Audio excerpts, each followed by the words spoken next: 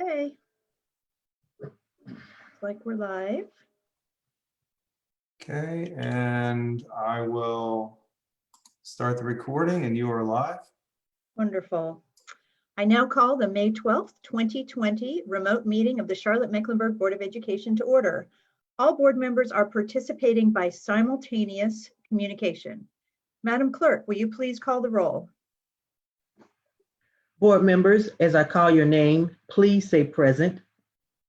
Board member Rhonda Cheek, Present. board member Dr. Ruby Jones, She's muted.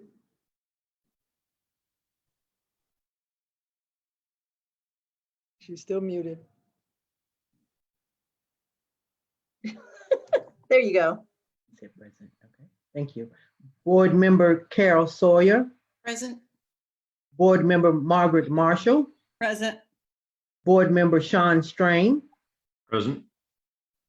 board member Lenora Shipp, She's muted. muted, Present. thank you. Board member Jennifer Delahara, Present. board vice chair Thelma Byers Bailey, Present. board chair Elise Dashew. Present. Madam Chair, we have a quorum with 9 members present. Thank you. I will now entertain a motion to adopt the agenda. So moved. Second. All right, all in favor of the motion, please raise your hands and say yes. Yes. Yes. So Madam Clerk, the agenda is adopted by a unanimous vote of 9-0.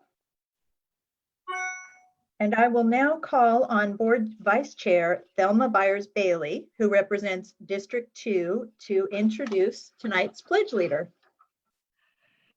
Our pledge leader this evening is Aria Canty.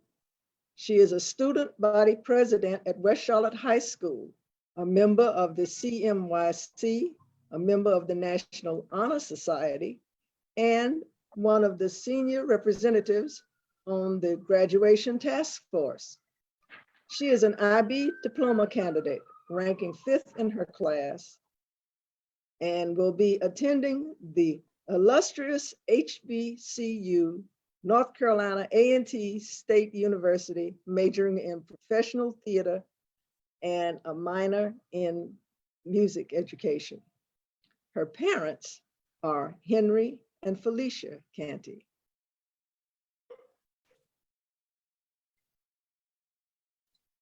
I pledge allegiance to the flag of the United States of States of America America, and to and to the republic for which it for which it stands, stands, one one nation, nation, under under God, God, indivisible, indivisible, with liberty Liberty and liberty justice. and Justice for all. Respect is loyalty, inspiration, and resilience. During this unprecedented time, I believe the senior class of 2020 has earned a lot of respect, as well as our teachers. Teachers fought day in and day out for us to persevere in our last years in high school. From the bottom of my heart, I would like to say thank you. Respect is thanking others for going out of their way to allow us to be successful, feel loved, and appreciated. In this present circumstances and afterwards, let's all remember to show respect through kindness and gratitude. Respect is admiration, being a genuine on a day-to-day basis and continuing to push forward because the future awaits us. Although it may be hard, we, the class of 2020, are ready. Thank you. Thank you, Aria. Thank you, Ms. Curry. All right, Miss Canty. Ms. Canty. Oh my goodness. Thank you, Ms. Canty. Okay, and I now turn to the superintendent for a very important update on the 2020 graduation ceremonies and how we are going to recognize the historic senior class of 2020, of which Ms. Canty is such a wonderful representative. So Superintendent, the floor is yours. Thank you, Madam Chair and board members. Before I begin, and I will be joined in this presentation this evening by two of my colleagues in the district, but I think it's very important to acknowledge that this is the first graduation that I'll oversee as superintendent. And I wish with all my heart that it could be a traditional graduation. But the safety of our students, our senior graduates, their families, and our staff must come first. And so unfortunately, it has become apparent since the COVID-19 pandemic began that we would not be able to celebrate the class of 2020 in a traditional way. And so joining me in this presentation will be two individuals. First, Dr. Matt Hayes, our Deputy Superintendent over academics. Dr. Hayes served as our executive champion for the task force, and also Dr. Condra Ratley, who serves as our Associate Superintendent for High School Equity. Dr. Ratley, along with Damon Willis, served as co-chairs of the task force. And so with that, I would like to toss it over to Dr. Hayes to begin the presentation. He'll be followed by Dr. Ratley, and I will come in after her. Dr. Hayes? Thank you, Superintendent Winston. I think we have a PowerPoint to share at this time.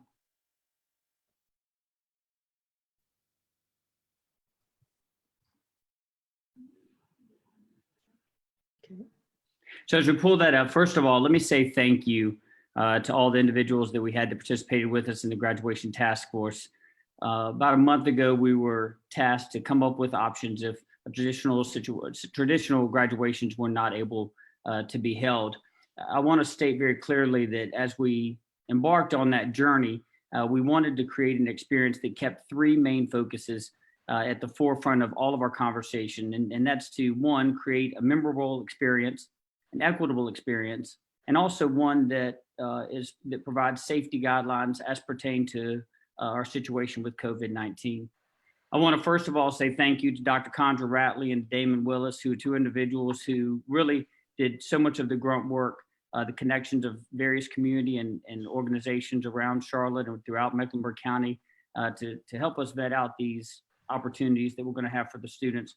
Also want to lift up that on this graduation task force, we had learning community superintendents. We had Sue Duran, who's a graduation coordinator for the district. We had legal counsel. We had school health, and not only just within CMS, but also from Mecklenburg County's health department. We had technology that participated with us. We had principals. We had senior parents that joined us for these conversations and gave so much insight from a parent's lens of what they would like to see. But most of all, I want to thank all of our seniors from across CMS that participated with us on this task force. And I will tell you that they were such a breath of fresh air for all of us.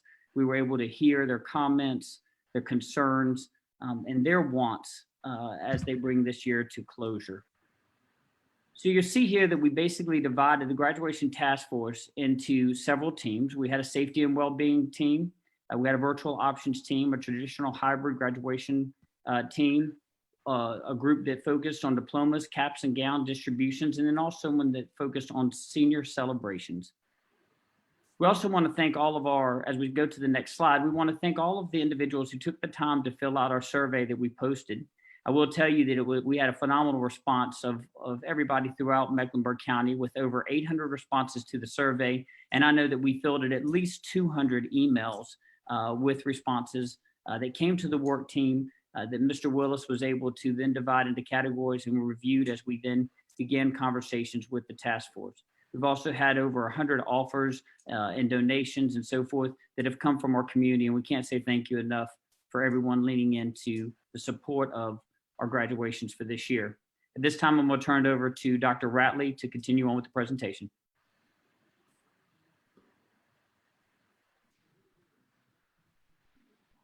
Thank you, Dr. Hayes.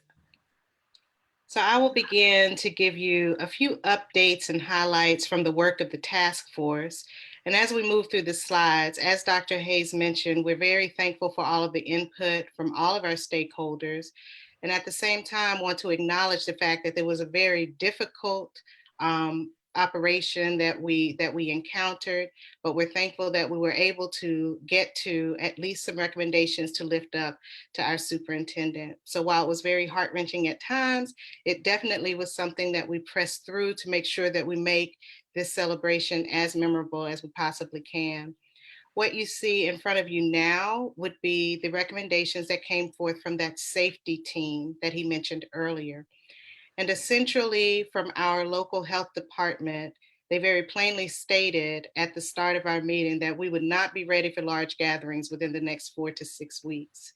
I contacted him recently and it still stands that there are concerns about large group gatherings within the next few weeks. Secondly, it would be difficult for police to ensure that large groups are following social distancing guidelines and trying to enforce that. Right now, we're weighing heavily on individuals voluntarily adhering to all of those guidelines.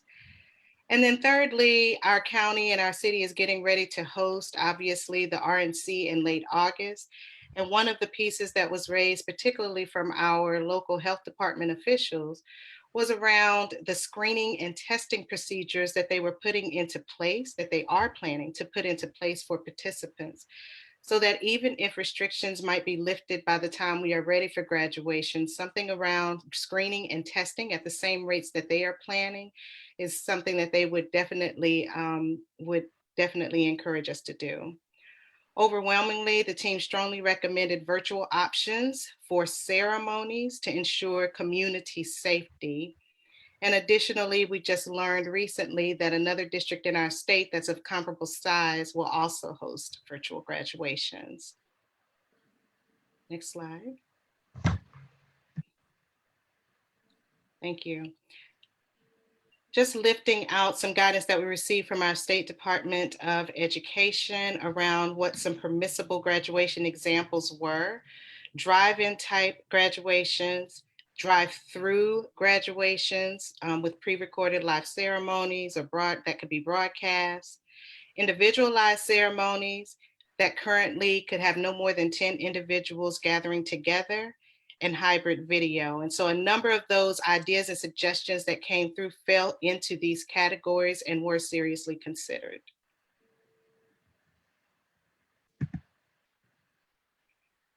We had to keep in mind, in order to ensure that every graduate that we do graduate has a similar experience that we host, that we are graduating, or that we graduate nearly 10,000 graduates per year. And last year we hosted more than 102,000 guests. So we had to think and consider these options in terms of what our scale was. Again, nearly 10,000 graduates with more than 102,000 guests and 31 ceremonies.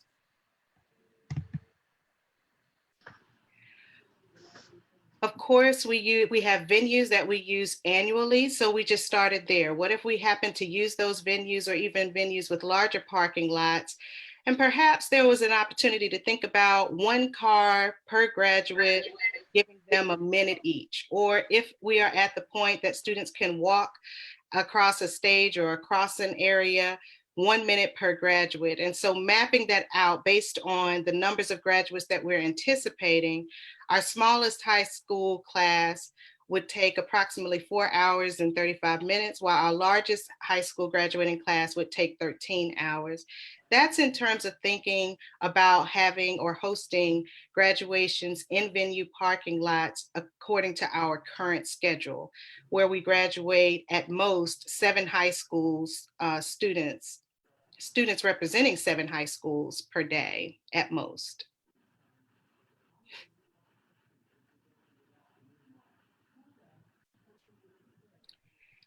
And so now you see the 3 recommendations that were lifted from the work of the graduation task force. And these are the 3 options that were sent to our high school seniors to weigh in. The first being the pre-recorded virtual ceremony with a celebratory drive-through that's planned by the district, but at the high school sites as opposed to the venue sites. To give an idea of what the pre-recorded virtual ceremony may be like, it would have the principal address, the Val Sal address, senior class rep, the names called individually with pictures displayed on the screen as the names are called, and of course the pronouncement of graduates at the end. That same pre-recorded option for our second option on the screen would be given in that same format, but with mailing diplomas after the ceremony. So simply ended with mailing the diplomas and having the virtual ceremony. And thirdly, having that same virtual ceremony with mailing the diplomas, but also planning a future school-based celebration for the class of 2020.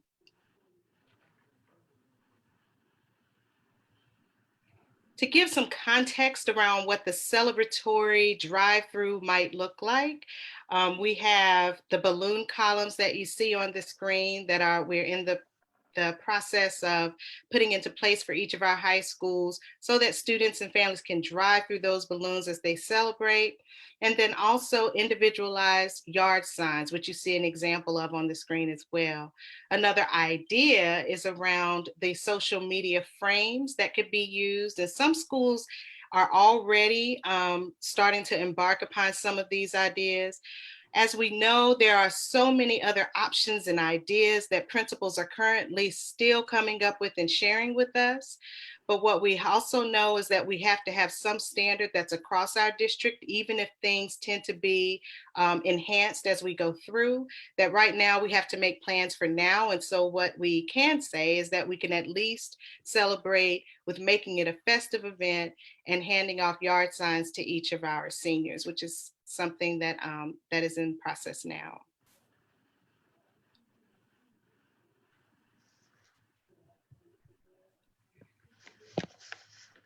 Just a few thoughts and ideas and considerations that were brought up from the task force and a couple of next step points. Students who would prefer to pick up or they don't have transportation to the school sites would work with the principals and the schools to either make arrangements for mailing or delivery options. That was brought up from a couple of our students on the task force, actually, that if students don't want to drive through or if they don't prefer to drive through, or for families who don't have transportation, and our principals that were on the task force replied with, yes, we will work with our students to ensure that we're either mailing to the addresses or in some cases even delivering those items directly to the families. In addition to the graduation, we also have cap and gown pickup that had to be arranged or has to be arranged by school. And so just to note that all of the schools' cap and gowns will be distributed by May 29th. They're working directly with the vendors with that and scheduling a drive-through option for students to come and pick up their cap and gowns from the schools. An additional note is that all May ceremonies, and this came directly from our early and middle college representatives who were on the task force, that those May ceremonies be moved to June so that they would have the same amount of planning time and such as all of the other high schools. And so those will be postponed until June. It says here June 8th, but a couple will be toward the end of the graduation schedule. So those dates have been sent up. And although we are going through planning for the graduation celebration, we didn't want it missed that there are other ways to celebrate our seniors and make it a huge, big event that is festive, school-based, and maybe even citywide. So a number of our schools have already planned virtual senior weeks. We're looking at hosting, hopefully, celebrity shout outs for our seniors, definitely Val Sal recognitions, and there are a host of other things that our schools are planning in order to celebrate class of 2020. Thank you, Dr. Radley. I wanted to, before I talk about the survey results, I wanted to emphasize once again some information that Dr. Radley shared as part of the celebratory drive-through. I want to emphasize that this is our starting point. This is not where we will end. We will continue to work with our principals and our student leaders to make this as a personable and memorable event as possible. So these are ideas in the early stages, but I just felt a need to emphasize that this is what we have right now, but this is not what we'll end with. Next slide.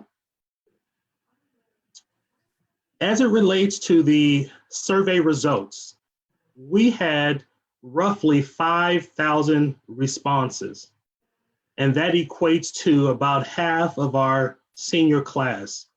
And so I want to thank our seniors for taking the time to participate in the survey and provide your feedback as part of this process. So as you heard earlier, there were 3 options that seniors could choose.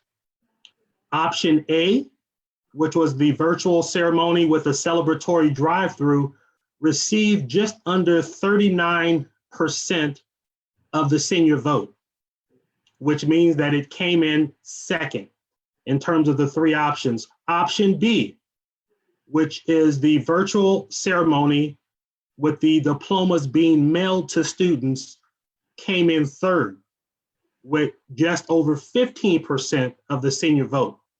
And then option C, which was the more popular selection, received just under 46% of the vote.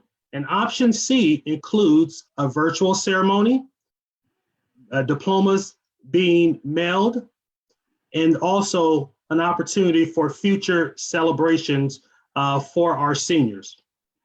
And so taking the feedback from the survey, staff came up with an option D. And so that recommendation is to combine both option A with option C. So the drive-through celebration include a future celebration. And as you note, all 3 of the options include a virtual component. So again, just to recap, option D, the newly created option, which reflects both options A and C, will also include a virtual component. And so the future celebration would be planned and organized by the schools and occur during the fall of the 2020-2021 school year, pending the COVID-19 restrictions. So if restrictions remain in place, later dates can actually be considered. Next slide. And so what I would like to say, and I want to speak directly to our seniors just for a moment. I want to let our seniors know that we, all of us in Charlotte-Mecklenburg schools, are so extremely proud of you. And make no mistake, none of this is easy. I know it's not easy being a student, particularly a senior during this pandemic. And it's not easy making hard decisions. There are no right answers and no easy choices. But I want you and your families to know that our task force and its members worked very hard to come up with options that would keep you safe, but that would also allow for a memorable and celebratory occasion. And so I wanted to share that and then close out by just saying that option D, which merges options A and C, is the option that we have chosen. And at this time, we'll be happy to take any questions that board members may have. So board members, if you could show me by raising your hand if you have a question or a comment. I see Ms. Cheek and then I see Ms. Marshall. Ms. Cheek first. I'd rather you go first. I need to compose a bit. Okay. I think that any of us that have worked or have sat on that stage and watched graduation, it hurts so much to not be able to sit there and watch this again. And it's not that people aren't trying, and it's not that people aren't being creative, because we're trying to figure out ways that work and frankly make this really memorable. And this really could be very memorable. So I want to say that the option D that gives us the ability to do some personalization and get you on campus to get your diploma, and then have a more fun, real in-person celebration later on in the year. I do think combine the best of what we can do right now. So I just really, it's just hard. We're grieving this situation, and that's all we can say. But trying to make the best of it. I last weekend watched my daughter get her master's online too. So I understand and I feel this. I feel this from a parent perspective as well as from a board member who just adores our seniors and wants to really celebrate them. So I appreciate all the work we've done here. And there are a zillion ways to do this. And I know that each district in the state is wrestling hard with this right now. I've seen folks in the West, folks in the East, districts north and south of us. Everyone is thinking really hard on how we do that in our communities. And there are no easy answers, and people are going to be sad, and we're all sad, but we're going to be happy and celebrate this incredible class.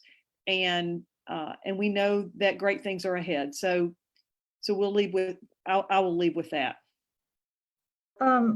Ms. Cheek, if you still need a minute, I have a couple of clarifying questions, but you have the floor.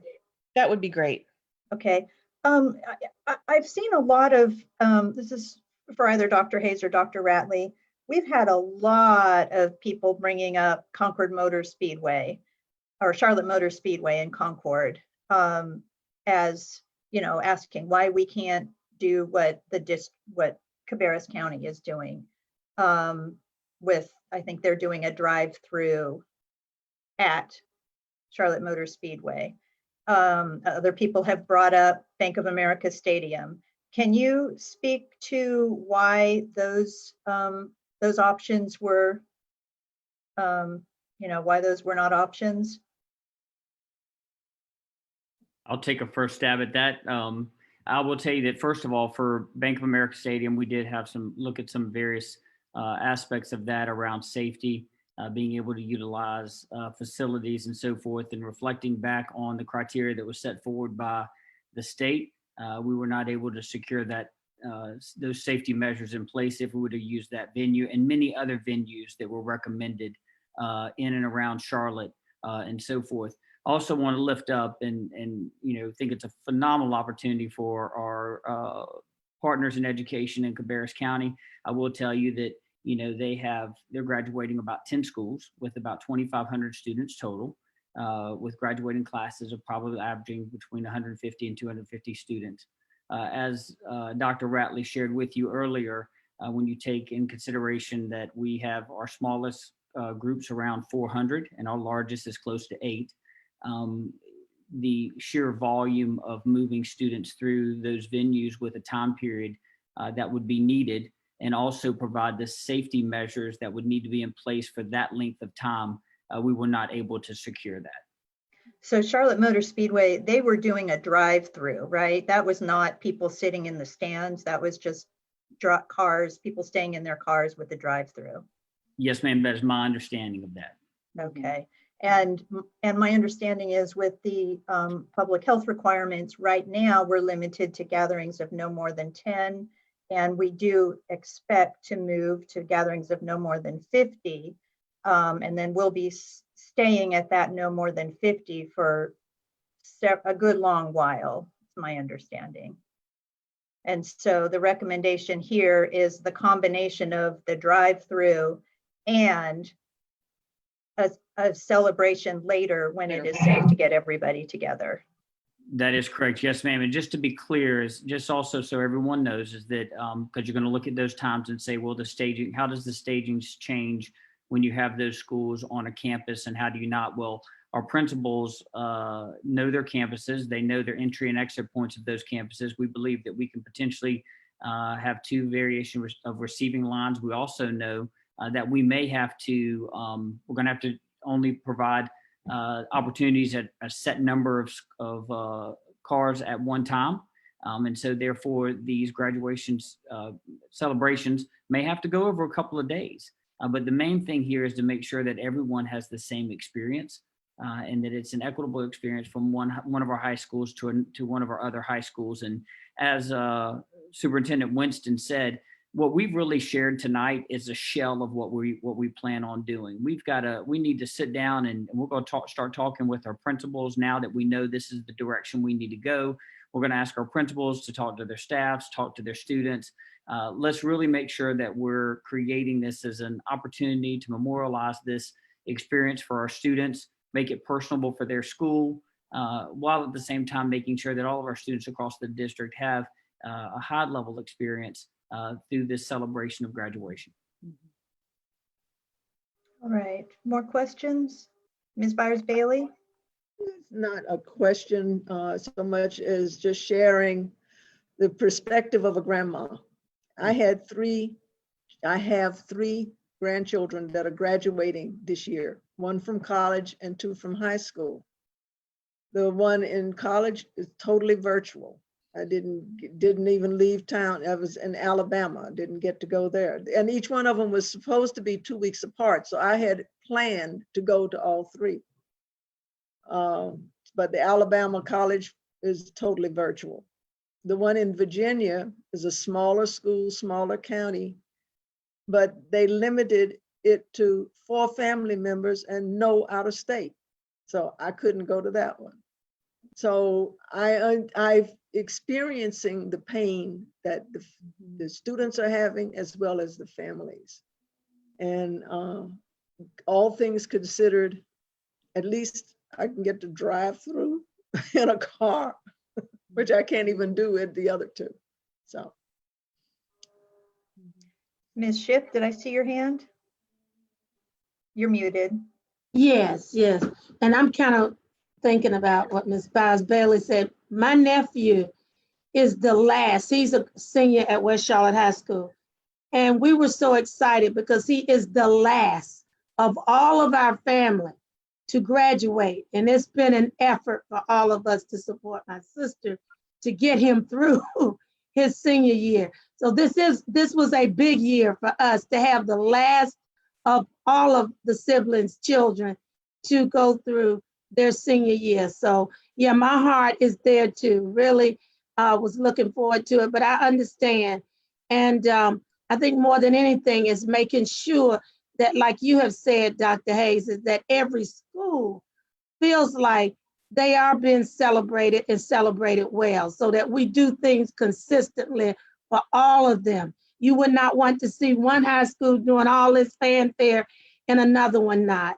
So I think that's very important. And also, like you said, looking at their campuses, because West Charlotte campus, in terms of how they would drive through, would probably be very different than another high school, because I'm very familiar with that. So I think that that's what's important. And then I have a niece in Washington, D.C., you all, that is to graduate. And I was scheduled to go there for her graduation. Of course, they stopped early on saying that school would be closed to June. So I feel that pain in my family as well. But, and I do know what it's like to have those graduations and have experienced them. So, but again, I know we're doing all that we can do, I believe, and we'll continue to just make sure that it's celebratory. And guess what? There's no other class that will experience the vision of 2020. Thank you.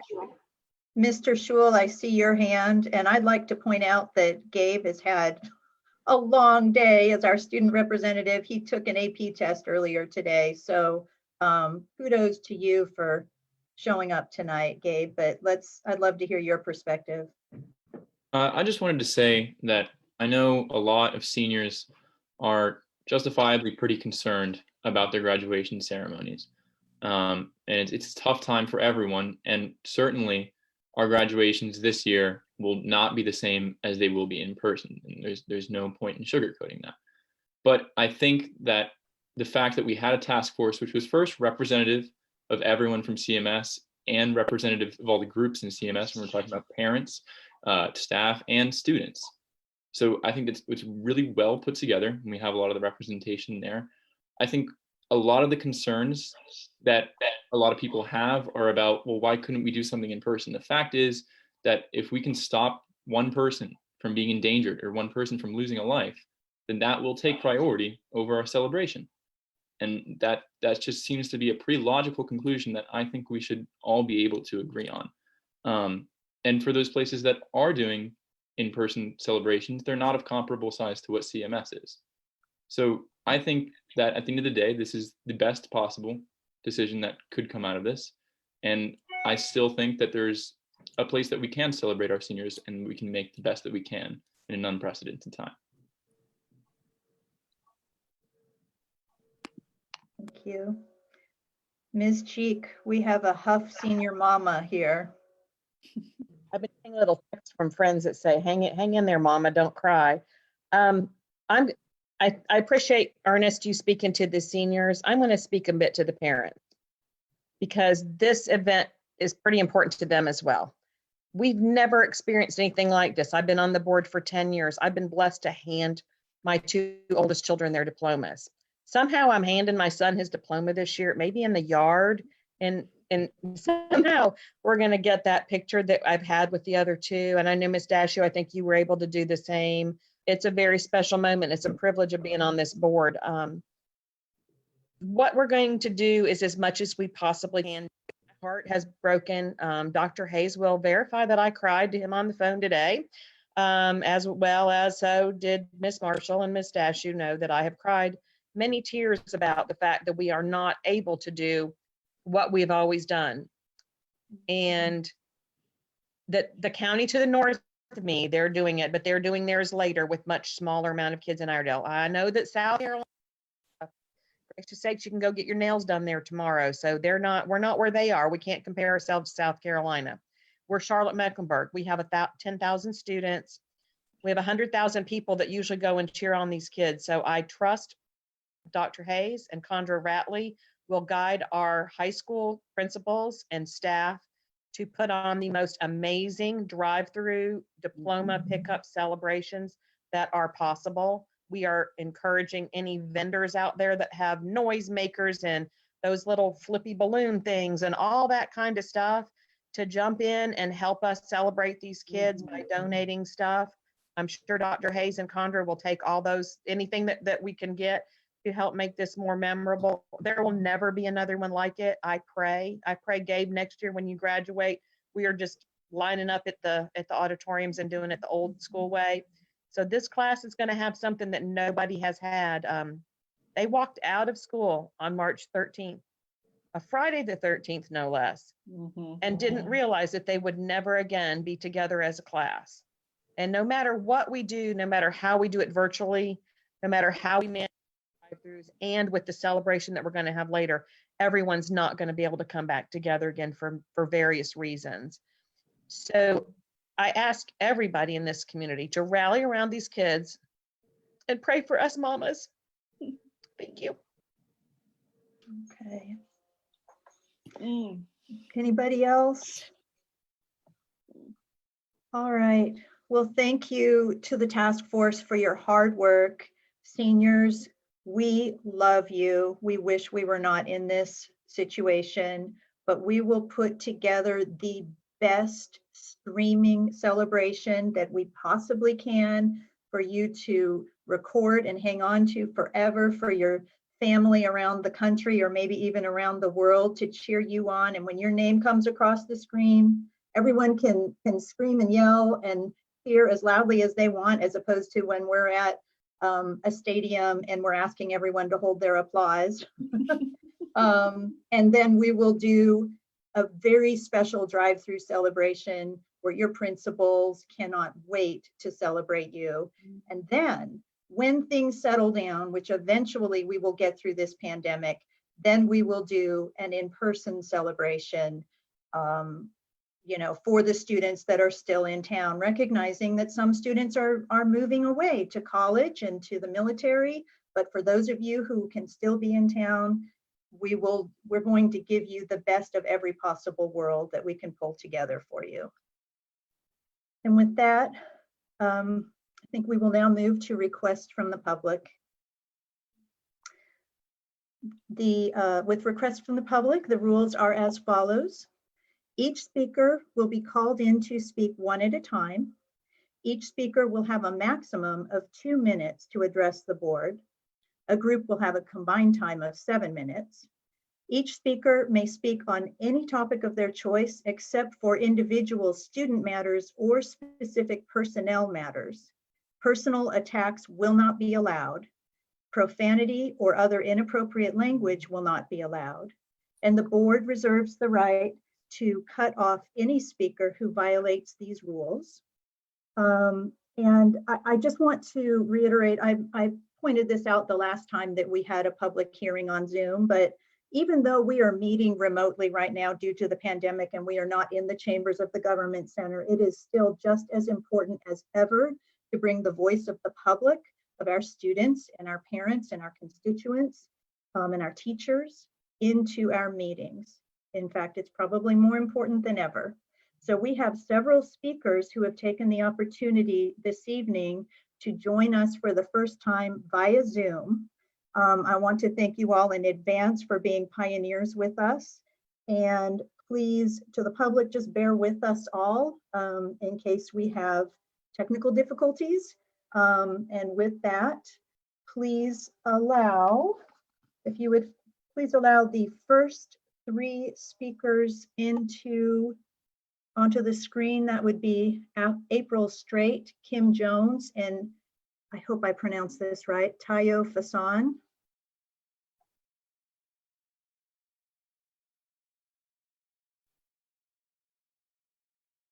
Yes.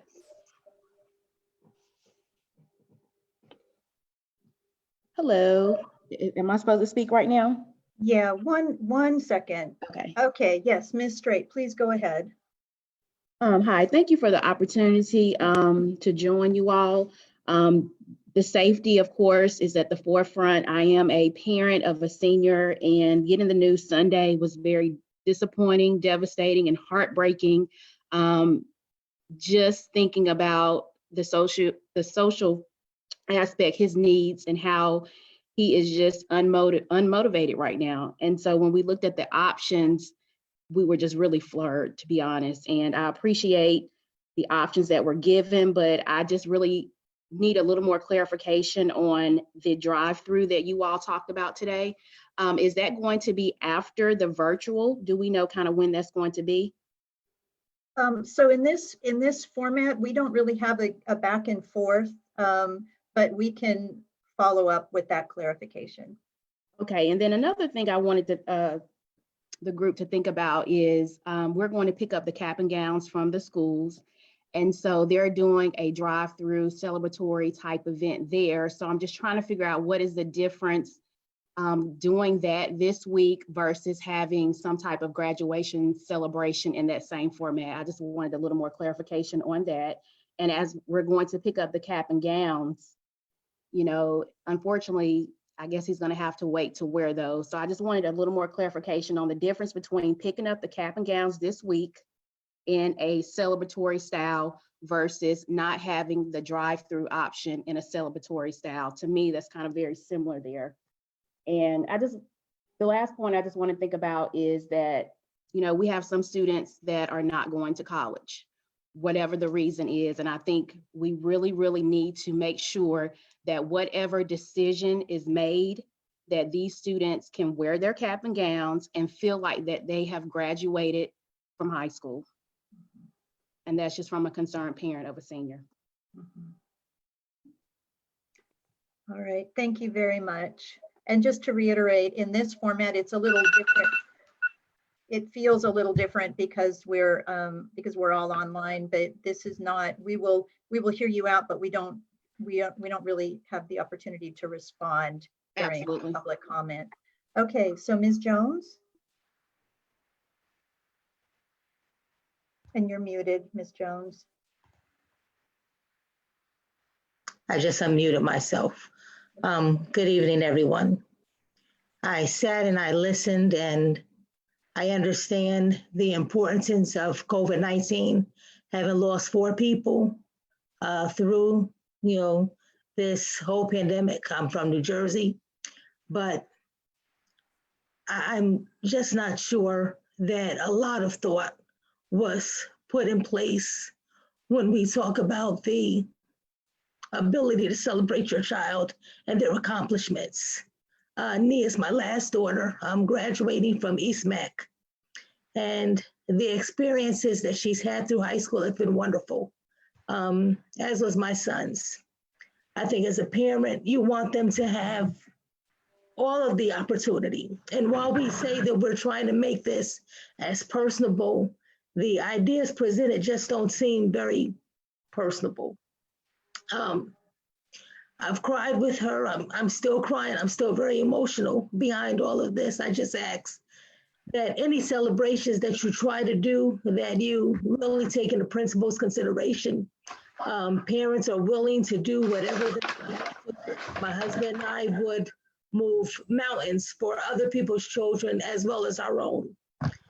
To try to do something, the latter part, when these kids, my daughter will be at Winston-Salem State, and to miss out on something like that, her classmates getting together to do something at a latter part that she won't probably be able to participate because she's away at college.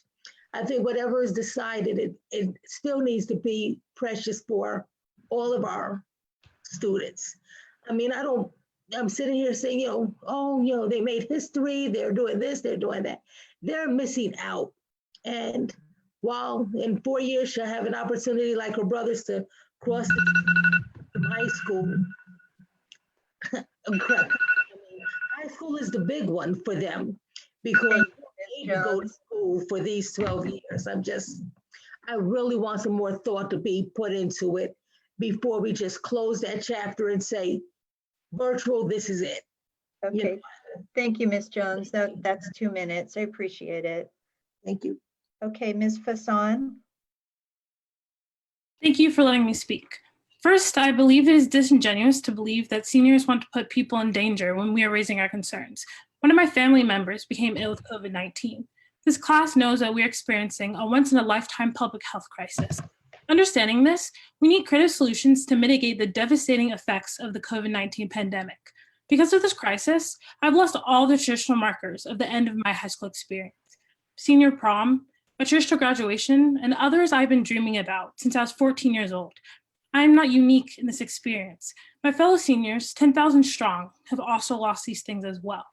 So it is not surprising that many seniors are extremely disheartened at the school district's choices for an alternative solution to our graduation. Our dissatisfaction has led to a petition created by Mara Crenshaw from Vance High with over 4,600 signatures calling for a more creative solution for our graduation. The class of 2020 feels ignored by the lack of creativity the school district has shown in these choices. We're not asking for in-person graduations. We're asking for more because we know there's a capacity to do more. Of the 31 schools we attend, we're expected to deal with challenging schoolwork that allows us to grow into intelligent citizens. We expect the school district to hold themselves to the high standards that they've set in order to earn a CMS diploma and come up with better solutions than a video for one of the most important moments of our life. The class of 2020 calls upon you to think bigger, to make this graduation match the great potential of this class and reflect the accolades we've earned over these past 4 years. For some, high school is the only major celebration of the academic career that they will ever receive. After 13 years of hard work, the resilient class of 2020 deserves a better celebration. Thank you, Ms. Fasson. So we have a total of 16 speakers tonight. I will call in the next 3. The next one will be Latasha Earl, followed by Shaman Hudson and Kamisha Ebron.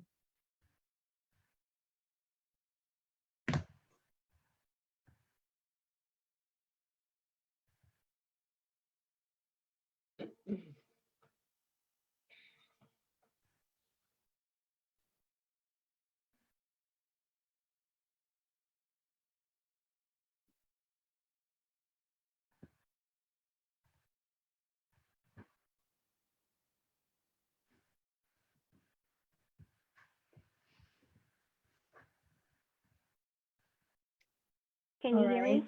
Yes, I think while the next two speakers are coming in, you can go ahead and start, Ms. Earl.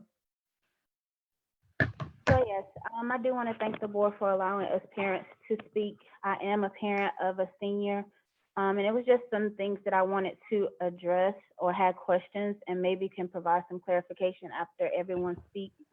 So my concern and question is about the virtual option.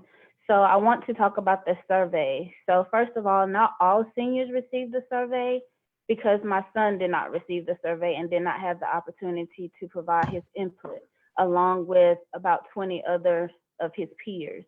So a lot of the seniors did not receive the survey and didn't have the opportunity to complete the survey.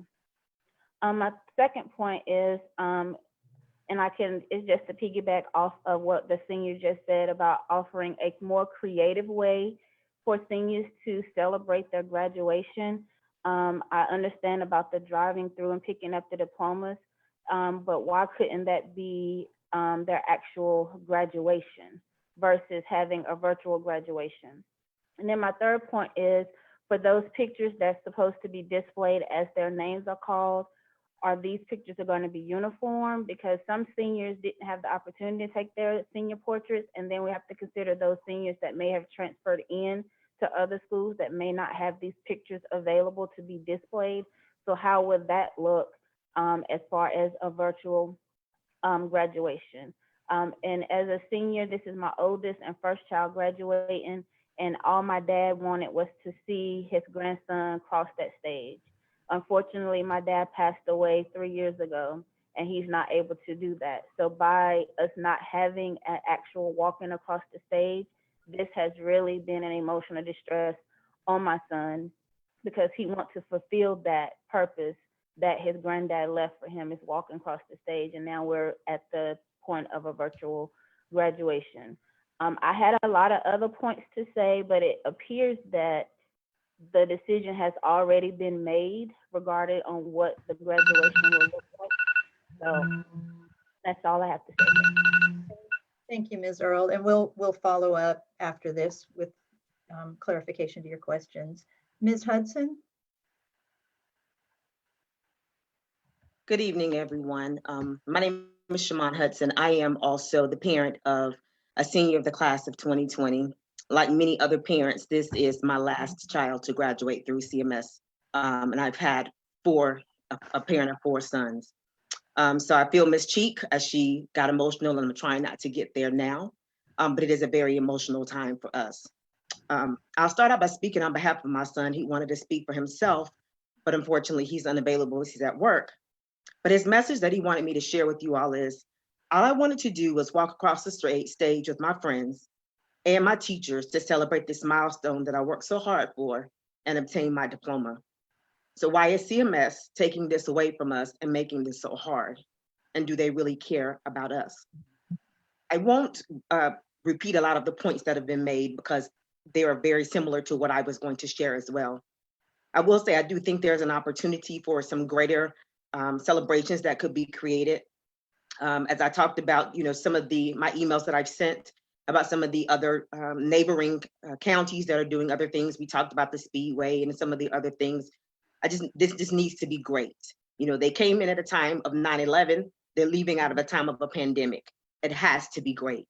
Like, it cannot be minuscule. It cannot be minor. It has to be great, because it's something that they will carry with them for the rest of their lives, and something of memory that they have to hold on to and share with their future families as well. I will say, just like Miss Earl, my son also did not receive the survey. But for me, a survey gives options. And at this time, the survey didn't give options. The decision was already made. And the only option available was how I will receive my diploma. So I do think the survey, honestly, in my opinion, was kind of pointless. And so what I will say is that with CMS being the biggest county, the biggest school system, it's not about you, it's not about me, it's about these students. We should do better. We can be better, and we need to do better. Thank you. So Ms. Ebron? How's everybody doing? First of all, I would like to appreciate say I appreciate everything, the efforts that you all have done so far. But I would say or suggest to dig a little deeper.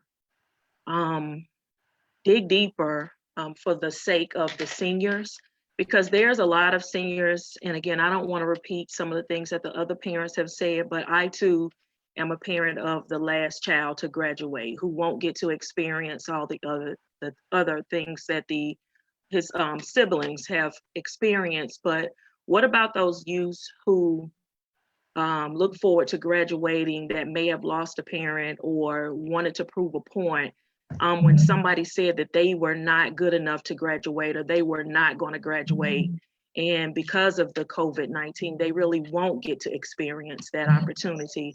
This is an opportunity that will never be able to be given back to them again. So I suggest that you just dig deep within your hearts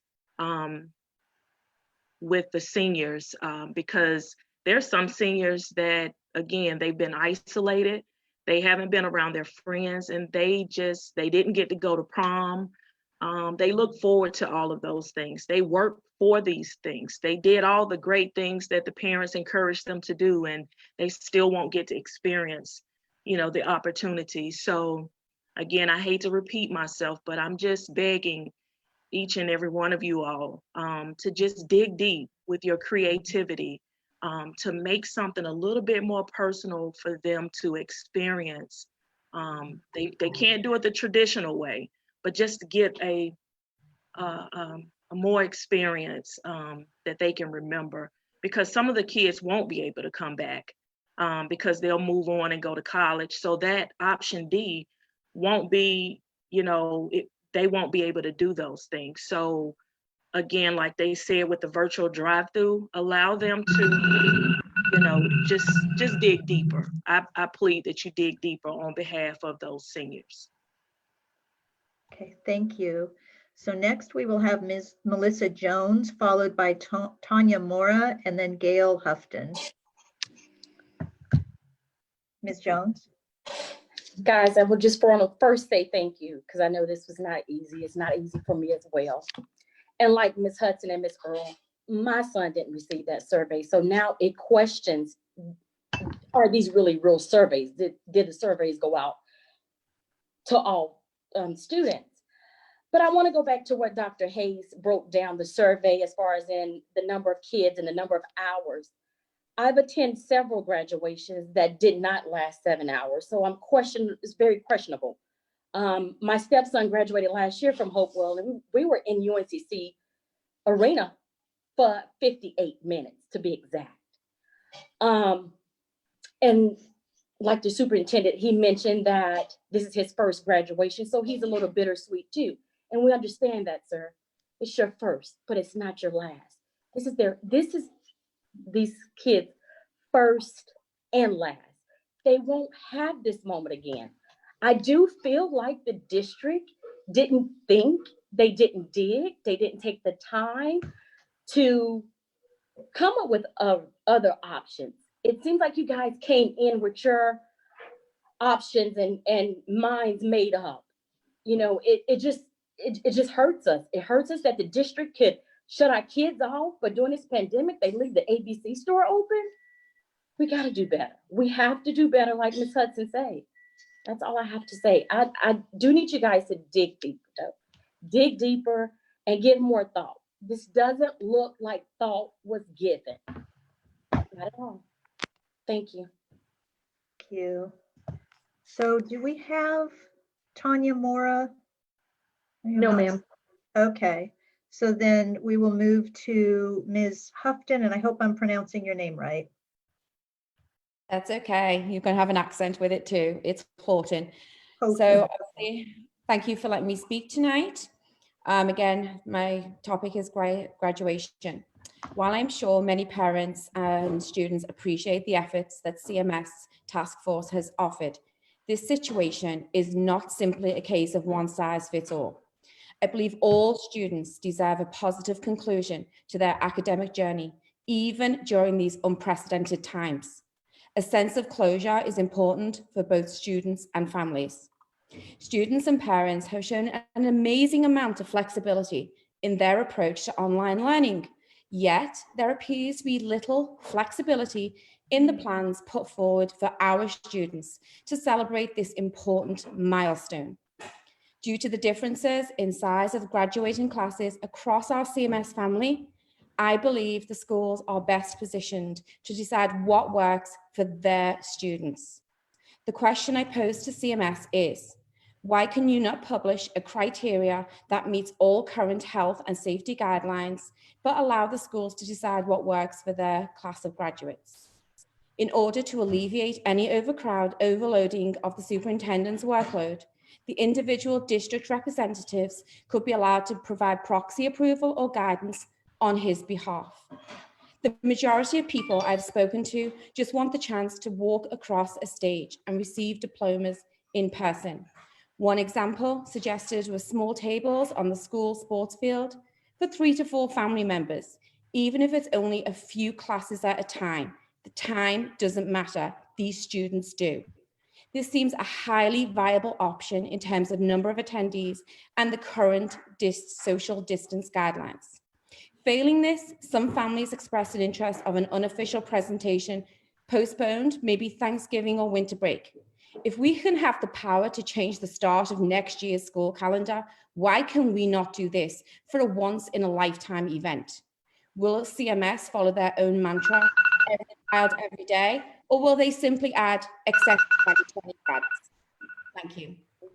Thank you very much. So next we have Shalisa Moultrie, followed by Tara Howard and Tashara Black. Ms. Moultrie.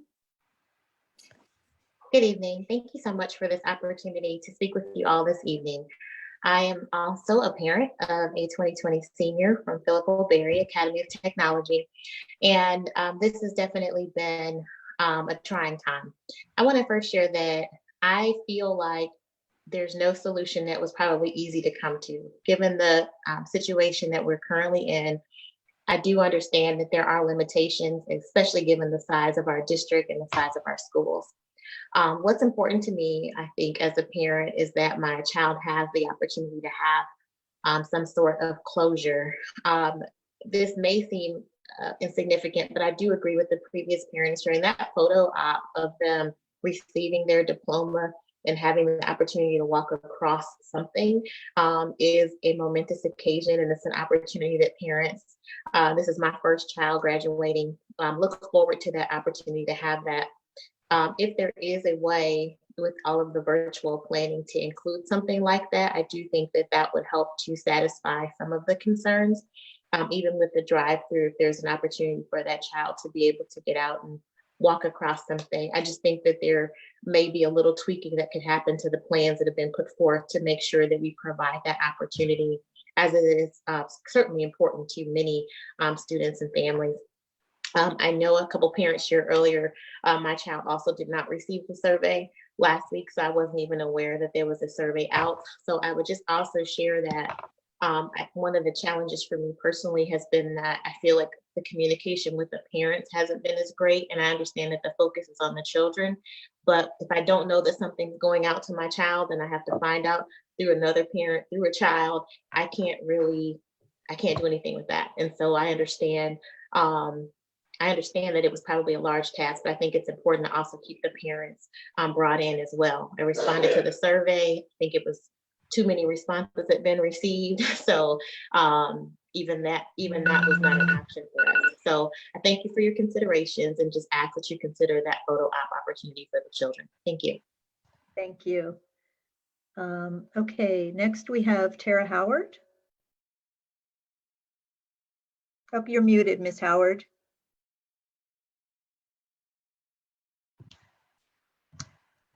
Ms. Howard, you're muted. There you go. Oh, now you're muted again. You're muted. Still muted. Is that There you good? go. You're Okay. good. Thank you. I'm a parent of a senior as well at Philip O'Berry. I just wanted to make a suggestion. If the administration would be willing, if they felt comfortable wearing masks, and if graduation could be held on the football field, if we were able to sign releases that said it was okay, if we were able to do something like that where it's social distancing and some fresh air circulating. Just wanted to present another option, because I'm definitely in agreement with all the parents that have already spoke, so I don't want to repeat that, but just to be able to share my option and the option that my daughter thought was a good idea as well. Thank you for your time. Thank you. All right, Ms. Black. Okay. I'm also a parent of 2 graduating seniors from Rocky River High School. Of course, this virus is something we did not see coming. The graduation of our seniors is something students and parents have looked forward to since the first day of kindergarten. The class of 2020 has had far too many letdowns and will never have the chance to create these senior milestones ever again. My daughters will never get to experience senior prom. They will never and may never get to experience walking across the stage, getting their high school diplomas, while their family and peers cheer them on in excitement. The petition started by Maura Crenshaw says differently from what the survey says. She has gotten over 4,800 signatures on that petition. I understand the guidelines set by the state, but I know there can be better options than those presented. We do have a stadium of our own in Charlotte. We have large football fields at each individual school where social distancing can happen with limited guests per seniors. Maybe not next month, but possibly July, August, or in the future. It takes a board and superintendent that is truly concerned and want the best for each senior to make this happen. The same effort put forth for them to continue doing work remotely is the same effort that can be put forth to make a traditional graduation happen for these seniors. North Carolina is opening in phases, so I refuse this memorable opportunity for our seniors. With so many disappointments already this year, just please allow and take into consideration this one positive experience that they will carry with them forever. Thank you for your time. Thank you, Ms. Black. So next up we have Nora Stocks, followed by Debbie Kirsch, and then Ashley Adam. Ms. Stocks. Good evening, everyone. I want to thank you very much for the opportunity to speak. I also want to thank you for the time that you have invested. I do appreciate everything that you have done. However, I do ask that you go and expand a little bit more on the option D that was created out of the 3 options that were sent out to the students. My student at David Butler High School did in fact receive the survey. He advised me of the 3 options, and just frankly, I thought they were a little bit on the limited side, let's just say. So I would ask that you go back and you expand a little bit upon what you've already worked on, because as the parents before me have spoken, there are manners in which you can conduct a more robust experience or have a more robust experience for these students now. Many of the students will go away. My student is one. He will be in Alabama. The school system there, the college system there, their scheduling may be a bit different than here in North Carolina. Therefore, he may not have the opportunity to participate in any celebratory events that are hosted for them at a different time during the year. Again, I thank you very much for all that you have done. However, I do ask that you go back and reconsider and expand a bit upon your option D. Have a great evening. Thank you, Ms. Stocks. Next, we have Ashley Adam, if she is with us. Is Ms. Adams in the house? And if not, the next person would be Gianna Sidler.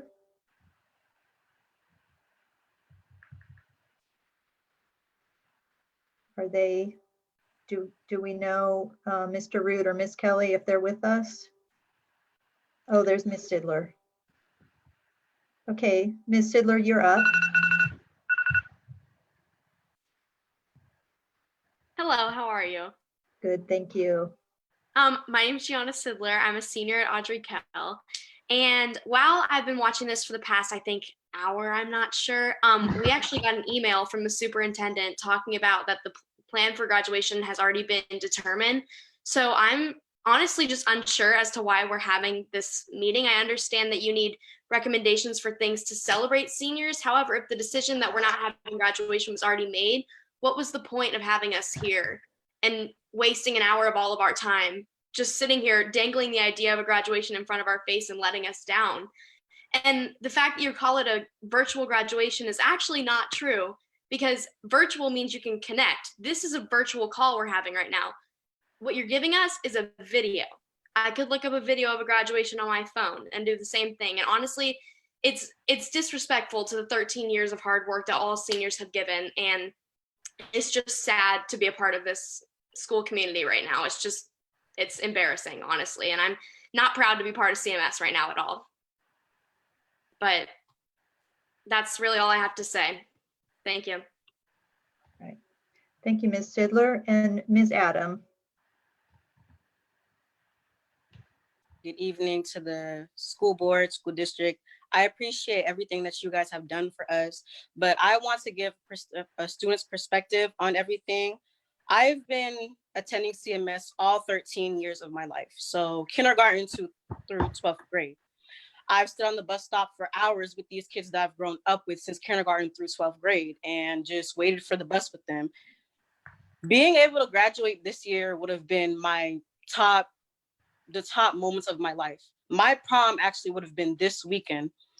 Looking at the survey made me very angry because we were only given 3 options, and all the 3 options will remain the same as a virtual graduation, which made me very angry. I've talked to my classmates who I've grown up with since kindergarten. They felt like the survey was a slap to the face, actually, and it made me very angry. The majority of seniors that we have right now in CMS are working through this pandemic, whether it's at grocery stores or different places. They're working through this pandemic. We understand that you guys are trying to come up with a solution for us, but the solutions that are presented to us were not actual solutions that made us happy. I've never felt so unmotivated to take a survey. This was literally a slap in the face as a personal senior. I attend Rocky River and I'm part of the Student Government Association. And I've missed out on milestones, which is senior gatherings, senior trips, and senior prom. This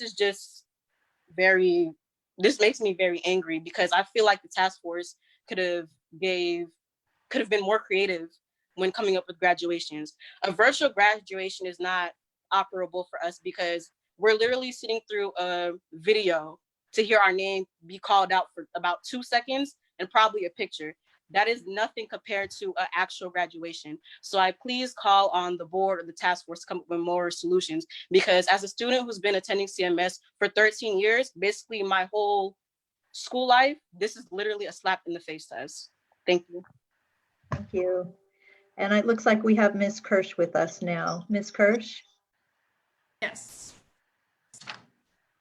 Oh, sorry, I didn't realize you could see me. I just want to thank you, the CMS Board of Education, for giving me the opportunity to speak to you tonight about the class of 2020's graduation. And I apologize, like Rhonda, I may.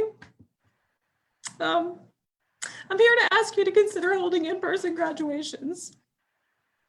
On April 18th, 1,000 Air Force cadets graduated sitting 8 feet apart. There were no families present. However, the graduates had the opportunity to come together to celebrate their accomplishments. On June 13th, West Point graduates will come together to celebrate their graduation in the same manner.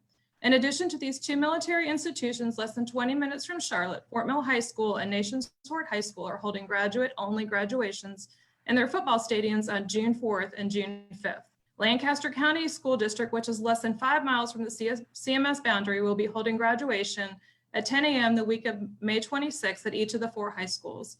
Each graduate will receive 2 tickets to the graduation. The graduate and 2 guests will be asked to sit together. Temperatures will be taken and face masks are recommended.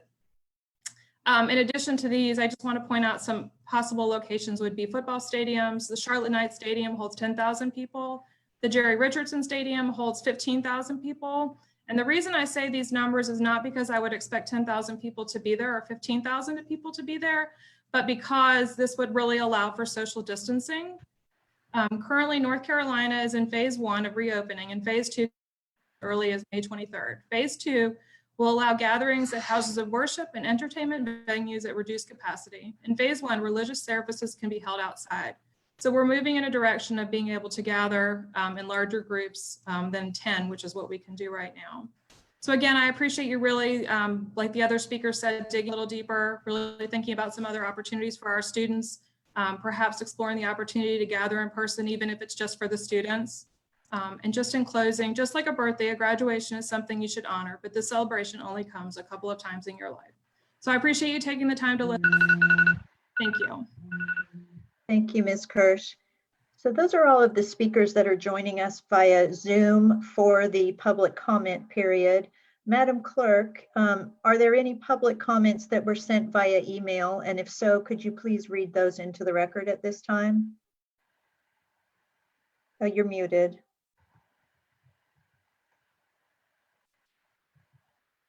Excuse me. Madam Chair, we received one public comment email from Amy Jordan. The email reads as follows. My name is Amy Jordan, and I have a senior at North Mecklenburg High School. He has worked so hard not to have a graduation. This is a child that is hands-on learning student. Zachary was in the automotive program at North Meck, and this is what saved him. Zachary is not a four-year college student. He is more hands-on.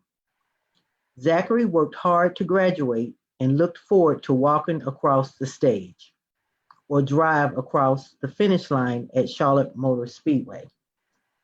The options given to them was not fair ones. They were all based on the computer graduation. Zachary and his girlfriend are both seniors. They did not go to junior prom because they were going to senior prom. This was taken from them. Let graduation not be taken from them. Thank you for listening and hope the school board changes their mind of what graduation will be. Amy Jordan. Madam Chair, that concludes the public comment emails. All right, thank you, Madam Clerk. Well, this ends the public comments portion of our agenda. We will now move on to the consent items. Is there a motion that the board approve the consent agenda items? So moved. I have a motion by Ms. Byers-Bailey. Do we have a second? Second. And was that, who was that? Margaret, second. Okay, second by Margaret Marshall. Before we move to a vote, does any board member wish to pull any part of this item for individual consideration? Hearing none. All those in favor, please raise your hands and say yes. Yes. Yes. Yes. All right. Madam Clerk, our consent agenda is approved by a unanimous vote of 9-0. Okay, Mr. Superintendent, I believe that you have some personnel appointments to speak with us about. Good evening. Thank you again, Madam Chair and board members. It is my pleasure to announce two personnel changes tonight. The first, and I know that momentarily, there it is, you will see on the screen the first of the two personnel changes. Kimberly Vaught will become the principal of Allenbrook Elementary School. For the past 5 years, Ms. Vaught has served as the proud principal of Lawrence Orr Elementary School, and she actually opened the school back in 2015, and I had the pleasure of working closely with her as part of the naming process for Lawrence Orr Elementary School.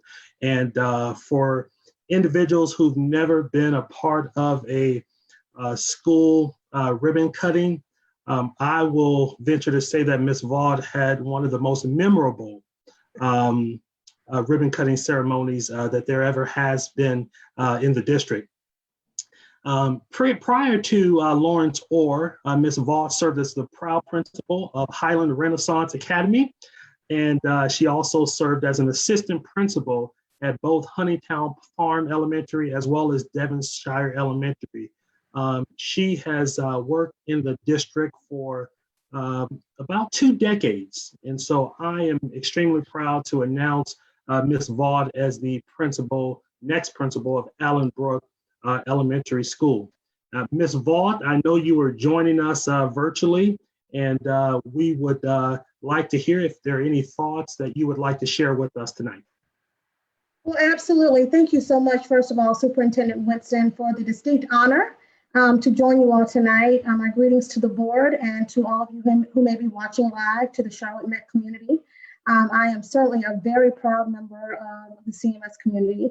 And once again, I'm humbled and I am honored to be able to join yet another school community and to embark upon a brand new journey and to create endless opportunities for our students. And so I'm looking forward to this new opportunity, to our new school family, and to serving oh so great, a school community in the days to come. So look for Allenbrook in the news for good reasons. We're very excited about the work, and I know that with the backing of the superintendent and the current cabinet, our executive staff, our board members, the families, and the staff at Allenbrook, that we will continue to grow. So once again, thank you so much for having me here tonight, and I count it an honor and a once-in-a-lifetime opportunity. So thank you. Thank you so much, Principal Vaught. The second personnel change that I would like to announce this evening is that of our new Assistant Superintendent for Communications. Patrick Smith will be filling this position at the end of this month, and I am extremely excited to have Mr. Smith join the CMS family in another capacity. And I'll just touch momentarily that he is also a CMS parent. So he'll be joining us in another capacity as well. Mr. Smith has worked for national and regional agencies in global and national public relations, crisis management, and corporate support. Mr. Smith brings a rich and varied background, as well as more than 2 decades of extensive practical experience to our communications department. Mr. Smith is a native of South Carolina, and as I mentioned earlier, has a daughter in Charlotte-Mecklenburg schools. We are extremely proud to welcome Mr. Smith to our communications team and to our district as a colleague. Mr. Smith is joining us as well, and would like to give him an opportunity to provide any brief remarks that he wanted to share. Thank you, Mr. Superintendent. I would like to thank the board. I'd like to thank the superintendent and the chief of staff for putting your trust in me. I'd like to give a special thanks to A.T. Pearson, who has made this interview process very seamless and has demonstrated a great deal of professionalism. So I could not leave that unsaid. Like Mr. Winston said, I am a CMS parent, and this role is a bit of a dream job for me. It enables me to utilize the 20 plus years of experience in a role that is going to make a difference in the community that I love. But beyond that, it's personal for me because of my background in education. My parents are both retired public school teachers, both taught for more than 30 years in South Carolina public schools. My sister is an educator, uncles and cousins and numerous friends that are in the profession. And so all of that just leads this to be a job that I will take very seriously and will look forward to contributing to the education of our students and contributing to families. I guess with all that said about my family, after more than 20 years, I'm finally joining the family business. And I couldn't be more excited. I couldn't be more proud, and I'm ready to get to work. Thank you, Mr. Smith, and welcome. Madam Chair, board members, that concludes my report regarding personnel appointments. All right, welcome aboard, Mr. Smith. Look forward to getting to know you. Okay, so we're now going to move on to the reports portion of the agenda. First, with a update on construction of the Lansdowne Replacement School, I turn to the superintendent for this report. Thank you, Madam Chair, again, and board members. I will momentarily turn to Dennis Lacaria, who we have engaged to help with capital planning and execution for a report on the replacement school that is planned for Lansdowne Elementary. While there is no formal action for the board to take tonight, what we are sharing is part of our commitment to full transparency, even when the news isn't necessarily something we want to share. Mr. Lacaria is going to explain why my recommendation to you will be to delay in starting and therefore delivering the replacement Lansdowne Elementary School. And so for context, I think it's important to have a bit of context. In 2013 and 2017 bond programs, only 2 other schools have been delivered, who I should say have had delivery slip because of project-specific issues. This is out of a total of 46 projects. So obviously, this report will have an impact on the planned boundary adjustment to Lansdowne and Elizabeth Lane. And that discussion will occur when Ms. Akeisha Craven-Howe shares her information shortly. And so with that, I will turn to Mr. Lacaria to provide a report on Lansdowne. Thank you, Mr. Superintendent, Madam Chair, members of the board. Can everybody hear me all right? Yep, okay. Very good. So just for a little bit of background, Lansdowne is a 32 classroom elementary school on 16 acres of court in the Lansdowne neighborhood. As part of the 2017 bond program, we intended to replace that school on site with a 45 classroom baseline elementary school. The project scope includes demolishing the existing school, which was built in 1959, as beyond its usable life. We had slated that school to be open for students in August of 2021. Lansdowne itself is a very difficult site. Constructing a new school while operating the existing one in such a relatively constrained area makes the project difficult. The existing school, as you'd imagine, is already in the ideal spot on the site. So that means that there are some other complications when we're trying to locate the new school on a site, things like water, drainage, detention, water quality, street connectivity. So all of those factors add to time to construct the project and the overall project budget. So the need to address site-specific issues expanded our typical construction period by 2 months to a total of 14 months. That 14-month time frame also excluded the time we would need to demolish the existing Lansdowne Elementary School, which could obviously only occur after we were open and in the new school building. So the best chance to deliver for August of 2021 meant that we were going to decouple the site construction package from the overall construction project and then bid and award those packages separately, which would allow the site progress to begin ahead of the building package.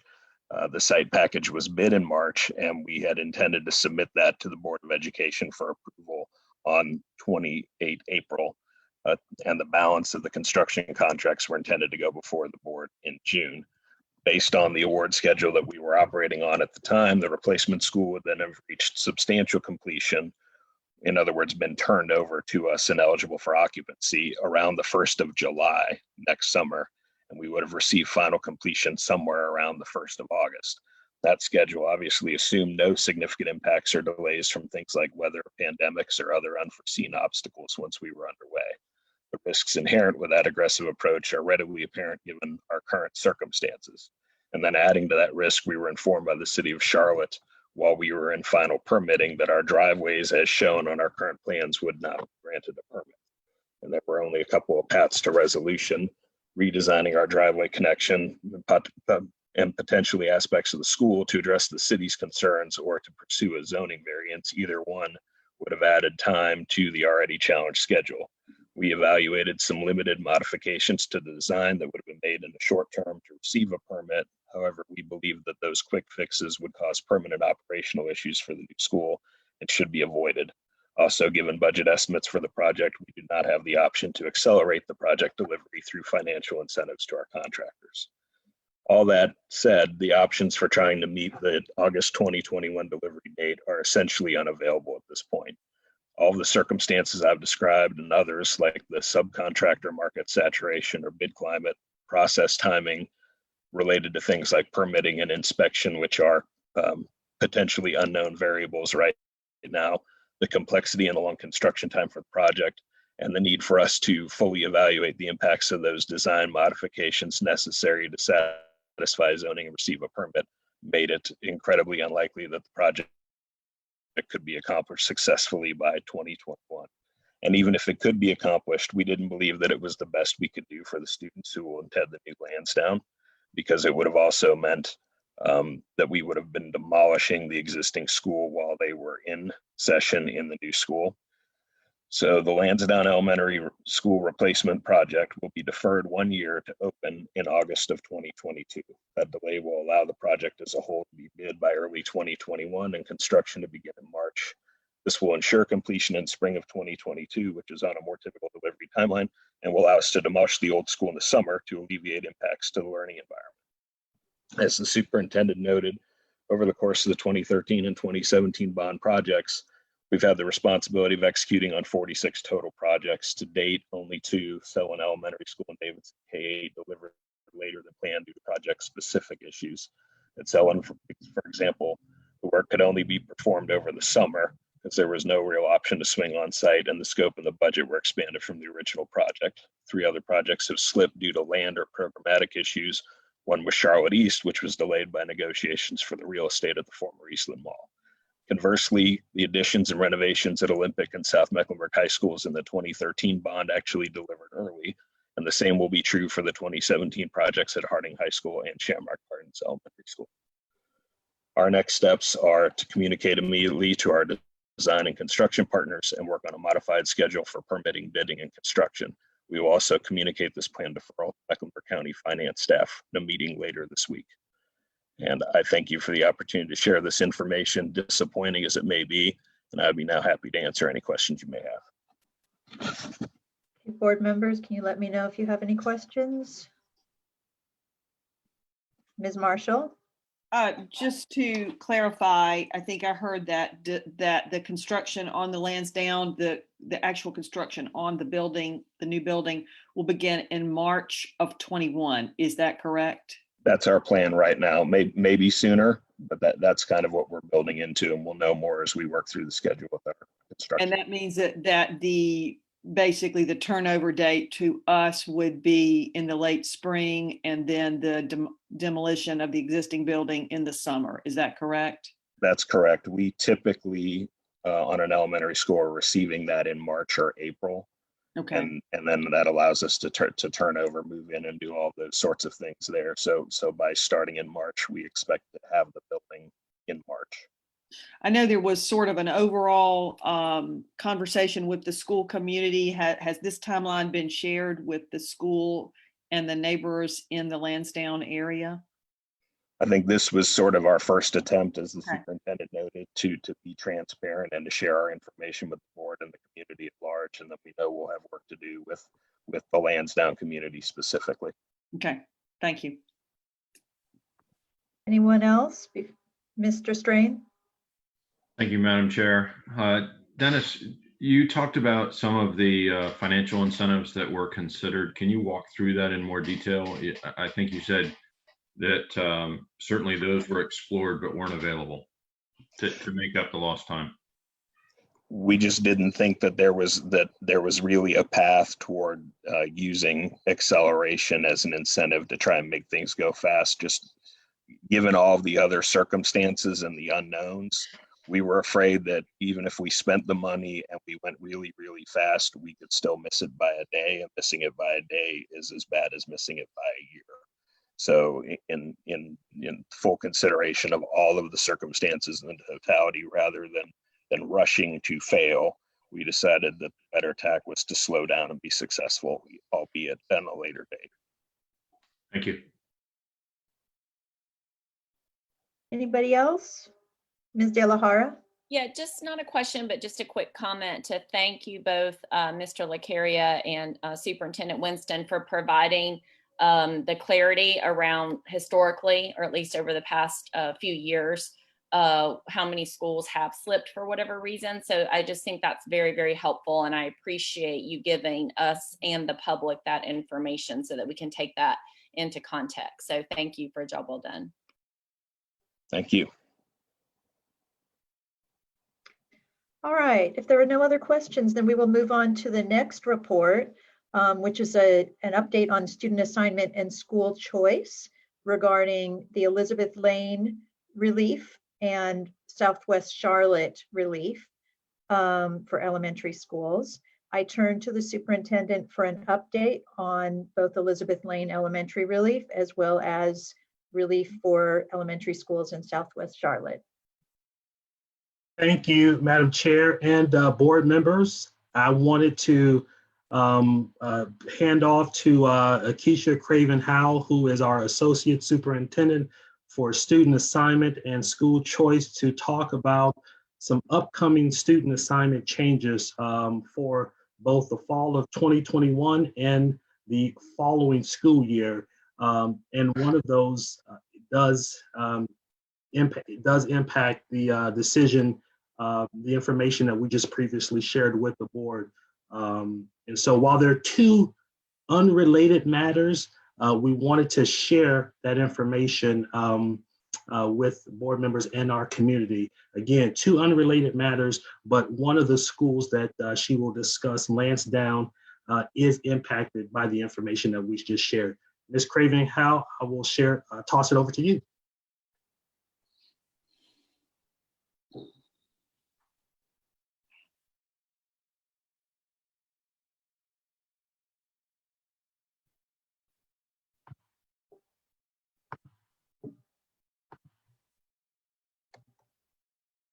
Do we have Ms. Craven-Howell?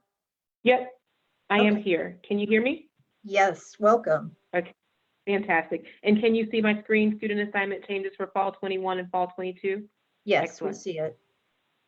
Good evening, good. Well, I just want to provide an update on two proposals for student assignment changes, both of which you will hear from the public on this evening and subsequently vote. They are both related to 2017 bond projects.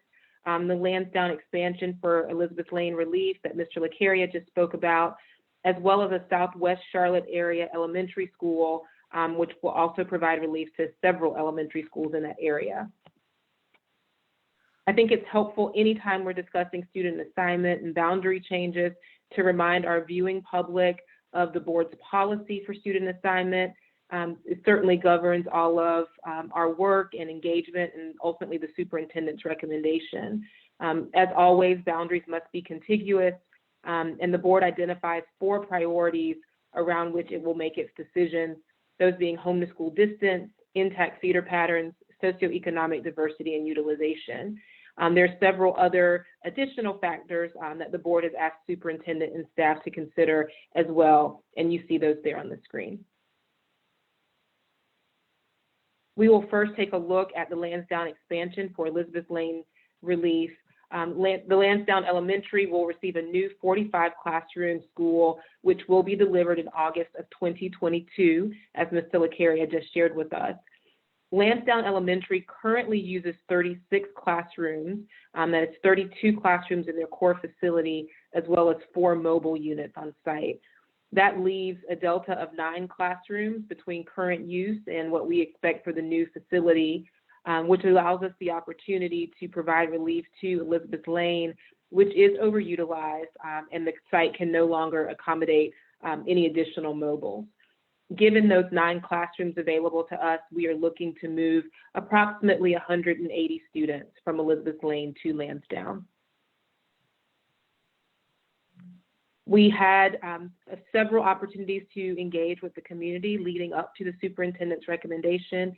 We started back in October with our initial community engagement meeting and had the opportunity to share boundary maps as well as maps of existing neighborhoods and HOAs and get feedback from the community there. We went back to the community in November and shared 2 scenarios, which were informed by the community input. And then in late January, the board and superintendent had an opportunity to hear directly from the community during a public hearing. The superintendent's recommendation this evening is illustrated in the map before you. You can see the dotted blue line, which represents the current Lansdowne Elementary boundary. The shaded area in yellow just below that line, I'm hovering over it here with my cursor, is the portion of the Elizabeth Lane attendance area that we propose assigning to Lansdowne. It moves approximately 176 of the 180 students that we were looking to move from Elizabeth Lane to Lansdowne. When we look at the board's priorities for student assignment, this particular recommendation does well in some of the board's priorities and less well in others. As it relates to an intact feeder pattern, this recommendation will create a split feed to middle school and high school from Lansdowne because we are not proposing to change the middle school and high school assignments of students who would be assigned from Elizabeth Lane. Though this is technically a negative in terms of what the board is looking for related to intact feeder patterns, the community certainly responded very positively to the fact that only their elementary assignment would be changing. For the students that would move from Elizabeth Lane to Lansdowne, there will be an increase in home to school distance, and I'll talk a little bit more about that in a moment. Positively, this shift does increase the socioeconomic diversity at Lansdowne, and of course it does improve utilization at Elizabeth Lane by providing some much needed relief. I do want to share some additional numbers for you. When we look at Elizabeth Lane, their current school capacity in 35 classrooms is about 700 students. Their 20th day enrollment for this school year was just under 1,050, putting them at a utilization rate of 157%. We do believe that with this boundary change, the enrollment will be reduced to 873. And projected enrollment over the next few years is actually projected to decline slightly, and that would put them at 859 students. Still, that is 159 students over capacity, and so I do want to acknowledge that. Related to Lansdowne, their current capacity is 640 students in 32 classrooms, and their enrollment is 554. A little less than half of which is from their magnet program, International Baccalaureate. Still, they are over utilization, over capacity. I do want to point out that Lansdowne has 3 self-contained classrooms for exceptional children, as well as 2 resource classrooms associated with that program as well.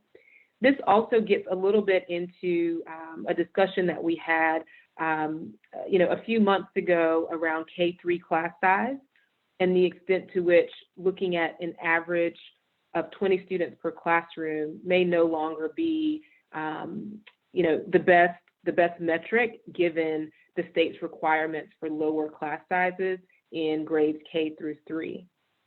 For that reason, even in the new Lansdowne with 45 classrooms, and again, using that 20 students per classroom, we see a capacity of about 900. And so it would appear that there is still ample space at Lansdowne, but given how I've described the current facility is being used, we feel most comfortable with the recommendation to move fewer than 180 students from Elizabeth Lane to Lansdowne. When we think about the 2 scenarios that were ultimately shared with the community and the board, the biggest difference between the 2 of them was proximity to school. Our best proxy for that proximity is thinking about the travel time to and from school. For this, the superintendent's recommendation, we know that there are about 13 bus stops that currently serve Elizabeth Lane that will be shifted to Lansdowne. Some of those bus stops will experience a longer ride, and transportation estimates a maximum increase of approximately 9 minutes. Others will experience a shorter ride time in the morning, and transportation estimates a decrease of a maximum of about 12 minutes. In the afternoons, there have been some question about the use of Providence Road and specifically buses taking a left onto Providence Road. There are currently 5 buses that serve Lansdowne that take that left onto Providence Road in the afternoon. The superintendent's recommendation would add 3 more buses who would also take that route in the afternoon. Similar to the morning, there are some students who will experience a longer ride. Fortunately, the maximum increase is 6 minutes, and other students will experience a decrease in their ride time with this recommendation. Some students experiencing a decrease as much as 19 minutes. So this is the superintendent's recommendation and associated implications for Elizabeth Lane relief at the expanded Lansdowne.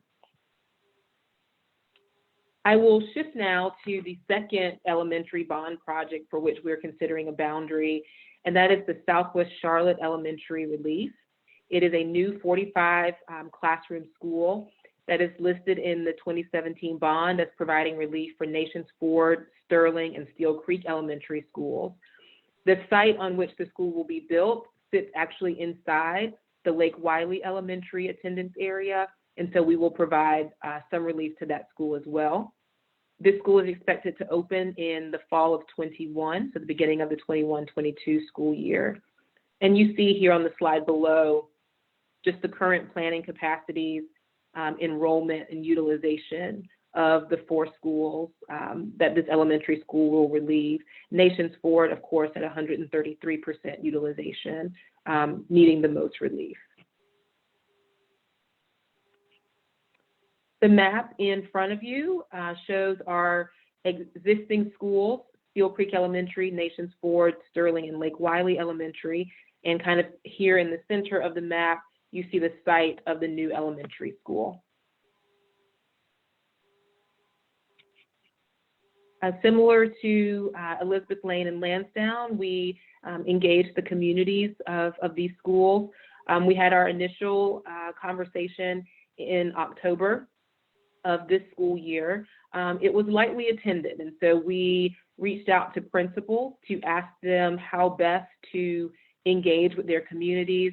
The principals of all 4 schools recommended that our team come and make ourselves a part of existing calendared events at these schools that turned out to provide us with much more access to families than we had achieved during our October meeting. And so we were able to have an individual meeting at each of the 4. We also shared a community survey, both in English and in Spanish, that too had a very low response rate. So what you see now is the superintendent's recommendation for the new school's boundary. That boundary here is in blue, and you can see that it takes a bit of the existing attendance area of those 4 elementary schools that we discussed earlier. In terms of the board's priority for student assignment, this recommendation continues a split feed to middle school. Like the first recommendation, we are not advancing a recommendation for a change in middle school assignment. And some students will experience an increase in home to school distance. All of these schools are mostly a mix of low and medium SES, and so that remains about the same. And positively, we do reduce utilization in all of the schools in question. You can see here on the chart the 20th day enrollment for each of the schools and the expected enrollment with the boundary change. Most importantly, here in this last column, you see all positive numbers in terms of the projected available capacity. So ample room for growth in the Southwest Charlotte area as it relates to elementary schools.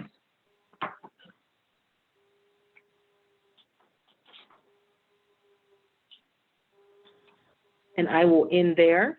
in terms of an update on the 2 assignment changes before the board this evening.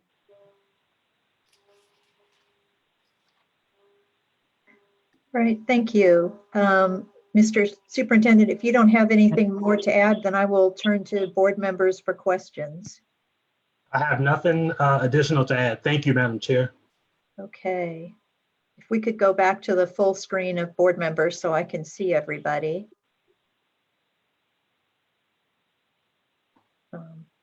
Ms. Craven Howell, you may need to stop sharing your screen. That is me, isn't it? Yeah. There we Thanks. go. All right. Do we have any questions? I see Ms. Ship and then Ms. Marshall. Ms. Ship, you're muted. Okay, there you go. Yes, I just want to make sure, and I think this may have been answered, or at least I want to make sure the public knows. When we looked at these schools before, overcrowding is a big issue, and I'm talking to the New Southwest Relief Elementary School. And they recently, and what, about 2 years ago, changes were made for overcrowding, mainly between, I think, Steel Creek, Lake Wiley, and maybe some of the other schools. So I just want to make sure the public knows what we're going to do in terms of those students not having to move again, because many of them just moved. It did not do as much as we wanted it to do, as you know, for overcrowding, because every school was still overcrowded in this area. So we're excited about this new elementary school in the area. So could you speak to that for the community? Yes, ma'am, and you raise a good point. You're exactly right. During the student assignment review, we attempted to provide some relief by moving some students between Lake Wiley and Steel Creek Elementary. In the superintendent's recommendation, we have made a specific recommendation related to grandfathering for the students who would have moved. The effective date of that change was the 18-19 school year. The effective date of this new school is the 21-22 school year. And so students would be, I believe, in the 4th grade. The youngest student who would have experienced a move between those 2 schools would be in 4th grade in that year. And so we are offering that those students may remain at Lake Wiley with transportation through the terminal grade. Thank you, because that's very important to the community, because they're saying we just moved. And as you know, any kind of student assignment change that moves students from school to school is hard and impactful to the families and the children, number one. Thank you. Yes, yes, and we certainly try to avoid it. It just happened that where the location of this school site is, we were not able to create a boundary that excluded that group of students. Thank you. So Ms. Marshall, and then I see Mr. Schewel. I hope you can hear me well. My internet seems to be unstable. I'm getting some messages about that. So we hear you and see you for now. So talk fast. That's good. We'll take advantage of that.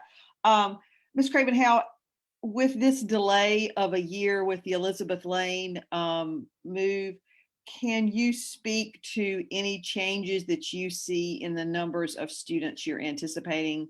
I mean, obviously this move is not just for 1 year. I mean, it continues, but can you see any changes with that and can speak to that? Yes. So when we look at the overall Elizabeth Lane attendance area, because it is mostly developed, we actually project a small decline in enrollment. Because it is just 1 year, the location of the new Lansdowne isn't changing. We don't anticipate anything within that 1 year that would alter the superintendent's recommendation.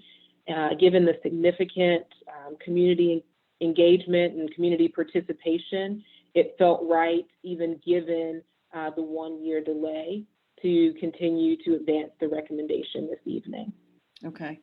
Let me ask this, to my thinking, we typically grandfather students in their terminal year of a school from moving. So yes.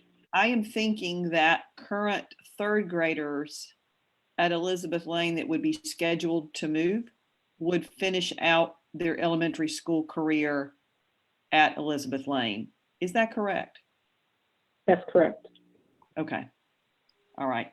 And I think that, you know, when we first heard about this delay just a few days ago, we have, you know, the thought is, what if you finish the school early, would you move students? And that was something no one wanted to do. So we in my conversations, certainly having students remain with their teacher and their classmates for a full year versus trying to hurry up and move into a new building, I think is something that we all recognize. And given the advantages of making sure we get this right, since it's a 50 or 60 year decision, it makes sense to me to honor that delay. I don't think we have any other choice. So do want to let families know that is important to understand right now. So existing third graders would finish out their time at Elizabeth Lane. Thank you. Mr. Strain. Oh, wait, I'm sorry, Mr. Schul and then Mr. Strain. I know one of the primary considerations or arguments that was made for the alternate orange plan was about diversity with that plan. So is the improvement in SES diversity with the superintendent's recommendation relatively higher than the other plan? No, really the differentiating factor between the two plans was proximity. Elizabeth Lane is almost all, I don't have the percentage in front of me, but I think it is close to 94 or 95% high SES. And so I know during I think what you're referring to is some of the feedback that we received during the public comment back in January.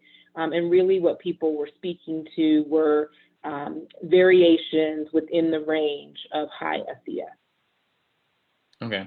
And I was also wondering, you mentioned that the state lowered the class size for grades K through 3. Could you clarify a little bit about what that means for the size of or utilization? Absolutely. And we've talked about this a little bit before the board as well. You know, we use on average 20 students per classroom in elementary school. And that used to be pretty accurate. What we have experienced over the past several years is a gradual lowering of class size for students in grades K through 3, some as low as 16. And as a district, we are required to report out that we are complying with that class size. And so what that means is that in 4 of the 6th grade levels in an elementary school, you have class sizes that are required to be lower than 20. And so using 20 students per classroom as an average may actually cause you to think that you have more space than what you actually are required to have for the students that you serve. Okay, thank you. Mr. Strain. Hi, Ms. Craven-Howell. Hi, good evening. You and I have talked about balancing the utilization between these two schools. I think in the presentation that was just done, it looked like there was certainly relief to Elizabeth Lane, but that the plans for the new Lansdowne would have it be underutilized. It's currently slightly overutilized, but with the growth in terms of the size of the building and your forecast in terms of student population, it looked as if, and maybe I missed it on that slide, but it looked as if now you'd have Elizabeth Lane around about 125%. I didn't see a percentage for Lansdowne, but I think it was below 100%. It would be right at 100%.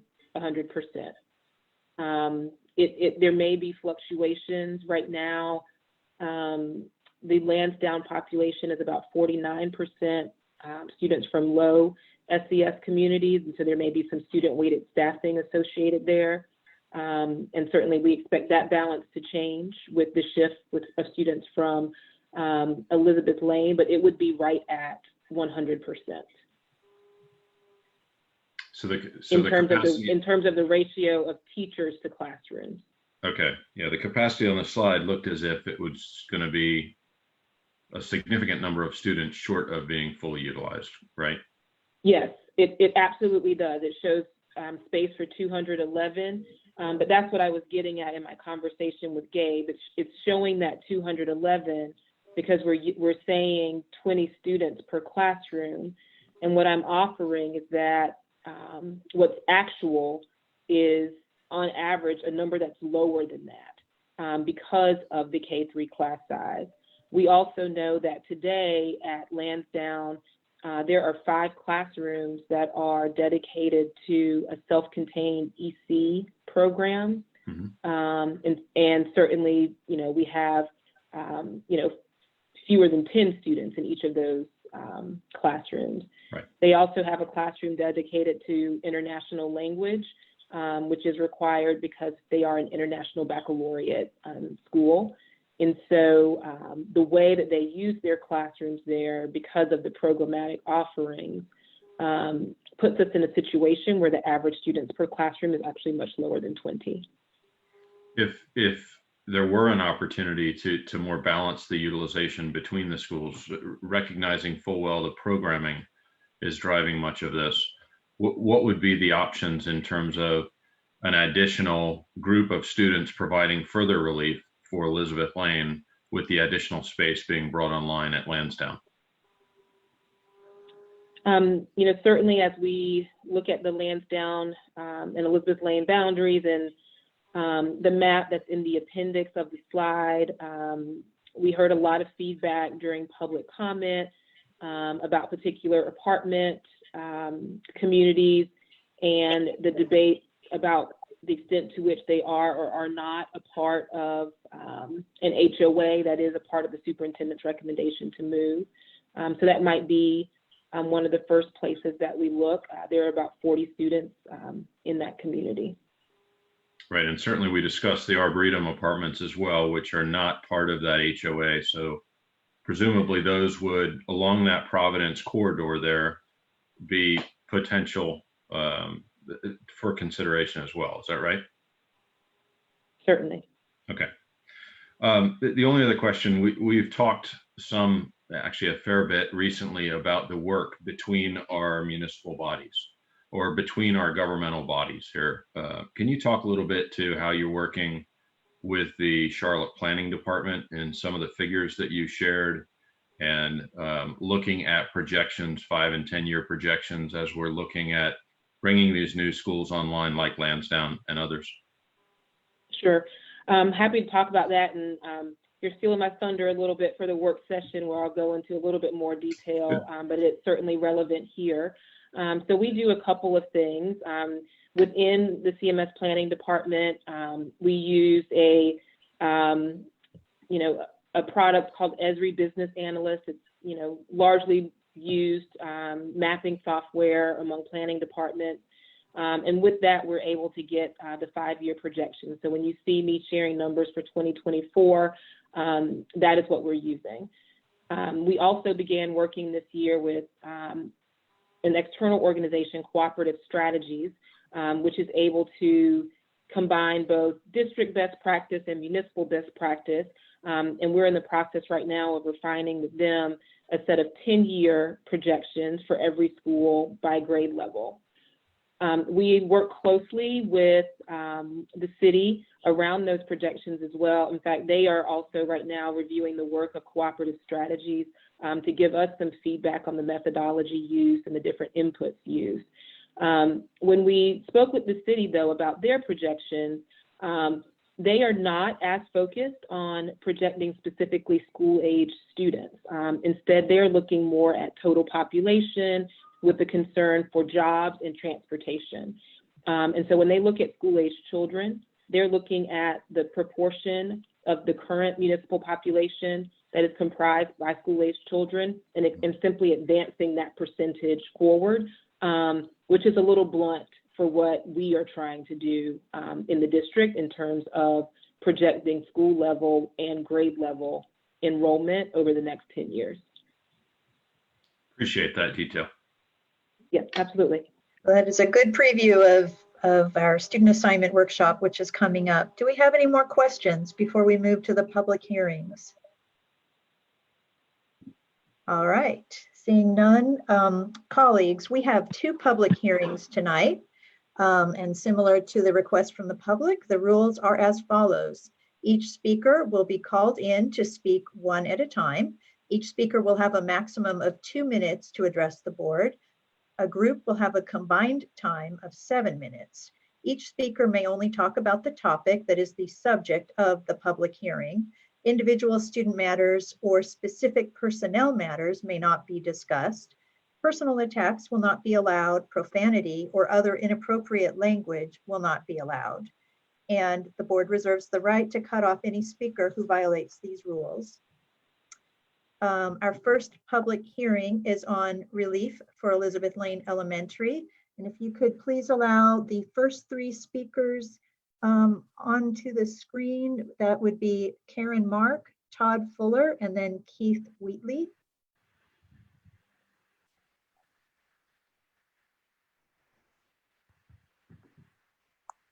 Hello, how are you? Good. Is that Karen? It is, thank you. All right, you're up. Thank you. Respectfully, I submit that your recommendation, Superintendent Winston, is not informed by data or transparent analysis. I don't know how you have come to this recommendation. Your public presentations to date don't support this recommendation and make the community feel like the outcome was predetermined all along because you're upending every parameter, your own stated priorities and policies you yourself laid out. Had you seen the turnout for the teacher parade for the Elizabeth Lane teachers, you would see that the apartments are a critical part of our community. And you would all know that breaking up our kids, as Akeisha said, 40 kids, you will have a significant impact on our neighborhood, and you will have alternative choices. If you wanted to go rent an apartment at the Beverly Crest Apartments and you called there and listened to their voicemail states that they are a critical part of the homeowner association of our neighborhood. You provide no comparison between the 2 scenarios in this final discussion. The planning committee has, I respectfully submit, botched the analysis. The only good analysis came from the transportation study, and even that you have now not taken into consideration. In the public meeting in January, you openly stated that Alexander Road was going to be the transportation route, and that apparently at the request of Superintendent Winston was asked to be reconsidered. You owe the community an explanation. Why does the transportation study look better for blue than orange? You only show us the data for the blue scenario. Where are the results for the orange scenario that were presented publicly in January? Why does blue increase diversity more than orange? Previously, you said that they were neutral, and we submit in the presentation we made to you in January, we showed you that orange was better. Orange provides the same benefits and utilization now and in the future. The growth in Alexander is real. And why is it okay for the board to break our homeowner association up? You broke up Rayburn and you had to overturn that decision. And I would just ask. Thank you, ma'am. So next up, we have Todd Fuller. And you're muted. You need to unmute. Okay, there you go. Okay, can you hear me? Yes. Okay, thank you. Just thank you to the board and Superintendent Winston for allowing me to speak again this evening. I do support scenario blue. The main reason why I just wanted to speak briefly was to thank CMS Planning and the board members for being so attentive to all of us, not just for those of us who support scenario blue, but for both sides. There was an amazing amount of details that went into this. Also would like to thank CMS student assignment staff and CMS planning as well. But there's a lot of details that went into this, and you guys looked at a lot of different things. For example, when it came to distance, not just drawing straight lines from a zone to a school, but actually looking at the road distance.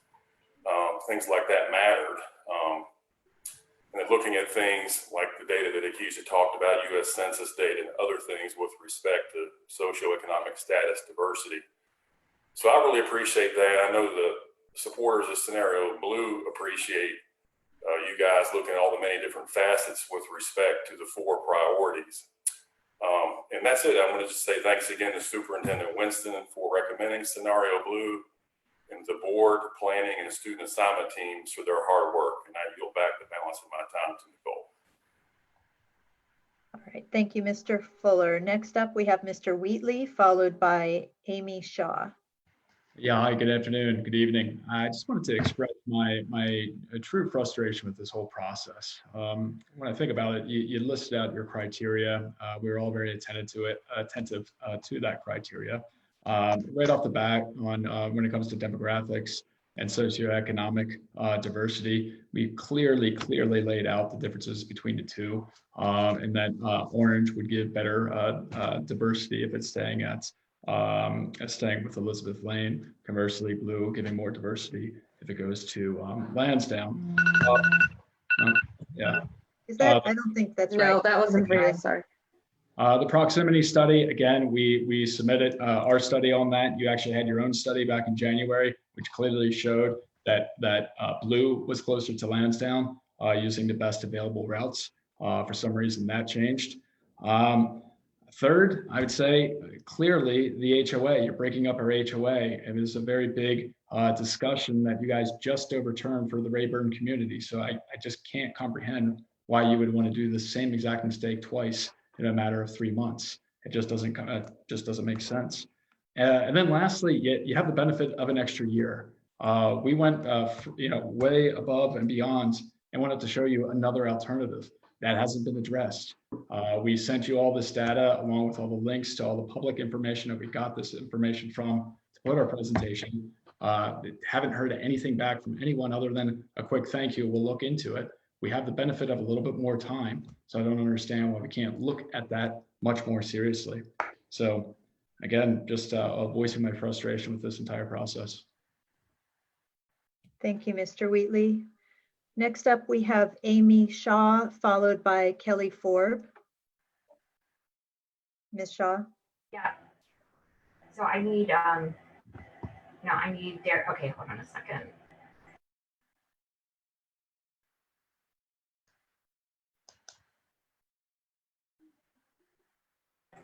I need my phone line unmuted. We can hear you. Okay, I'm hearing an echo in my phone. I'm going to take my headset off so I don't hear myself, and I'll just talk. So my name is Amy Shaw. I'm a resident of Beverly Crest. I've got a son in 1st grade and a daughter on her way to kindergarten next year at Elizabeth Lane. And I believe that the recommendation for blue scenario is absolutely the wrong choice. It is going to split our community. And Beverly Crest is a community in every sense of the word. Kids play in the streets, families and friends are supportive of each other. We have a thriving HOA with activities throughout the year for the kids as well as our families. So I live in Hawkcrest, which is part of Beverly Crest, and we share a bus stop with the children from the townhouses of the preserves, as well as the apartments at Colonial Grand of Beverly Crest. We're friends with these families. We're friends with these children. We share a community, and it doesn't matter to us who lives in a townhouse, a house, or an apartment. It doesn't matter in our community. We are one in friendship, in community, and legally as it relates to our HOA. This is a community that you guys are considering tearing apart, and it's going to impact our HOA as well as our families. The Colonial Grand apartments control 25% of our master board, and these are facts that should not be overlooked in your decision. This board, your board, previously made a decision to split the Rayburn community, and you since overturned your own decision, and I beg you not to make the same decision twice. As a taxpayer, I'm concerned that this is moving too fast. Details are being overlooked, and I ask that you guys delay the vote until more time is spent. COVID-19 has absorbed an enormous amount of time, and you guys have been working really hard for our teachers and children to be taken care of. Can I keep going? I have like 2 seconds. The purpose of the bond is to alleviate the overcrowding at Elizabeth Lane long term. Beverly Crest has a stable amount of children attending Elizabeth Lane, and we've proven to you guys over and over that Alexander Road is heavily in growth mode. So if you delay the vote, you're going to be able to weigh the facts properly, and the number of students is going to increase in that area. We know it. So then Elizabeth Lane is going to. All right, thank you. We gave her a little extra time because there was a glitch at the beginning. Thank you, Ms. Shaw. Next up, we have Kelly Forb, followed by Ryan Lockwood, if he is here. Good evening. I'm Kelly Forb, Elizabeth Lane parent and supporter of Scenario Blue, the scenario supported by the superintendent. Do I think a newly built Lansdowne is a bad option for my child? No. Do I think my child would be at any sort of educational disadvantage going to Lansdowne? No. But do I stand to see a significant increase in home to school travel distance if reassigned? Yes. And do my neighbors who live a few hundred yards from Elizabeth Lane stand to see not only a significant increase in home to school travel distance, but also lose the option to walk to school? Absolutely. This isn't a decision about socioeconomic diversity. There is no difference, and that's supported by census data and CMS data. It was confirmed by my school board representative. We don't like being split from, my children have friends that live in Beverly Crest. I know splitting is difficult no matter which way you cut it. The only difference in the scenarios comes down to distance, and scenario blue is closer to Elizabeth Lane. The homes in scenario orange are closer to Lansdowne. You saw from the revised bus data about turning left on Providence Road, it would be a shorter distance. This will ultimately translate into fuel savings, making precious resources available for use elsewhere. So please support scenario blue. And I just wanted to add in a tidbit that my husband and I value education. We appreciate everything you've done with curriculum through this COVID difficult time. And I hope you all stay safe and healthy. Thank you. Thank you, Ms. Forbes. We have, I don't believe Ryan Lockwood is with us tonight. And so next we will have Ron Whitworth, followed by Jane Hutchins. Hi there, can you hear me? Great, thank you very much. I appreciate your time this evening. Hope you're all doing well. And I just wanted to echo what Todd Fuller had said earlier.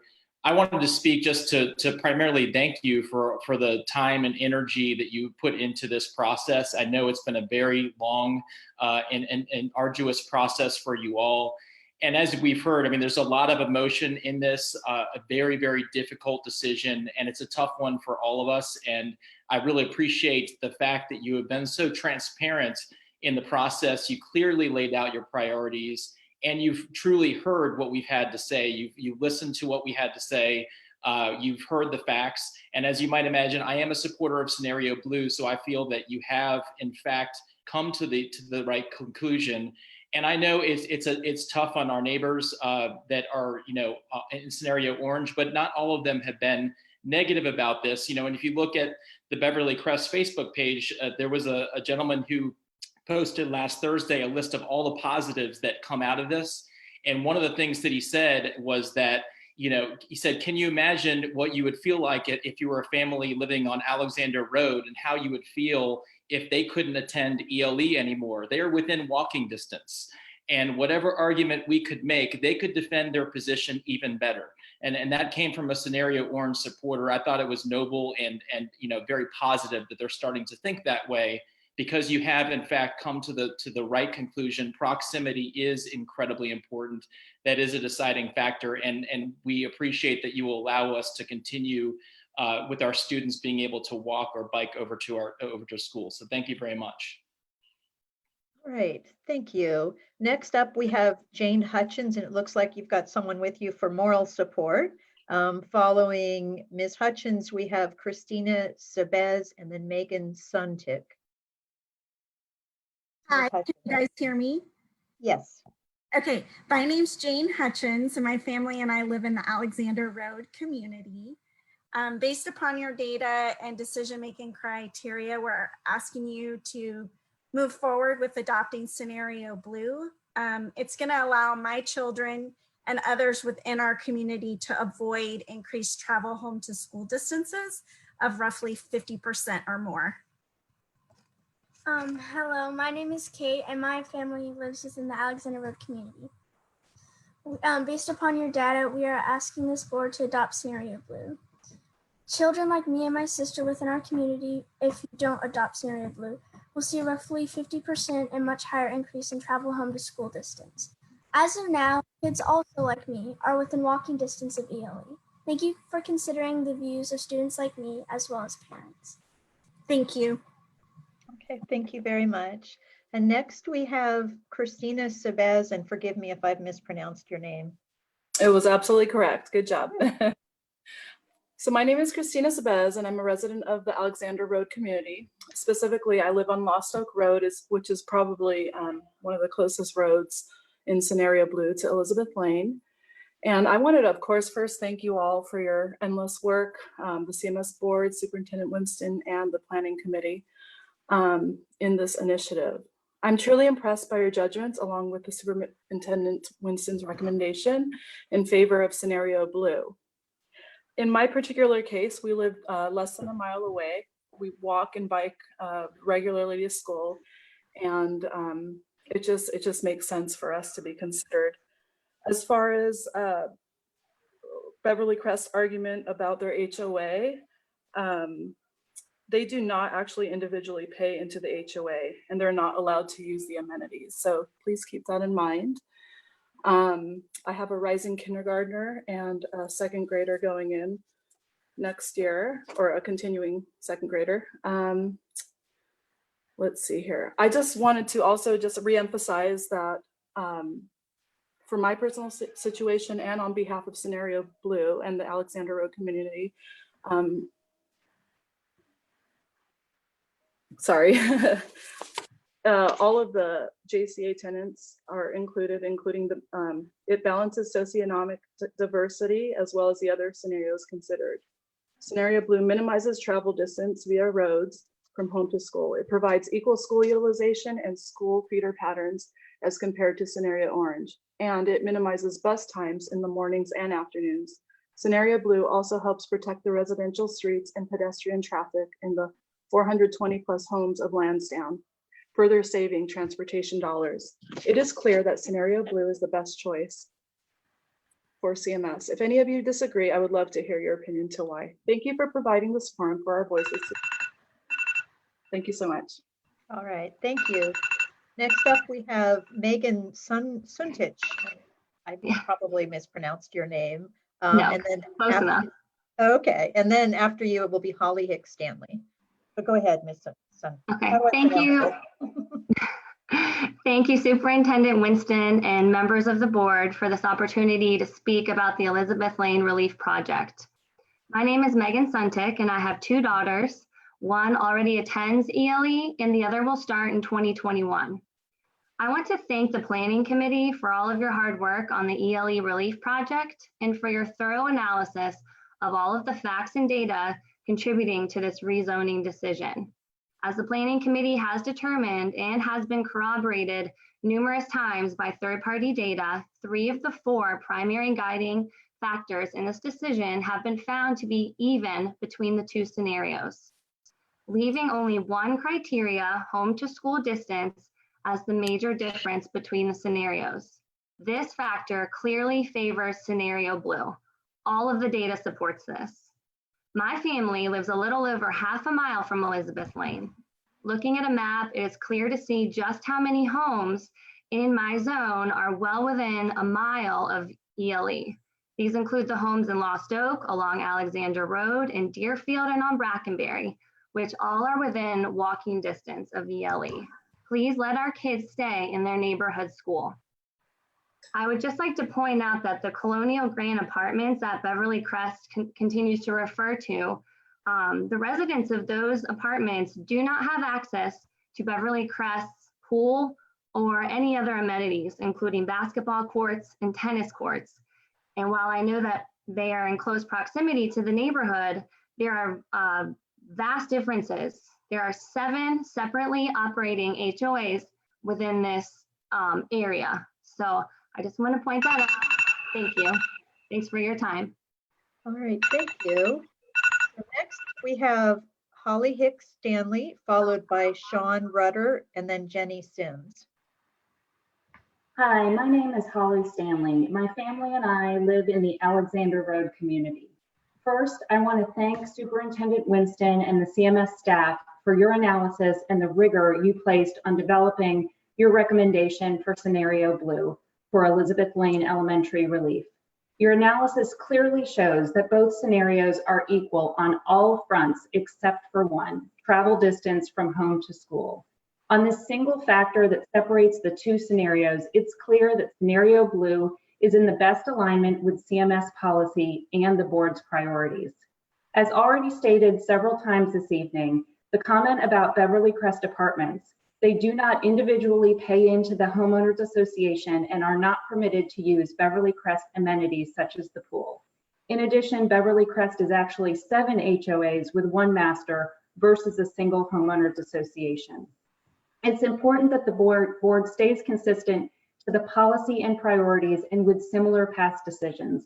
I trust the board will recognize and honor the strong and accurate analysis completed by CMS staff that has enabled Superintendent Winston to make his recommendation for scenario blue. I ask that you confirm the superintendent's recommendation and finalize scenario blue. Thank you. Okay, thank you. So now we have Sean Rudder, followed by Jenny Sims, and then Matt Zilke. Mr. Rudder. And you're muted. I apologize. I was unable to raise my hand. I'm here about the Olympic relief. So I don't think I'm in the right portion. So I apologize. Okay, yeah, we should have had that in the public hearings. Or this request from the public. Ms. Mays, do you have advice on how to handle this? So this is a public hearing and he cannot speak during the public hearing on the topic unrelated. I apologize, Mr. Rudder. If you could email us with your commentary, we'll be sure to take it under advisement. Yep, my error. Thank you. I'm sorry. All you're doing. Okay. So next up, we have Jenny Sims.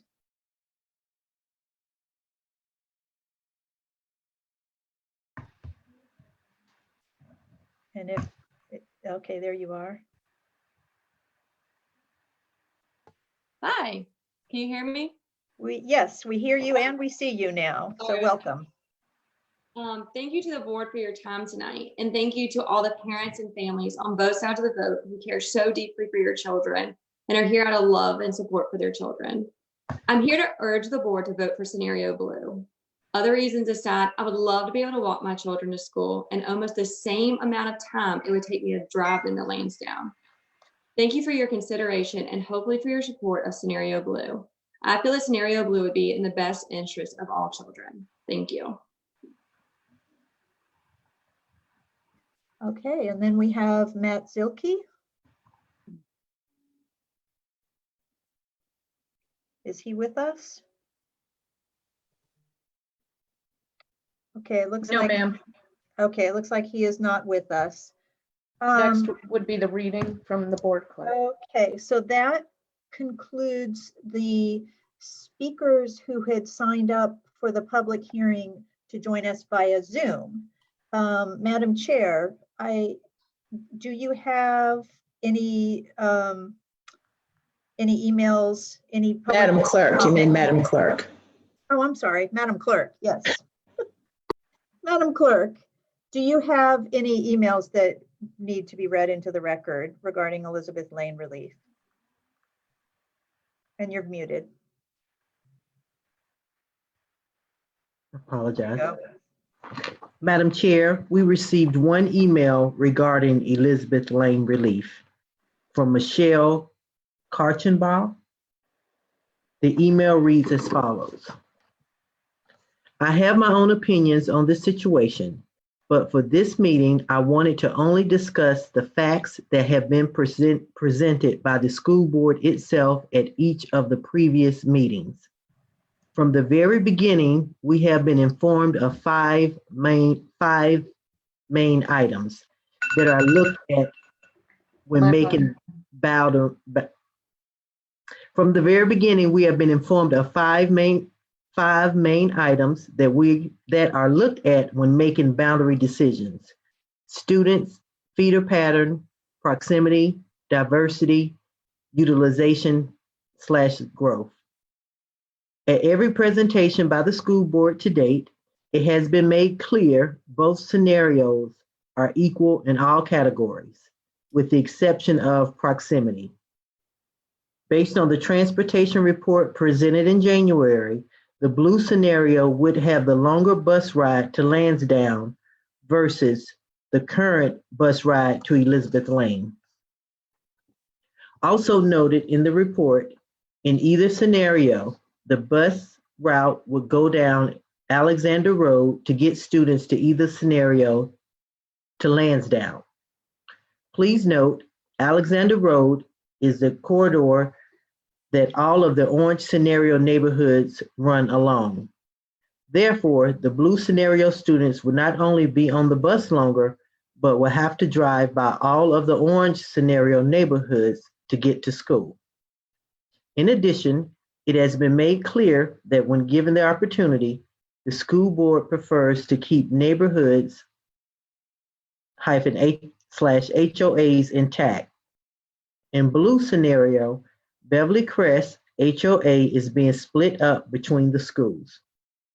While in the orange scenario, all neighborhoods/HOAs stay intact.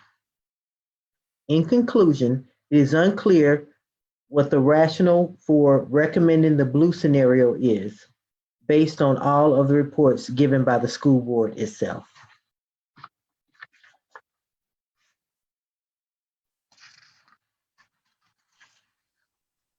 And Madam Chair, that concludes the Elizabeth Lane relief emails. All right, thank you very much. So that I declare this public hearing closed. Next, we will move on to the public hearing for Southwest Charlotte Elementary relief. I believe we have one parent signed up to speak on that, or one constituent signed up to speak on that. I'm seeing a message, so that is Christine Gannon, but I'm seeing a message that she did not log in to Zoom. So I don't believe we have any, Madam Clerk, did we have any public hearing comments for this hearing via email? Madam Chair, we did not receive any emails regarding Southwest Charlotte Elementary relief. All right, seeing that there are no speakers, I declare this hearing closed.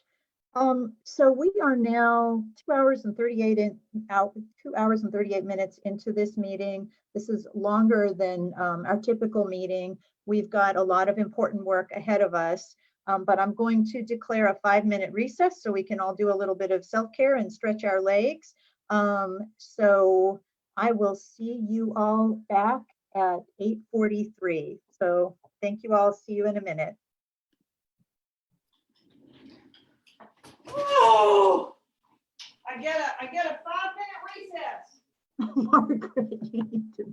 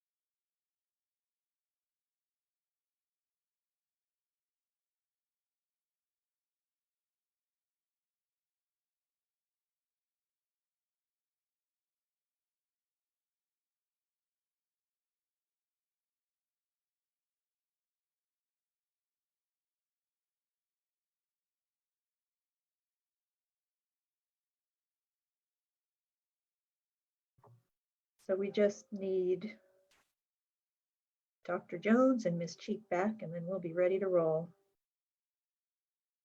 I'm here. Oh, you are there. Okay. I was trying to figure out how to load like a fake face up there and just have like a fake Rhonda face. Like the one that looks interested and gives a poop anymore. Well, I'm trying to get my picture back in. Oh, I'm trying to wake up.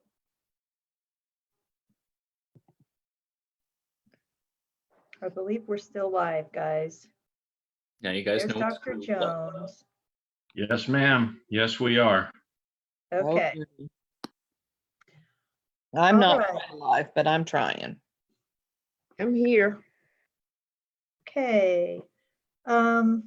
So since we are still live and everyone's back from 5-minute recess, a little bit longer than that, we're going to. Madam Chair, before you begin, it looks like someone is connected, Amy Shaw. Derek, do you see that? I think it's a residual picture. The attendee is no longer here. I'm working to remove the picture. Okay, thank you. Okay. We have 3 action items tonight. The first is on student assignment related. It's establishing a boundary for Elizabeth Lane relief. I turn to board member Jennifer De La Hara to make this motion. Thank you, Madam Chair. I move to approve the superintendent's proposal effective for the 2022-2023 school year to establish new homeschool attendance areas for Elizabeth Lane Elementary and Lansdowne Elementary as presented. Okay, do we have a second? Ms. Sawyer, you're muted, but I believe. Second. Okay, all right. So does anybody have any comments? It's time for debate and discussion. Ms. Marshall, and then Mr. Strain. You're muted, Ms. Marshall. All right, now here I am. I do want to thank everybody involved in this, because this is just never easy when you have a school community and somebody is slated to move. And I appreciate everybody's attention and focus. And I just met some really nice folks from both the blue and the orange scenario.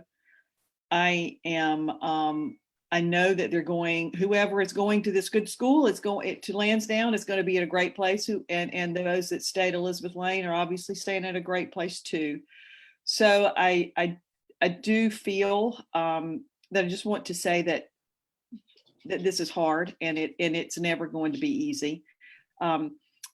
In terms of what the communities were talking about in terms of distance, I do want to clarify that early on in January, there was the transportation study looked at using Providence Road to go into the school, and then going back through the Lansdowne community through Sardis, and then back down Alexander Road in the afternoon. And in looking at the transportation issues, we kept asking questions, and it was apparent that the Providence Road, using that in the morning and the afternoon, would be the most efficient and direct route. So that was a big part of how this worked out. So do want to make that clear, that the Providence Road will be used in the morning and in the afternoon, and going back through the Sardis Road area won't be used. So that's one reason this turned as it did. But again, do thank all the families involved, and I do support the superintendent's recommendation. Okay, thank you. I see Mr. Strain, and then I see Ms. Byers Bailey. Yes, thank you, Madam Chair. I I too am supportive of scenario blue, although I do have a question in that there were quite a few speakers who raised the prospect of us breaking up an HOA. And we simply don't do that. So I want to understand better what the scenario is that's presented in terms of the configuration of the homeowners or property owners associations in Beverly Crest, such that we've looked at those and we're not splitting one. I want to make sure before we vote on this that we're not voting against breaking up an HOA. I understand there's a configuration there, and I'd like to understand that better. I don't live in this area. I live just south of there. And so perhaps if either the superintendent or perhaps yourself, Margaret, could speak to that in terms of what that configuration is, so that we're sure we're not actually splitting an HOA. I see that Miss Akeisha Craven-House raised her hand to help with that. So she's got some more detailed information on that. So we had our planning team to actually pull the HOA covenant for Beverly Crest. And the Colonial Grand Apartments are voting members and paying members of the HOA. They are, however, specifically excluded from recreational aspects of the HOA. So oftentimes when, neighborhoods are, sharing why they should remain together, chief among their rationale is that, they swim together, they use the playground together. And this is a case where the Colonial Grand Apartments are explicitly excluded from the recreational aspects of the Beverly Crest HOA. Thank you very much, Mr. Craven-House. The other comment is really one associated with, and we've long talked about it. We talked about it earlier. The opportunity to move more kids, provide additional relief. I think that opportunity does exist. I won't be offering an amendment here. I've asked for that to be considered, and I understand this is the superintendent's recommendation. So I think there is an opportunity. It's unfortunate if there actually is, and we haven't taken advantage of it. Thank you. Thank you. Ms. Myers-Bailey? Yes, I just want to thank Margaret, our co-board member, Margaret Mitchell, for taking us on a Margaret Marshall. That works, Dig. on a ride through this community, so that some of us who don't live anywhere close could get an on the ground view of where these students live and how this community is put together. It was also very interesting to note that the community themselves are divided as to who is and is not a member of the HOA, and they spoke to it quite specifically. So I am less concerned about it now than I was originally before we took the ride, thanks to you, your gracious hospitality, and before we heard from them. And I hope we can get back in the car soon once this pandemic is over. Yeah, I'm glad we did it when we did it, although it was a wet and rainy day, but it was worth it. It was worth it. Thank you. That's We it. have any other comments? I see Ms. Sawyer and then I see Ms. Cheek. I think Ms. Cheek was first, but. Oh, I'm sorry. Okay. Ms. Cheek? To the mute button. So I echo kind of what Mr. Strain beat me to it. I wanted to give a little more clarity on what we're hearing about the HOAs. You know, that is one of the portions of our work that we need to keep in touch with. So I think that the explanation makes perfect sense to me. This is a mega neighborhood from what I'm understanding. I've driven down in that area a bit, and we have other mega neighborhoods like that have multiple communities inside of a mega neighborhood that have their own individual HOAs, pools, that kind of thing. So there's several of them up in my area as well. So I am going to support the blue zone for that reason, the blue recommendation of the super. Okay, Ms. Sawyer. I just want to clarify that in our guiding principles for pupil assignment, keeping neighborhoods together is a when possible. It is not a hard and fast, we will never break up a neighborhood. And just want to clarify that in the way the policy is currently written, that is not the first priority in pupil assignment. So I can, I'm sure Ms. Craven Howell can quote the policy chapter and verse, but I just want to make sure that that's the understanding is that it's a when possible, it's not a rule. Thank you. Okay. Do we have anybody else? Okay. If we've all had a chance to chime in, I will turn to you, Madam Clerk, to call for the vote. Board Member Rhonda Cheek, how say you? Muted. Yes. Board Member Dr. Ruby Jones, how say you? Yes. Board Member Carol Sawyer, how say you? Yes. Board Member Margaret Marshall, how say you? Yes. Board Member Sean Strain, how say you? Yes. Board Member Lenora Shipp, how say you? Yes. Board Member Jennifer Delahara, how say you? Yes. Board Vice Chair Thelma Bias Bailey, how say you? Yes. Board Chair Elise Dashew, how say you? Yes. Madam Chair, the motion passes by a vote of 9-0. All right. Thank you very much, Madam Clerk.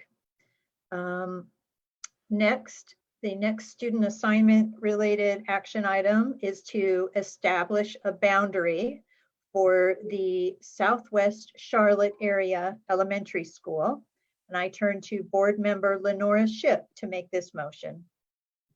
Madam Chair, I move to approve the superintendent's proposal effective for the 2021-2022 school year to establish the homeschool attendance area for the new Southwest Charlotte Elementary Relief School as presented. I second that motion. Okay, so we have a motion by Ms. Shipp, seconded by Ms. Byers Bailey. Ms. Shipp, would you like to speak first to the motion? I'll just say I'm pleased with this because of the growth out here. It was very important to have this relief elementary school because as you saw, every school in this area was well over 100% capacity. And even Nations Ford, which just opened up, in 2017, and to have 11, well, not 11, but one of them, that Steel Creek has 11 mobile units sitting on the property. And I think Nations Ford has 9 now. So in looking at that, it is very important that we have this relief school. And I think Akeisha Craven Howell was good in letting us know about the grandfathering because we also had looked at reducing overcrowding by moving schools and it did not do what it needed to do. So I'm actually pleased with this and definitely on board with this motion. Okay, I see Ms. Byers Bailey. Yes, I'm quite pleased with it as well. When Nations Ford opened and I went out there for the ribbon cutting and I sat down with the principal and she was describing how on the day they opened, she had teachers trying to teach in a closet. And she and I were walking around. I said, well, if your school is that overcrowded on the day they open, we've got to do something. And she didn't want to have mobiles, but she finally acquiesced and ended up with, as you said, 9. But that solidified to me that we are doing something wrong when we open a school and on the day they open, they need mobiles. And so I'm really pleased with this relief for that school and the others that are on the list. Anybody else? All right. I just want to acknowledge the effort that was put into community engagement. It is a lot easier for some of our the parents and the families that we serve to show up for community engagement than for others. Oftentimes transportation and long work hours are a barrier for a lot of our families. And I understand Ms. Craven Howell and your team had to just sort of adapt in order to meet families where they are in order to do community engagement for this school. And I just want to thank you for showing that flexibility, and we need to be doing that. That's the direction we need to be going with community engagement in our work. And so I want to salute that. If there's no other discussion, Madam Clerk, if you would please call the vote for this action item. Board Member Rhonda Cheek, how say you? Yes. Board Member Dr. Ruby Jones, how say you? Yes. Board Member Carol Sawyer, how say you? Yes. Board Member Margaret Marshall, how say you? Yes. Board Member Sean Strain, how say you? Yes. Board Member Lenora Shipp, how say you? Yes. Board Member Jennifer Delahara, how say you? Yes. Board Vice Chair Thelma Byers Bailey, how say you? Yes. Board Chair Elise Dashew, how say you? Yes. Madam Chair, the motion passes by a vote of 9-0. All right. Thank you very much. Our third action item is approval of extension of the premium compensation plan for designated staff. Before the board acts on this, I'm going to turn to the superintendent to introduce this item and to make a recommendation to the board. Thank you, Madam Chair and board members. Given the report tonight will be our Chief Human Resources Officer, Christine Peugeot, and she will be sharing some of the key parameters, including cost and other factors that went into the recommendation that we're making to the board tonight. As you all are aware, and members of our viewing public may be aware, the board previously approved a premium pay plan. And so what the ask is tonight is to extend that premium pay plan. Ms. Peugeot. Thank you, Superintendent Winston, and good evening, board members. This evening, I am happy to share the recommendation to extend the premium pay plan through June 5th. You'll recall that the initial program was approved earlier this year, just prior to spring break. And you'll also recall that the state has recently extended its emergency leave program under COVID-19 through the end of this month, which was one of the big reasons that prompted us seeking approval of the recommendation the first go around.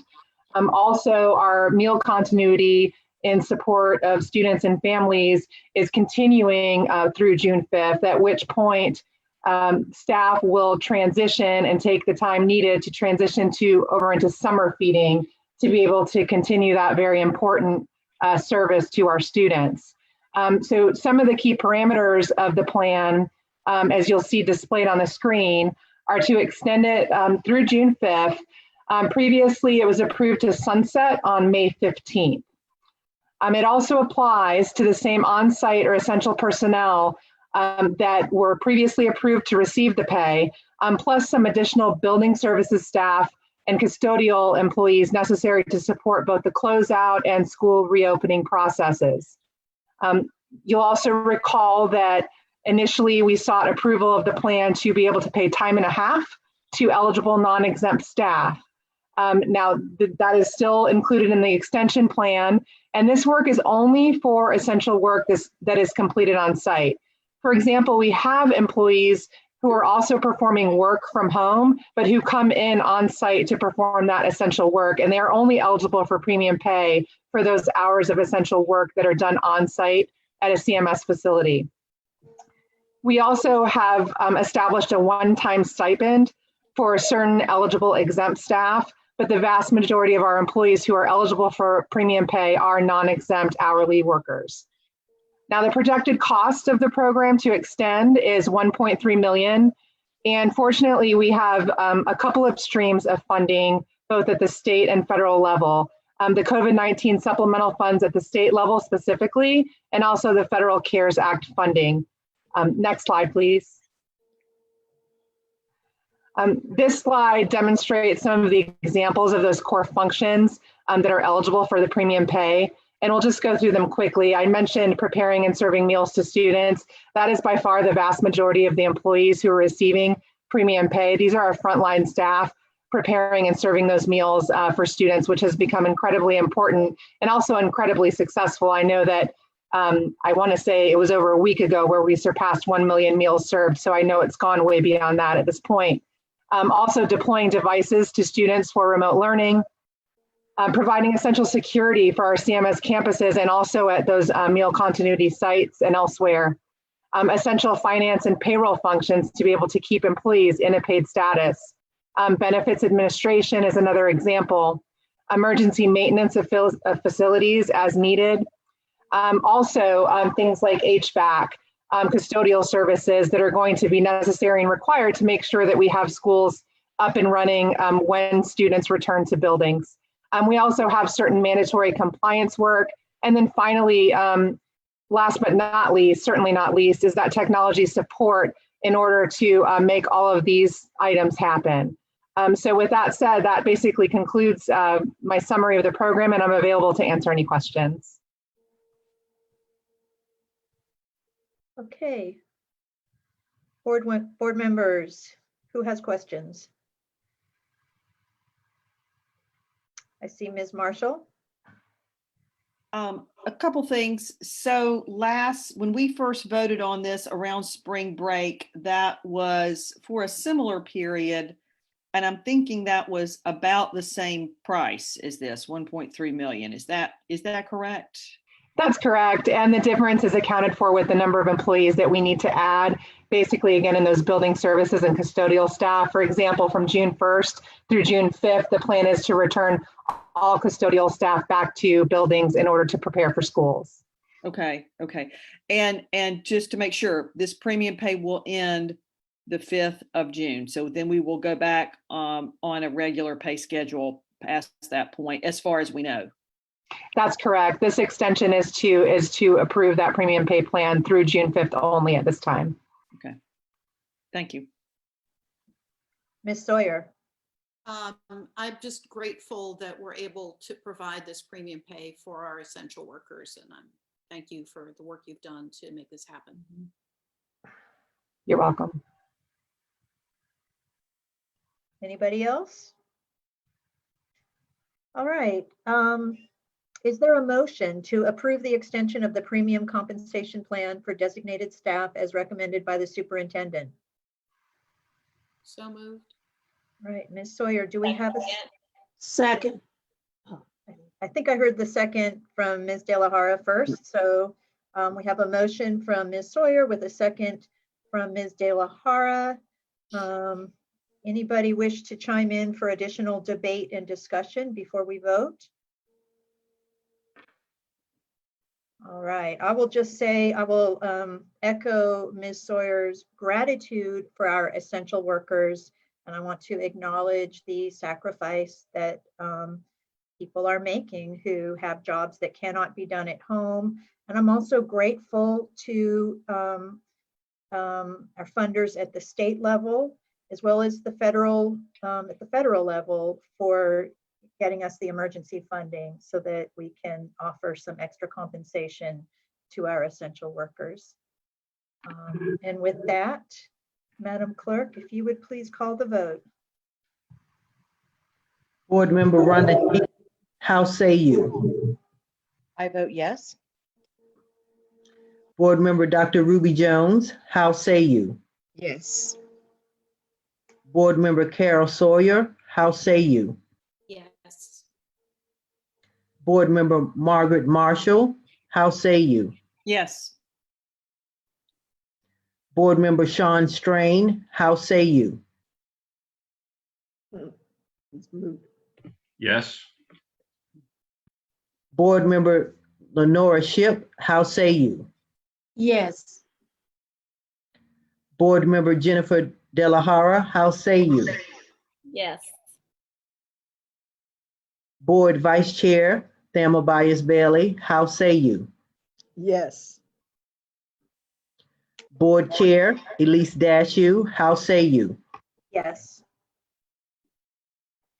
Madam Chair, the motion passes by a vote of 9-0. All right. Thank you all. So at this time, we're going to begin our work session regarding school assignment and student assignment and school choice. Superintendent Winston, the floor is yours. If you would please proceed. Thank you, Madam Chair and board members. We are going to be joined once again by Akeisha Craven Howell, our Associate Superintendent for Student Assignment and School Choice. And what I would say before she joins us is that, as you all very well know, the work of her department is very broad. There are a lot of different components to the work, but for the purpose of tonight's work session, the goal is to focus on the questions that were submitted by board members in advance. And so with that, I will toss it over to Ms. Craven Howell.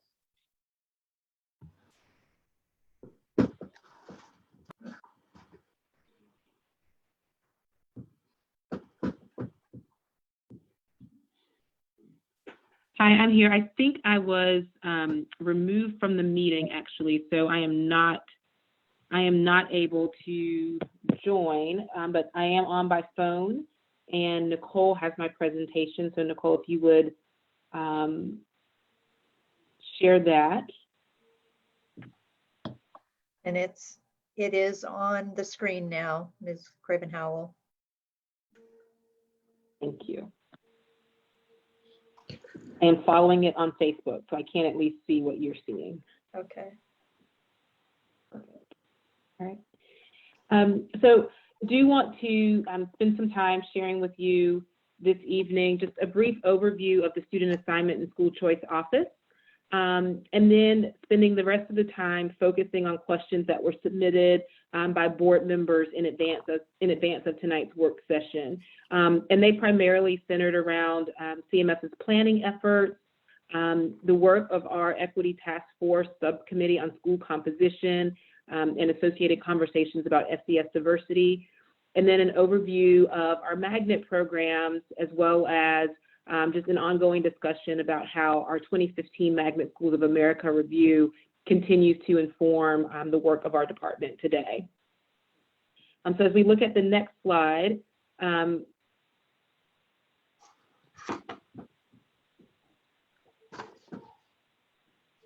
if we go to the next slide.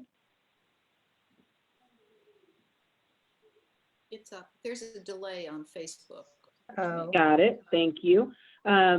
Wanted to share, though we won't hit on all of the departments within Student Assignment and School Choice today, I did just want to share a brief overview of the department. I'm very fortunate to have a passionate and hardworking team, including 5 directors: Susan Gann, who is our Director of Career and Technical Education; Walter Hall, who's our Director of Magnet Programs; Jennifer Holmes, our Director of Planning Services; Michelle Akins, Director of Student Placement; and Melanie Deschamps, who's our Director of Student Records, Attendance, and International Admissions. So we'll move on to the questions from board members that really focused on CMS Planning Services. On the next slide, our CMS Planning Services Department really answers the question around how are students assigned to school. They also help inform the district's planning as we project the number of students that the district will serve over periods of time. And we talked a little bit about that earlier this evening as well. On the next slide, CMS planning efforts around enrollment projections. Historically, we have followed what seems to be pretty common district practice using both birth rate and then the cohort survival rate when it comes to projecting enrollment. And when I say cohort survival, what I'm talking about is the number of students in a cohort that enter kindergarten together and that matriculate to the first grade together on up through the 12th grade. That has served us well. We, in terms of district-wide accuracy for our enrollment projections, we are typically within a fraction of 1%.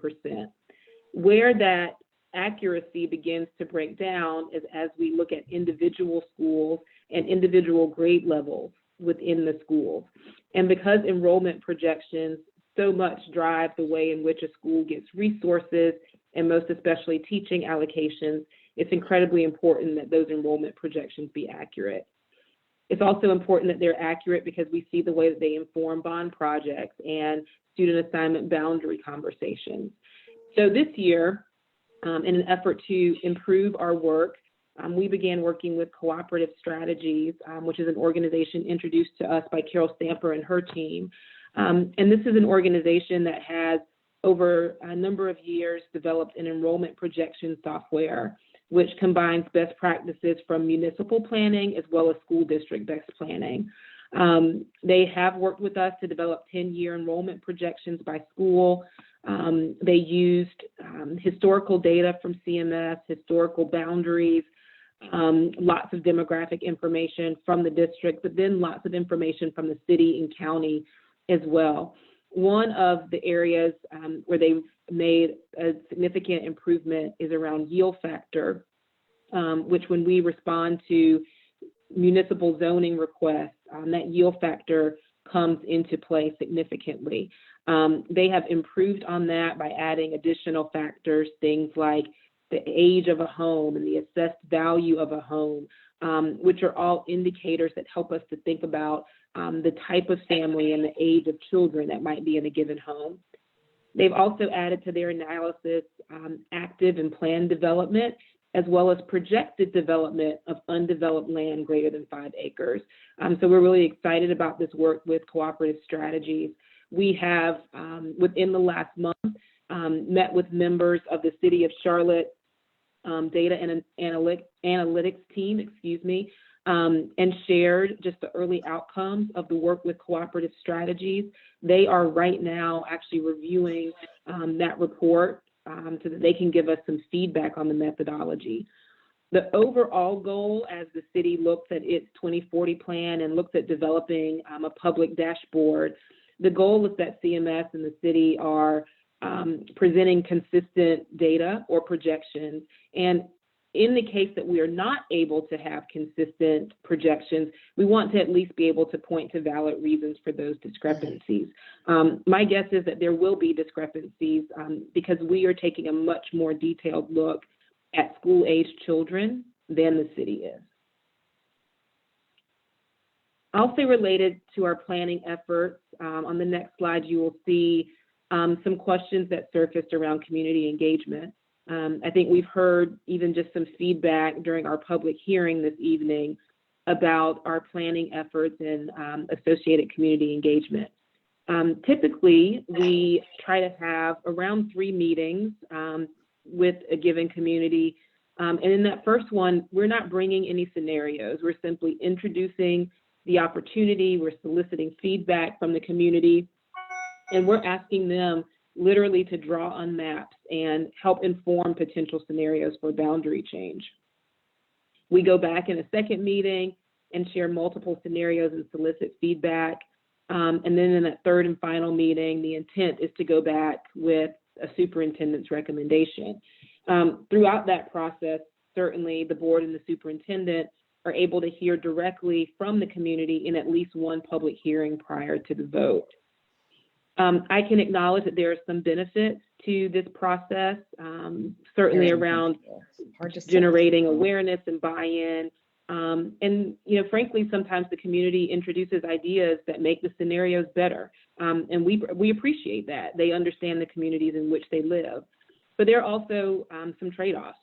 Sometimes the district's priorities, particularly around things like providing relief, can feel misaligned with a community's priorities, which may be things like proximity, home to school distance. And it can certainly create animosity within a school community, which I think has been, one of my bigger regrets in some of the things that I've seen in community engagement. And so certainly open to conversations and recommendations about how we might go about this community engagement effort in an improved way when we think about boundary changes and certainly a student assignment review that's, barely 2 to 3 years in the future. So I'll pause here for just questions and conversation. Community engagement and enrollment projections were the 2 areas for which I received questions related to CMS planning. All right, thank you. If we could go back to seeing all the board members on the screen. I regret that we don't have Ms. Craven Howell's face on screen with us too. I'm glad that you were able to call back in. I think this is one of those technology issues that we'll just have to keep working through. But anyways, do we have any questions thus far? Dr. Jones? You're muted.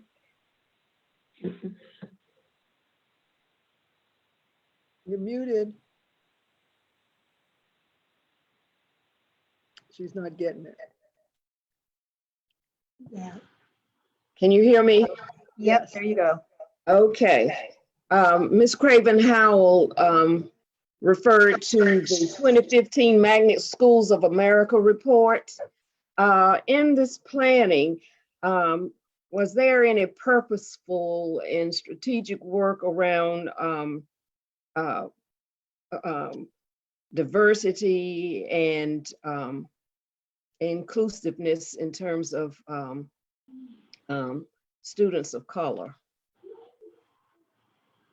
Yes, and if you don't mind, Dr. Jones, I have an entire section on magnet programs and some of the findings and actions associated with the MSA 2015 report. And if you don't mind, I'll defer that question until then. But if you'll hold me accountable for making sure that I circle back to it. I certainly will. Thank you. Any other questions thus far? Mr. Schewel? I was wondering if you could go into a little more detail about the community engagement sessions. Specifically, are the people who would attend these sessions given any information before they attend? Is information available for them before the session itself? That's a really good question. Typically, we have not provided information in advance of the meeting. We generally arrive at the meeting with maps on legal size paper. This year, one of the processes that we've added to the engagement is a map that just outlines to the best of our knowledge what HOAs and neighborhoods are, and asking the community to weigh in on if we have those divisions accurately displayed. But we have not in the past provided information in advance of the meeting. Because what I've been noticing is that specifically when we're talking about like school assignment plans, a lot of people or community members are coming in with their own data, which does not necessarily align with more credible data that CMS might provide. So if that data that CMS has was provided on on the website or was somehow available before the community sessions, that might help the misalignment. Yeah, I appreciate that recommendation, and in particular being able to post the materials on the website. Ms. Byers-Bailey. Thank you. I know we had some issues with in the last community engagement session with trying to get the community to participate or respond or even collectively join together to hear what we had to say. Had you thought of trying to engage some community organizations near the school or in that community that where community members are more apt to be a part of a group that you might be able to go visit rather than just relying on the school population? Yes, ma'am. We employed that strategy with the Southwest Charlotte Relief. The event that we attended at Nations Ford and had a couple hundred families was actually an event that was hosted at the school by one of the school's partners. And so I think your point is well taken. It's something that we may need to consider doing more of because we certainly want all communities to have the opportunity to weigh in on changes that can affect them and their children. Good, thank you. Because I can think of a couple of well-attended community gatherings on the west side that would be delighted to hear a presentation from you when you are talking about schools in their vicinity. Yes, thank you for that. Okay, Ms. Shipp.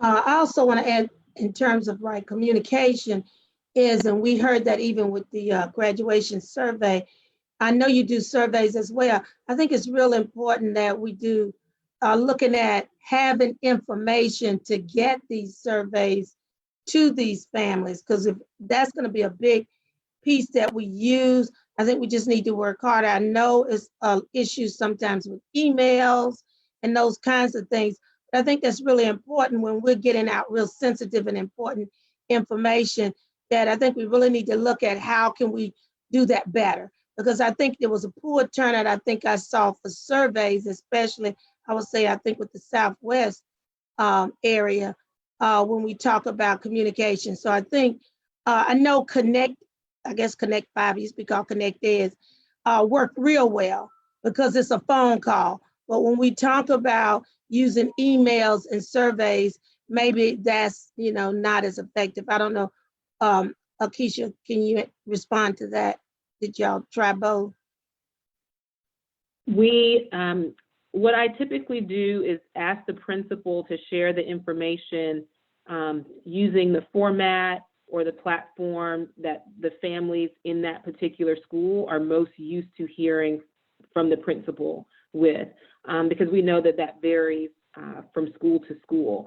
But I think, Ms. Shipp, combining kind of your recommendation with what Gabe shared earlier, if we're able to send that Connect Ed message and point people to a website where the information is posted, where the link to the survey can be found, it just adds one more way for people to access that information.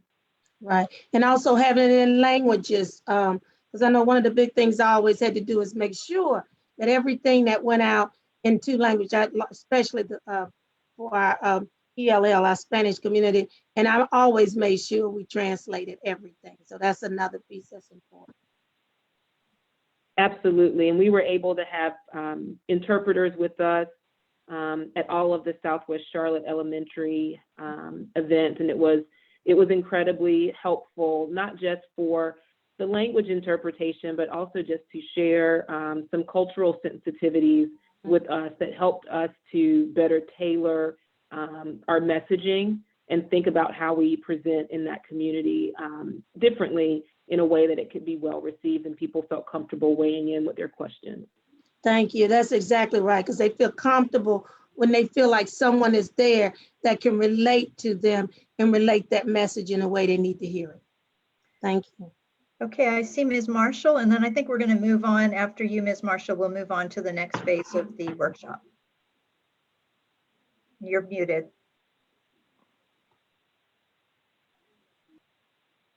You're muted. Sorry. There you go. Yep. When we're talking about the data that you're using with the City of Charlotte, what are the Huntersville and the Matthews folks and Cornelius, are they using some of the same data sets in their planning as well? And what's the relationship there with sharing that data with them?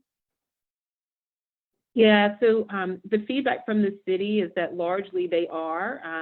The towns, it's not always, the scale is not large enough always for them to necessarily have the size of planning department that the city of Charlotte has. And so there's a significant level of collaboration there. That said, one of the things, that I've pushed our planning team to do is to make sure that we are establishing our own relationships with our municipal planning offices in towns, because that is really important. Just had a conversation recently with the planning team at Mint Hill. And so we continue to, grow those relationships within CMS. Certainly, the Municipal Education Advisory Committee is a big part of that as well. Thank you. All right, Ms. Craven Howell, do you want to, let's see, Ms. Kelly, if you could bring the PowerPoint back on the screen, and then Ms. Craven Howell, if we could proceed to the next chapter. Yep, absolutely. So our the next group of questions had to do with school composition and SES. And, that really answers the question around, who attends schools and in terms of where they are assigned, and to what extent are schools reflective of the broader community. And it really is a combination of both planning, because it's, the schools to which students are assigned, and then also our third and final section, which I'll get to in a little bit, around school choice. And so just for a little bit of context, as part of the student assignment review in 2016, the board developed the district's definition of socioeconomic status, which you often see us refer to as SES. We rely on census data as well as American Community Survey data to calculate the SES of block groups within Mecklenburg County. It's important to know that we are looking at the socioeconomic status of geographic areas within the county. This is not a designation that we apply to individual students. We are looking forward to a data release from the American Community Survey this fall, as well as the census data, the 2020 census data, which is expected sometime in spring of 21. Because the board developed its definition of SES and analyzed the entire county, you then went on to introduce SES as a priority in the school choice lottery, as well as a priority in your decision matrix for student assignment boundary decisions. And so these are really two key levers that the board has and that you've provided the superintendent and staff with for influencing SES diversity in schools. Related to that, earlier this school year, the board revised its equity policy and developed an equity task force. And there's a subcommittee on school composition whose charge is, to review changes in SES over time, as well as make recommendations for increasing SES diversity. On the next couple slides, I just want to share with you a little bit of data on school composition and SES diversity. Since the student assignment review, there really have not been significant opportunities to make boundary changes that substantially change SES diversity in a given school. But we continue to leverage SES as a priority in the lottery. And it's yielded mixed results. If I look at the percentage of low SES community, medium, and high representation in our partial and full magnet schools in 2017-18 compared to 19-20, you don't see big differences in those percentages. So, for example, among our partial magnet programs in 2017-18, about 51% of the students enrolled came from low SES communities.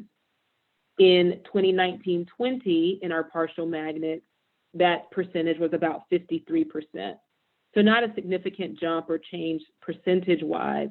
What I would point out, however, is because we have significantly grown our programs over the last 2 to 3 years, the numbers of students represented in each of these categories has increased. And so certainly when we aggregate all of our magnet programs, we don't see huge shifts. But when we isolate individual programs, we do see some promising results. And on the next slide, I want to share a couple of examples with you. The first one is Piedmont IB Middle School. Piedmont is a full magnet program, which means all of the seats are allocated in the school choice lottery. In a full magnet program, because all of the seats are allocated in the lottery, we prioritize a third of the seats for each of the 3 SES groups.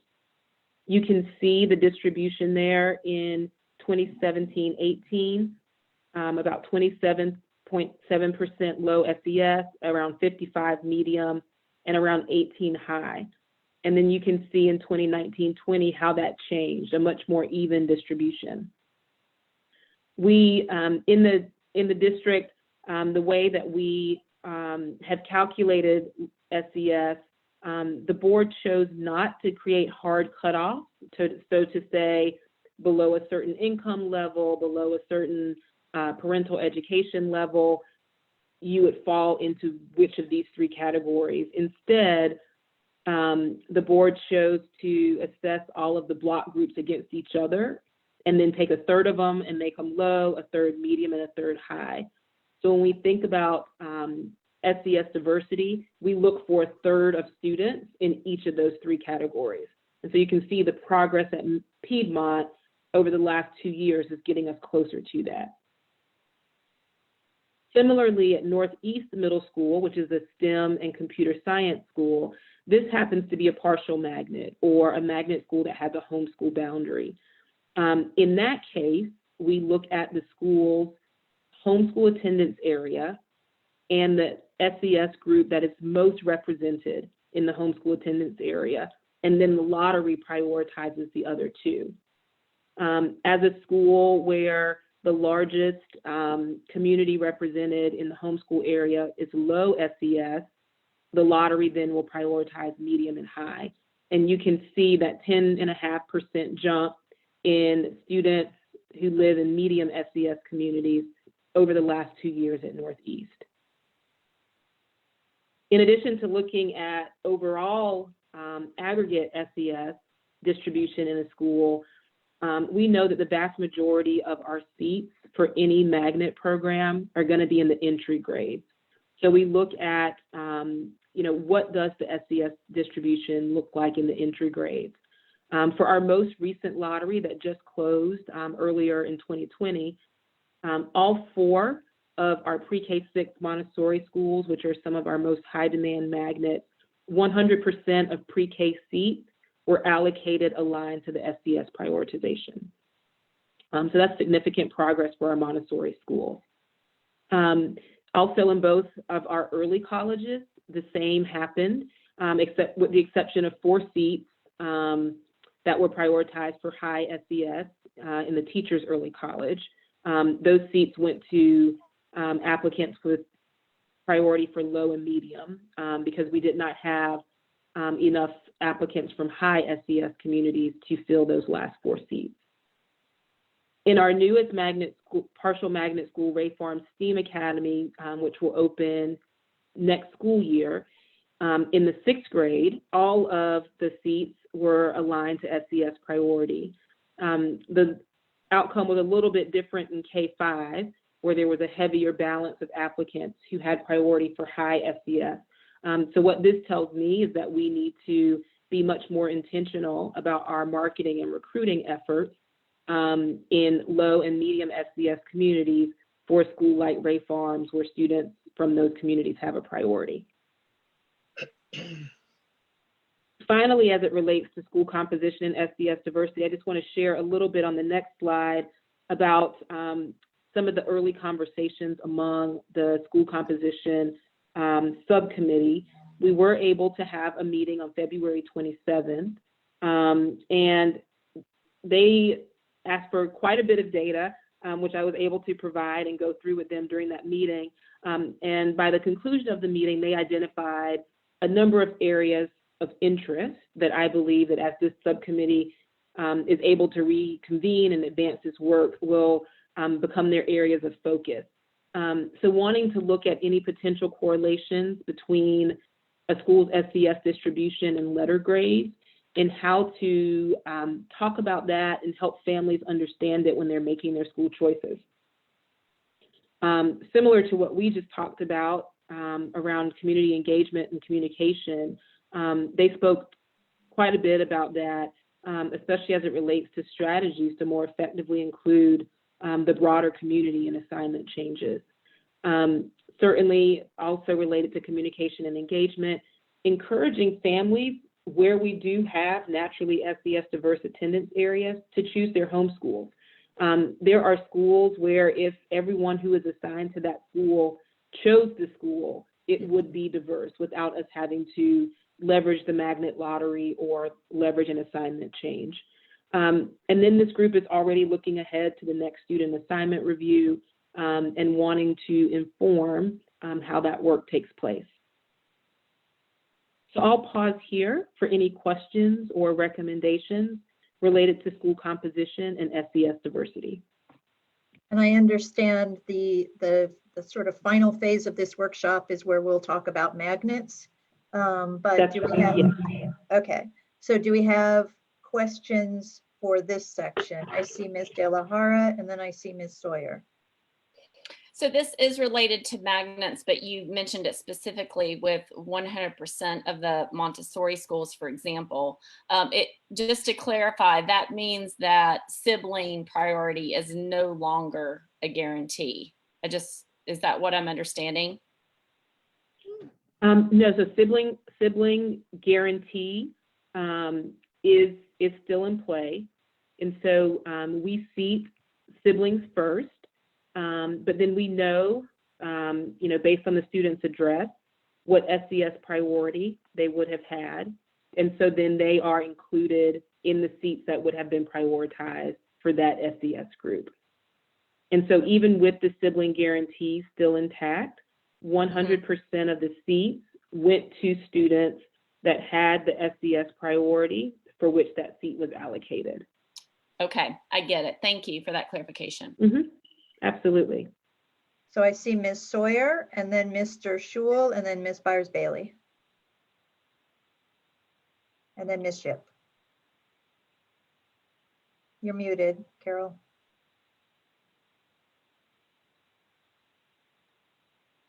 Story question. How close are we to the 1/3, 1/3, 1/3 at our Montessori schools? My impression was that we had a lot of siblings that were making it really difficult to shift the composition. We do have a high number of siblings. Overall, in our Montessori schools, I mean, those schools are serving 8 grade levels. And so it's going to take much longer for that entry grade to have a substantial effect on the overall school composition. So we have not seen significant shifts in the aggregate population, but I know that in addition to this year having aligned all the pre-K seats 100% to prioritization, we also achieved that last year. And so to the extent that we're able to continue to do that as those groups of students matriculate through that program together, that is when we will begin to see the shift in the aggregate SES diversity of our Montessori schools. I would really like to see the actual numbers on this because, I mean, the Montessori change it's kind of like changing housing policy. You know, we can open up housing, but it takes 30 years for people to move. And with the long lead time on Montessori, I'm concerned that we have this legacy program that is preventing diversity. So I would like to get numbers in those schools as a follow-up. I'm also have a question about what your sense is the validity of the geo tagging with SES in rapidly gentrifying areas. I'm concerned that neighborhoods are being tagged as low SES when in fact they're high SES. Do you have a sense of how that's playing out on the ground?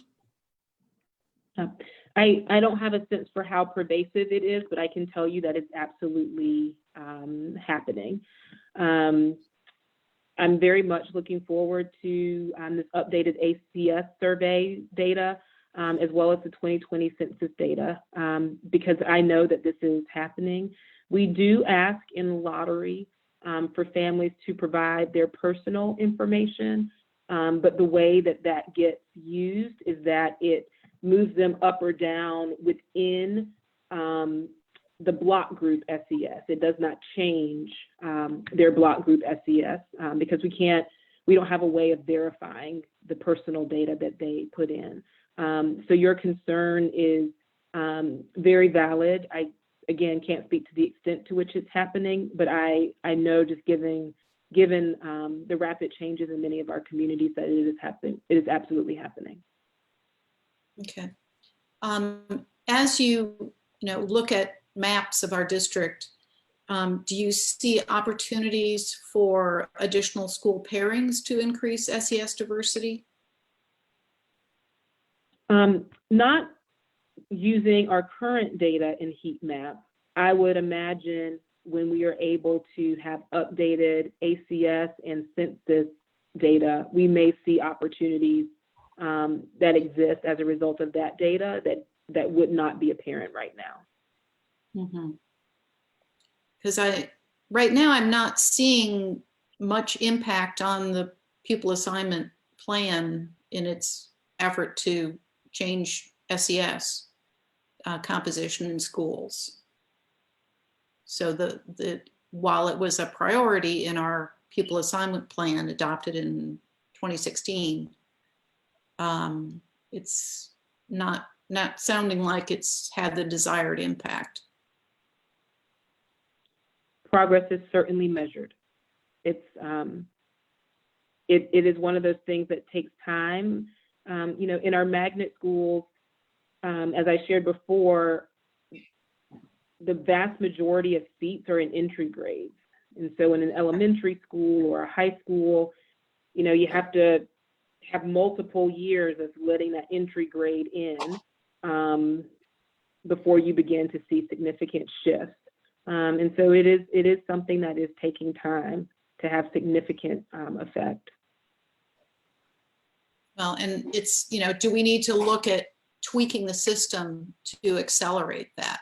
And what might those tweaks look like? Yeah. I don't know if that's an answer that we can answer tonight, but I think it's something we need to think about as a board. Yeah. I know some of the things would be controversial, but I think we need to think about where our priorities are. And, if a sibling guarantee, for instance, is the thing that is blocking our efforts, we have to look at that and decide whether that is an essential part of our program or whether the greater good says we need to change that. I'm not proposing that right now. I'm just saying we need to look at all of the options and know what we can do to accelerate this process. okay, thank you. So, and I hope I've got this order correctly, but I think I've got Mr. Schul and then Ms. Byers-Bailey and then Ms. Shipp and then Dr. Jones. So first is a follow-up to Ms. Sawyer's question, which I think is a really fair one about gentrification. So if we're using ACS and census data, does that mean that our permanent model for assessing gentrification is only within the bounds of like a 10-year survey? The ACS is more frequent than that, and so it allows us to update interim. I think it's every 2 to 3 years, and so they take a statistically significant sample. It's not as comprehensive as the census, but it would give us enough information to provide some updates. Okay. Is there any way we could look towards another solution for like figuring out that data besides ACS, like was it more frequently? I'm not certain. It's something that we can look at. The information that we are pulling has to do with family income, the extent, home ownership rate, highest educational attainment, whether or not English is spoken well in the home, and family structure. So the number of adults in a household. I don't know that there's a single source for all of that information, perhaps multiple sources, but it's something that we could certainly take a look at. Okay. And then I was wondering, I noticed the success with Piedmont IB and Northeast STEM, but to my limited knowledge, then those two stories would imply that they're outliers from the graph that's on the preceding slide. So is there any way that we can get data about like what our negative results are looking at and how we're making improvement in the schools that are not as close to that one-third ratio?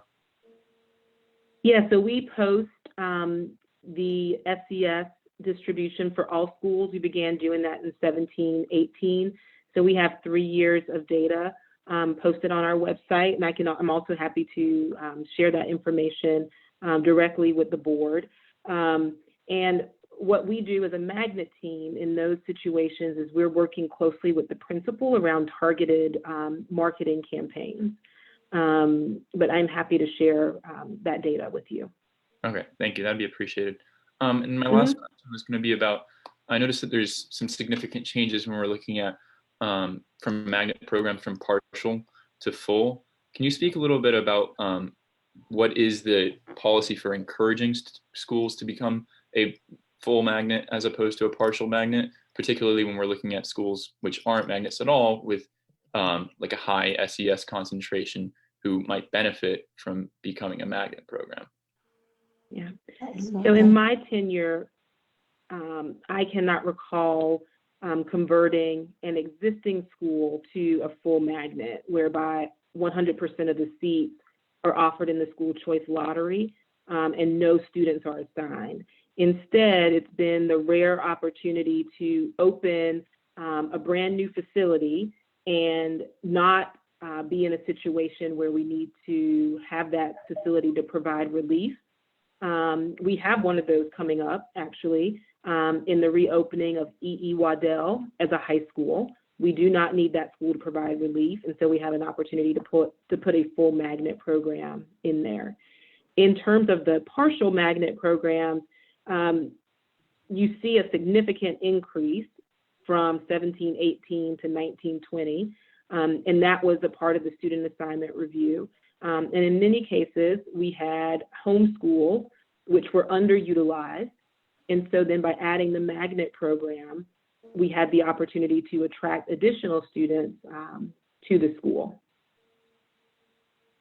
Okay, so do we have data specifically about the partial magnets which are lacking in SES diversity? Is there a plan to encourage them to become full magnets? Encouraging them to become full magnet would mean we would have to have a school to which to assign all of the students who are currently assigned to that school. So take, for example, Northeast STEM. It has an attendance area. So some portion of students are assigned to attend that school. It is their home school. And then we fill the remaining seats through the school choice lottery. What you may be getting at is not necessarily full or partial in terms of student assignment, but full or partial in terms of the programming. And our intent, and we'll get much more into this in the third and final section, but our intent is always that the theme is school-wide. Okay, thank you for getting me to understand. Sorry about that. Yeah, no worries. That was a good question. That is the distinction between full and partial is something that continues to be a point of confusion. And I continue to brainstorm better language. And so I guarantee, and you're asking that question, there are members of the viewing audience who are wondering the exact same thing. All right, Ms. Byers-Bailey and then Dr. Jones. And then I just want to thank everyone for hanging in there. I know this is a long night and we've got one more very important section of the workshop to go through. So Ms. Byers-Bailey. Well, right now I'm enjoying Rhonda's seatmate over there. She's having a great time with him. I am very encouraged that the 1/3, 1/3, 1/3 SES idea is played out and demonstrated in Piedmont that it can work and it is working. It's showing up in Piedmont because the school only covers 3 grades. So it's had more than 3 years to play itself out there, so that it has demonstrated that they can develop that 1/3, 1/3, 1/3 diversity within that school student body. When you're trying to do it in a K-8 or even a K-5, you have a much longer runway before you have the ones that came in K showing up in the 5th grade, where that diversity would have, directed what the student body was going to look like in the K class. And then as that K class goes up to the 5th grade, now you've got the whole school that has had the benefit of that diversity effort. And I am looking forward to the day when I'm sitting here and can see the same results in one of our pre-K-5 schools that we are seeing in Piedmont, which is has only a 3-grade span. The other thing that I continue to struggle with is when we attempt to modify what we're calling a partial magnet. I think there's another word that Akeisha prefers to use for them, but I can't remember what it is. So I'm just gonna call it. It's a mouthful. Yeah. And I'll just remind you that we are going to have a section on magnets coming up. Right. Okay. Well, I'll reserve the rest of my comments for that section then. Ms. Shipp and then Dr. Jones. And I think mine might be in the next section with magnets, because mine was really, truly understanding this idea of when we've taken schools that were full magnets down to partial magnets, and the kind of change that we see happen to these schools when we do that. University Park was an example of an issue, and it really did not support what I think we had in that school in terms of diversity and in terms of a strong, good program. So I think we have to look at that as well. And also Renaissance West, we opened that school with the idea of it being a K-8 and being a magnet that would draw SES levels, diversity. And what's the update on that school? How has that school fared? And I think we have some of that data. And so this may be part of magnet, but it's also looking at how we are improving student achievement as we look at partial magnets versus full magnets. And I think that's important as well. And Akeisha, I think I sent you that question about looking at that. Yes, sir. Am I next? Yes, Dr. Jones, and then I see Mr. Strain. Well, I just want to ditto Lenore Shipp's comments, because Ms. Shipp, all of this was entertained when we made these changes. And it's not just University Park, but it's First Ward, it's Moorhead. It was done diluting the magnet concept, which was a draw. We actually alienated the parents, diverse parents. I heard from parents one after the other. So this is as Gabe asked some probing questions, I have not heard this staff able to answer in a positive way. And this is really a question regarding, do we want magnets? Partial magnets, what is that? So Dr. Jones, can we hold this discussion until the next the next chapter? We're coming up on magnets. Yeah, well, no, it's getting late. I'll just hold it for another time because it's not going to make a hill of beans. Okay, Mr. Strain? Thank you. And it's interesting because we've done this a couple of times with the conversation tonight where people have stolen one another's thunder, right? And and it was interesting. I was raising my hand as Ms. Shipp was speaking, and then she spoke to my point, which is really about the SES diversity and the fact that I appreciate that we're advancing that objective in terms of improving the SES diversity. I think that that is a good and noble cause, and certainly one of the goals of student assignment. But really, it has to advance academic outcomes, and what we haven't been able to do, and you know, to be fair to Ms. Craven Howell, it's not in her shop, is to be able to tie those pieces together. Are we really improving academic outcomes as we're implementing these student assignment plans? Because if we're not, then we need to ask ourselves whether we're actually doing right by kids to do so. So it is beneficial, but let's be clear as to whether we are advancing the most critical item that we are charged with as a board of education, which is academic outcomes. So I'll hold the rest of my questions till the magnets because they're really focused on the magnets.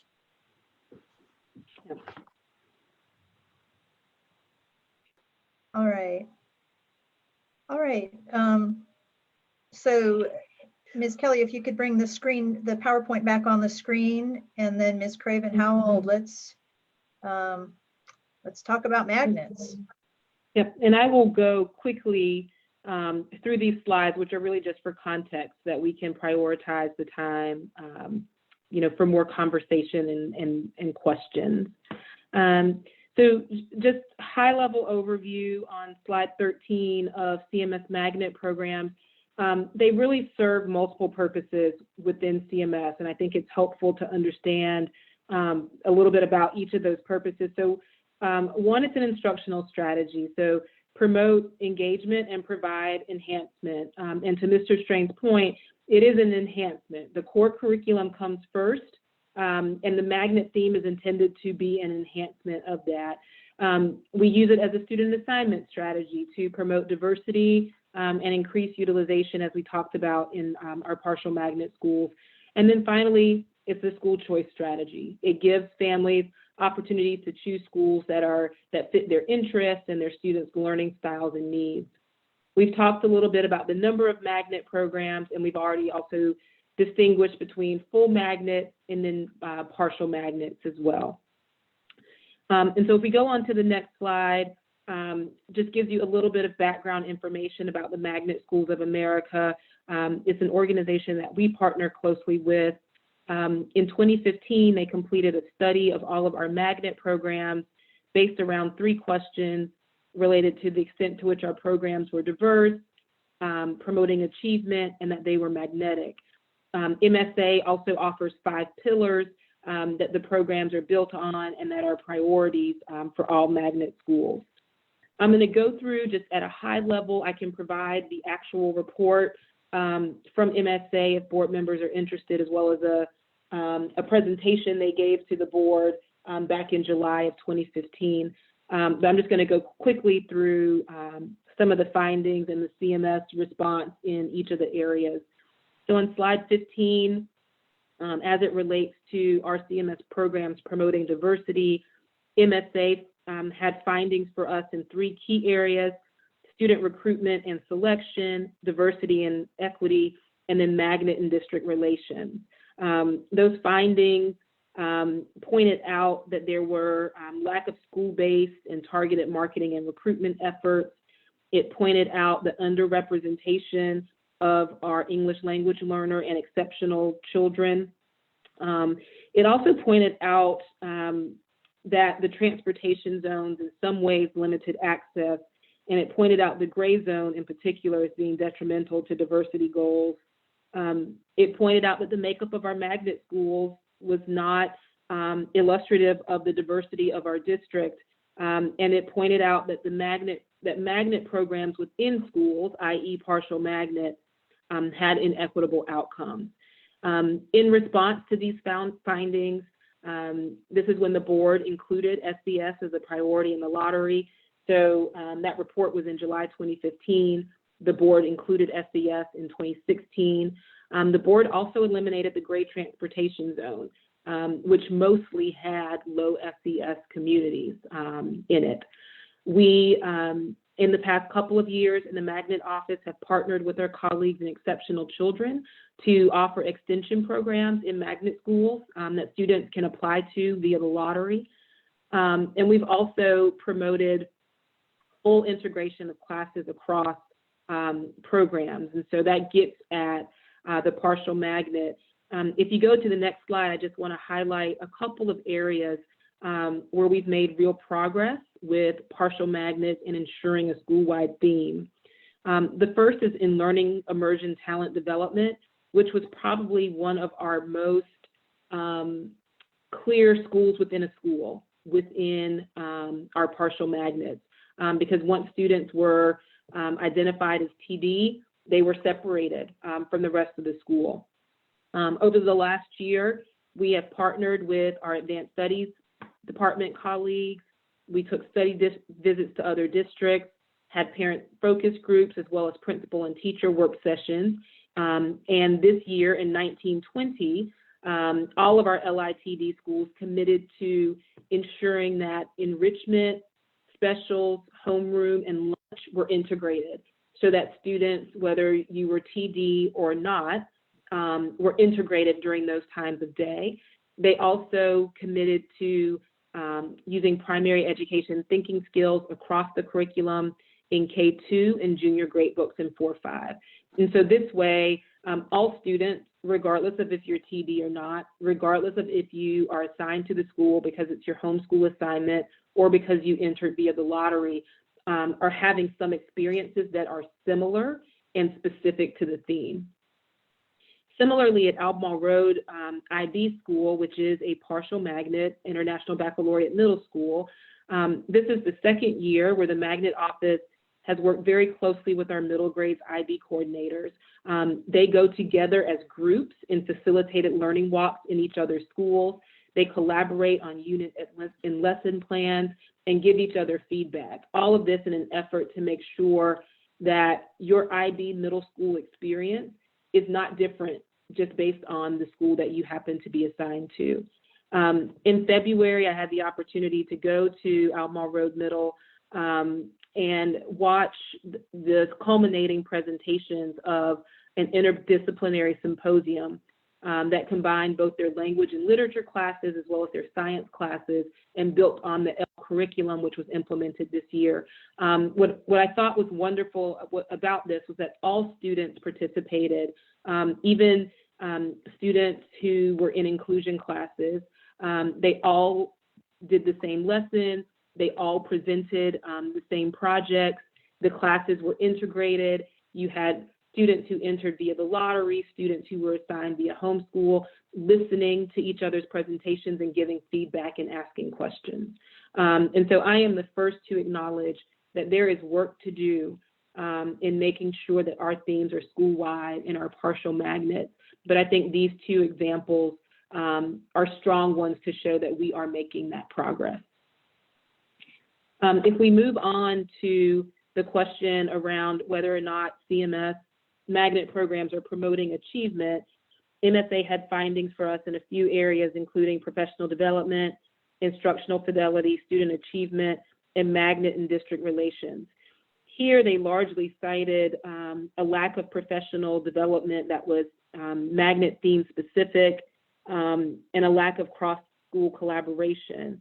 They also pointed out that the selection of students based on academic criteria in some cases was limiting access for students to enter a program of interest.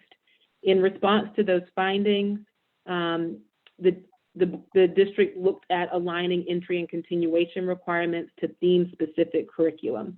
We wanted to make sure that we were not asking students for entry something that was not required by the curriculum. We worked with parent groups as well as principals and teachers there. We added 2 central office specialists that we could begin to specialize in particular themes. And we've worked to codify theme expectations across theme-alike schools, because again, we don't want your experience to be determined by your transportation zone or the school that you're in. If we move on to the next slide, just a couple of examples of work that we've taken on in the office, again, to reduce that variance across programs. Last year, we were able to partner with Discovery Education to complete a review of our STEM programs. That work is informing professional learning with our specialist teachers in STEM schools to develop theme-specific and cross-curricular lesson plans that then can be used across schools. This year, we partnered with Global Language Project. This work just wrapped up a month or so ago to complete a comprehensive review of our language immersion program. And so we are using those findings to inform both improving our current language offerings, but also to design the new North Language K-8, which will open as part of the 2017 bond. And finally, MSA asked whether or not CMS magnet programs were magnetic. They had findings in a number of areas, but most notably around community engagement and partnerships, as well as family engagement and communication. There was a lot of feedback around the extent to which parents said that they found the process confusing. They found transportation zones confusing. They didn't know how to navigate their choices. And there was a general lack of awareness of all the options that were available to them. We have one, in response to some of the curriculum and PD feedback, engaged theme-specific partners for all of our magnet themes. And they help us to develop and facilitate theme-specific professional development, as well as professional learning communities across schools within the same theme. If you go to the next slide, you'll see just some of the examples of our targeted marketing and recruitment efforts in response to some of the feedback around lack of awareness and difficulty navigating the process. We launched cmschoice.org. Before MSA, our primary form of marketing and recruitment was our annual fair. Since then, we have significantly increased our touch and parent access to information by using social media, paid advertisement, both in print and radio. If you drive around the community, you might see banners up. We've also started using direct mail, especially for rising kindergartners, students in transition grades, so 5th going to 6th, 8th going to 9th, and really just trying to demystify this entire process and make it easier for families to navigate. So I will stop there, as I know that there are lots of questions about our magnet program. All right. Madam Chair, I'd like to make a comment before we receive additional questions, if that's appropriate. Please. Okay. I wanted to just share with board members and our listening audience, I believe it was back last month, back in April, when we had a board work session on the budget, and there was a question around magnets and the value of magnets. So I want to express my commitment and belief in magnet schools. I know certainly that there's work to be done, and we're committed to doing that work to make sure that we obtain better outcomes, academic outcomes. I also think it's important to just understand from my vantage point that we have a responsibility, while we want to produce students who are achieving academically, that I do believe magnet schools, and I know Ms. Craven Howe touched on this a little bit earlier, but magnet schools serve some additional purposes as well. We talked about the diversity aspect and allowing students an opportunity to learn alongside children from all different types of backgrounds and cultures, not just children in their particular neighborhood. So it creates a more diverse learning experience. And I believe all students benefit when we actually have that type of environment. Now, when I was referring earlier about work to be done, when we look at student performance at our magnet schools, we know that there are disparities that exist across our magnet schools, whether they have an attendance boundary or they're without an attendance boundary. And those disparities mirror the disparities that are evident across our entire school district. So we've got a lot of work to do. And I know that Ms. Craven Howe talked about the partnership with other departments. And I know we partner with our learning community superintendents as well and our principals to help improve those student outcomes in our schools where our students are not meeting the standards, whether they be magnet schools or non-magnet schools. And so I just wanted to share that before we began with questions, Madam Chair and board members. All right. So I recognize that we're all getting really tired and we also have some very important questions left to cover. So trying to balance both of those. Who wants to go first? I know a lot of people were holding questions for this section. Anybody? Elise, I'll go. Okay, go for it, Mr. Strain. The magnet programs are critical, right? To be able to offer a theme-based experiential learning that best caters to the interests of our students that wish to pursue education along those themes. Most of our magnets obviously themed, whether it's Montessori or STEAM or IB, or it's really important to be able to offer those. It's also really important to be able to measure the extent to which we are delivering the academic outcomes that we just discussed again, Superintendent. So, you know, to be able to do that, when I beat the horse about disaggregated growth, it's because it's such a fantastic measure of the extent to which we are meeting kids where they are and enabling them to fly as high as they can. And that must be our objective. And we really should see our students taking advantage of the opportunities that we are providing them through these magnet programs. I have yet to see evidence that our partial magnet programs are actually doing that. That our partial magnet programs are providing opportunities that our students are taking advantage of and are enabling far more growth than they would do otherwise, particularly when we talk about all students. But either way. And so the metrics of being able to measure and say, well, here are our goals for SES composition, and we're meeting our goals or we're not meeting our goals. Those are important, don't get me wrong. But without the context of the academic performance sitting next to them, they're almost immaterial because we have to look at them together.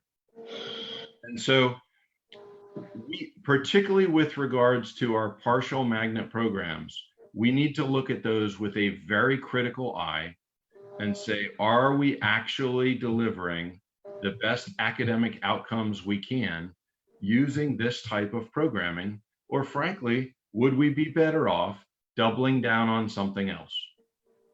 And that is an analysis that we have to do, that many of us have talked about, but we have to proceed and progress that with haste because it is so critical, because those academic outcomes are the most important metric we have. And with that, I'll take a breath. Thank you, Mr. Strain. Ms. Shipp. Right. And I'm kind of going to speak on that too, because I have been a principal of both a partial magnet, a full magnet, a non-magnet, and a theme school. And so I can talk from experience. I was at Lincoln Heights. Lincoln Heights, as Akeisha Craven-Howe talked about, was an LI TD magnet, which had a lot of potential for making sure children excel.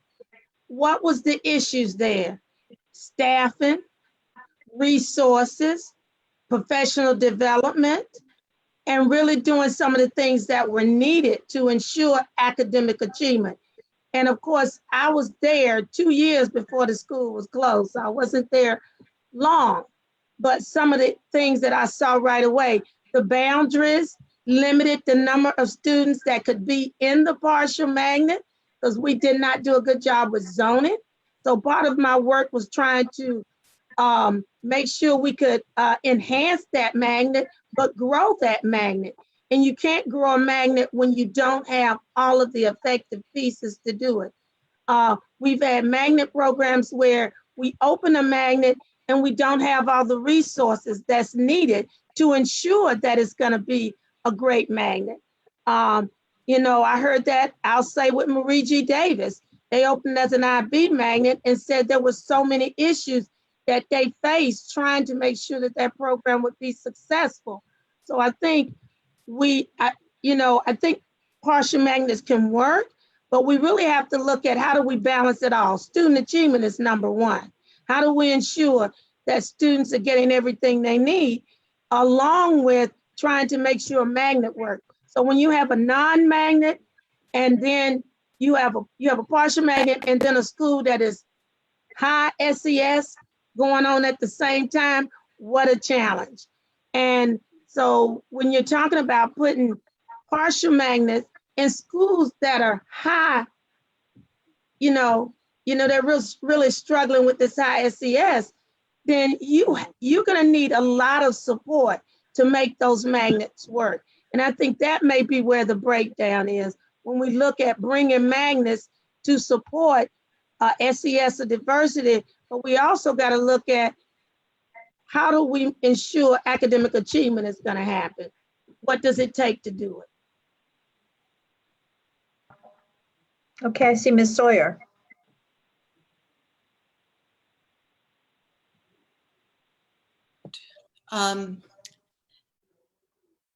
District 4 has several partial magnets that have been transformative for the student populations. Like to call out Shamrock Gardens Elementary, McClintock Middle, Oakhurst, STEAM Academy.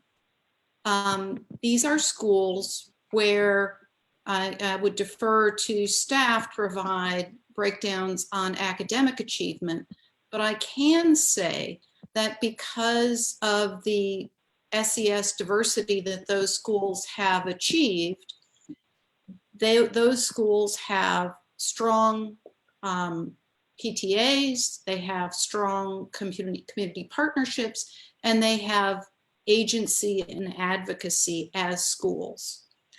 And they would lack that without the magnet in their midst. And I think that while academic achievement is absolutely important, there are lots of other factors that can transform the culture of a school and create a community center in a school, and having a partial magnet is one of those tools. And I don't want to lose sight of the power of that partial magnet that has transformed schools in my district, and I think has potential to do more. Thank you, Ms. Sawyer. Do we have any more questions or comments? Dr. Jones. I said I wasn't going to say anything, but all schools, whether they are partial magnets or full magnets, should be mandated to teach at high levels. Magnet programs are a pedagogical construct. Let's look at University Park and Northwest School of the Arts. To mandate those schools as a partial magnet. Well, anyway, University Park. Schools teach through the various cognitive domains and learning styles to meet the needs of all students across the board. A magnet program is a draw because parents, inclusive of knowing about their children's way of learning and interest, have chosen that. It's a magnet program. And the partial magnets, those that have a history, I think someone talked about Piedmont Middle School. Well, for the last 40 years, Piedmont, along with Irwin Avenue, has stood out as magnets that parents rush to. So the fact that you say Piedmont is a partial magnet. Nobody said that. Well, I thought I heard someone say It's that. full now. It's full now.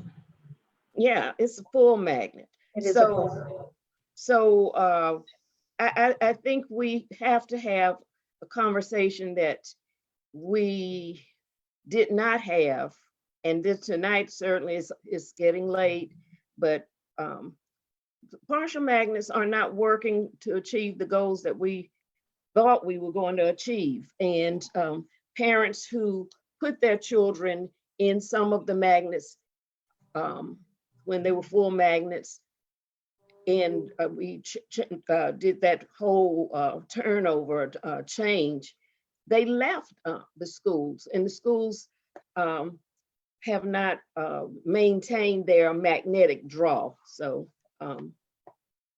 that's my point. We need to have a fuller discussion, and tonight is I'm worn out, and but the things that I'm hearing, I just really have some concerns about. Okay, Ms. Sawyer, and then I think we'll wrap this up after Ms. Sawyer. I would just like to hear Ms. Craven-Howell talk about whether partial magnets have lost their appeal, and whether we're not having people apply for the lottery for these schools, or if they are receiving applications. I mean, first, I just want to say I am noting your questions that cannot be answered kind of, tonight, given the time, but that require just some longer and deeper analysis, and I am committed to following up on those. Ms. Sawyer, in response to your question, I would simply offer that among our magnet programs, both full and partial, there is a range of academic achievement and demand, just as there is a range of academic achievement and demand for our homeschools. Magnet and theme-based programs are but one aspect of a school's overall strategy and instructional program. It's why in magnet programs we work so closely with school-based staff, learning community students, and the teaching and learning department, because it is a multi-pronged strategy to make sure that the school is successful. So there is certainly a range. I will certainly dig into the data in terms of, I've noted academic outcomes in partial magnet schools, specifically related to growth, and a deeper dive into, Dr. Jones, specifically the partial magnets that you called out are distinctive among partial magnets because they were full magnets that were converted to partial magnets, as opposed to other schools that were either homeschooled and added a magnet program or that were initially established as partial magnets. And so they do differ in that way. And because of that, may be experiencing the partial magnet a little bit differently. All right. Well, thank you for taking down those questions. And I know we've got more of a deep dive ahead of us. None of this is easy, but I think we're on a good path. We just have a lot of hard work ahead of us. I know that there is more to come, more follow-up needed. So thank you all for hanging in there. So next we'll move on to reports and information items. First is a report on budget amendments for March of 2020, and I turn to the superintendent for this report. As presented, Madam Chair. All right, report on financial statements for March of 2020. I turn to the superintendent for this report. As presented. And thirdly, a report on capital project ordinances for March 2020. Mr. Superintendent, I turn to you for this report. As presented, Madam Chair. All right, and then finally, we have a presentation, a quick presentation, I hope, on the 2021-2022 CMS academic calendar process, the process for which that calendar is being developed. Turn to the superintendent for this report. Thank you, Madam Chair and board members. And yes, this will be a brief presentation being given by both Stephanie McKinney and Damon Willis, who are serving as co-chairs of our calendar committee. And what they'll do tonight is take the board through a brief presentation about the calendar process, some of the key factors that are considered when putting together a calendar. It really is like putting together a jigsaw puzzle. They'll also talk about some of the laws that we must abide by in creating the calendar. So with that, I would like to invite Ms. McKinney and Mr. Willis to join us in presenting the calendar tonight. And I should say also that we will come back at the next board meeting and seek board approval on the calendar. And just a reminder before they begin, we have to plan a long time in advance. So we are not talking about the calendar of the upcoming year. We're talking about the year after that. Thank you.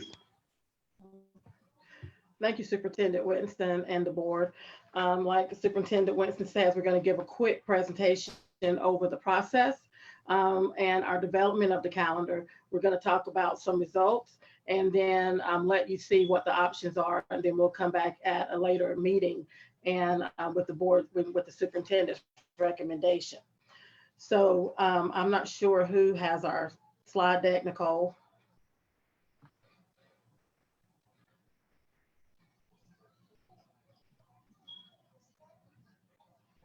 And if you would just go to slide 2 and we'll just quickly pop through our presentation. So beginning in usually October to December, the calendar steering committee begins to develop the academic development committee. It's made up of a cross-functional team that includes several stakeholder groups, including a representative from the board. And this year we were pleased to have Ms. Jennifer Delahara as our representative for our calendar development committee. From that committee, we create 8 calendars, 2 of which are sent to the survey for public comments. Then we review those comments and look at the comments and feedback from our internal stakeholder groups, and then we'll come up with a recommendation for the superintendent. As he stated, will be presented at our next board meeting. Next slide, please. And so the cross-functional development team really seeks to just look at how we can best present a calendar that protects the integrity of the academic school day and the days that's within our instructional framework. Next slide, please. And so our academic calendar is grounded in the North Carolina law. And it says that we have to have 215 total instructional days in an academic calendar. And we have a choice of using 185 instructional days or 1,025 instructional hours. And in CMS, we use the 1,025 instructional hours, which means that we're looking at a 6-hour instructional day when we come up with our instructional hours. And with that being said, at minimum, our academic calendar has to have 171 days. But we know, because we have some internal commitments, that we have to build 6 additional days into our calendar. And those 6 days would include the 4 half days, and also the 4 half days that are early release, and also the 4 days that the superintendent has an option to waive when we have inclement weather or things that happens out of the ordinary when school's not able to operate as normal. Then the state says we have to have 10 annual leave days and 11 holidays. And the only holiday that a school calendar has to have is Veterans Day. And then we're also bound with the start and ending date, that we cannot start prior to the Monday closest to August 26th, and school cannot end closest to the Friday of June 11th. And then we also are required to have a minimum of 2 work days that can be used as accumulated leave. Next slide, please. And not only do we take into consideration North Carolina law, we also have to take into consideration the CMS policy and regulation. And I would just like to point to the election day. You'll usually see election day as a work day on our calendar because a lot of our schools are used as polling places. And I'm gonna turn it over to Damien to take you through the rest of the development process. Thank you, Stephanie. Nicole, may we go to the next slide, please? Okay, so with the Academic Calendar Committee, one of the key components is maintaining instructional focus. So the way that we do that is maximizing instructional time and planning for uninterrupted chunks of learning time for students. We also take a look at maximizing use of our teacher workdays to ensure that they have the time that they need at the beginning of the year in regard to planning and other things, and also at the end of the year preparing for graduation and closing out the school year. Next slide, please. Some of the topics discussed, as I just mentioned, are definitely protecting blocks of instructional time, but also being mindful of what's important to our stakeholders. Specifically, our families are always interested in the length and timing of our winter and spring breaks. Also, as I said before, strategically planning those work days where we can maximize their usage, which is usually at the end of a quarter. And finally, for this slide, making sure that we align ourselves with federal holidays is key. But the only federal holiday that we have to take off is Veterans Day. Next slide, please. In regard to makeup days, so the aim here is to make sure that we're utilizing those makeup days when we're most likely to use them. So that would be second semester. June 11th is our last day that we can utilize those makeup days. And we try to avoid, unpopular options like Saturdays and holidays. What we do is we build in 4 days or 24 instructional hours into our academic calendar days required. And that's there for the superintendent to use those 4 makeup days to be able to waive those if needed. Next slide, please. Now, in regard to establishing workday designations, as I mentioned before, these are usually used for open houses at the beginning of the year, and then things like graduation at the end of the year. But the Office of Academics also incorporates and provides 4 early release days to ensure professional development for our school staff, which ultimately benefits them and our students as well. Next slide.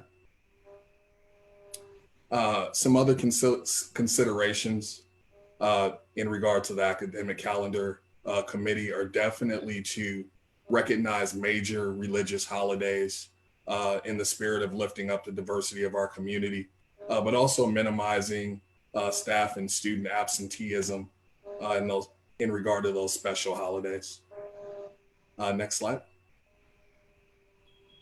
Now, when the academic calendar committee got together, we put together a cross-functional team, and ultimately we started out with 8 different options. Then the cross-functional team voted on those 8 options, and we arrived at option A and option B that you see here. So you'll notice that there's a lot of similarities, so I'll focus more on the differences. So we have 177 instructional days for both options. But if you notice, school starts August 23rd, which is a Monday for option A, and it starts August 25th, which is a Wednesday for option B. The end of the first semester and the end of the third quarter are the same, but you see a difference in option A that has their spring break a week earlier, April 11th through the 15th. And then the following week is what you see in option B, which is 1 week later, April 18th through the 22nd. Can we go to the next slide, please? So what we did after we developed those options is that we released a public survey to our stakeholders. As you can see here, that included CMS employees, parents, students, and community members. Over half of the responses were CMS employees, about a quarter were our CMS parents, and about 20% were our students. There was about a 50% conversion rate, which is pretty good for a survey, but ultimately we arrived at the stakeholders choosing option A. So we wanted to dig deeper here and take a look at the reasons why. Next slide, please. So when we looked at the reasons why, a lot of these reasons are areas of focus that we've mentioned earlier. So the length and timing of spring break was something important to option A and option B respondents. The start date for school was also important to both option A and option B respondents, so either starting on Monday or Wednesday. And length of timing for winter break was important to option A, and more work days before the start of school. So having that extra time to prepare was important to our option B stakeholders. The only thing I wanted to lift up with the stakeholders is, if you notice, our students were the only stakeholder group who chose option B over option A. So with all these considerations in the public survey, I'll let Stephanie speak to what our next steps were. Next slide, please. Thank you, Damien. So based on the feedback from our survey and our internal cross-functional members in leadership, from cabinet to Platt and other various groups, the best thinking in the room was to create an option C, which was option A mostly, and then we made a couple of tweaks to give to add some of the best thinking into option A. So we adjusted option A and had it to start on Wednesday, because our stakeholder groups really wanted thought that a Wednesday start date would be best for operational needs. So we changed 2 work days to bring it up in front before school started on the Monday and the Tuesday, and then let school start on the 25th, and held everything else constant to what option A was. So if you would show me next slide, please. And you can see the difference is, so everything else is held constant between option A and option C. The only difference is the start of school. We were able to make option C start on a Wednesday, just by moving a couple of work days around. All right, the next slide, please.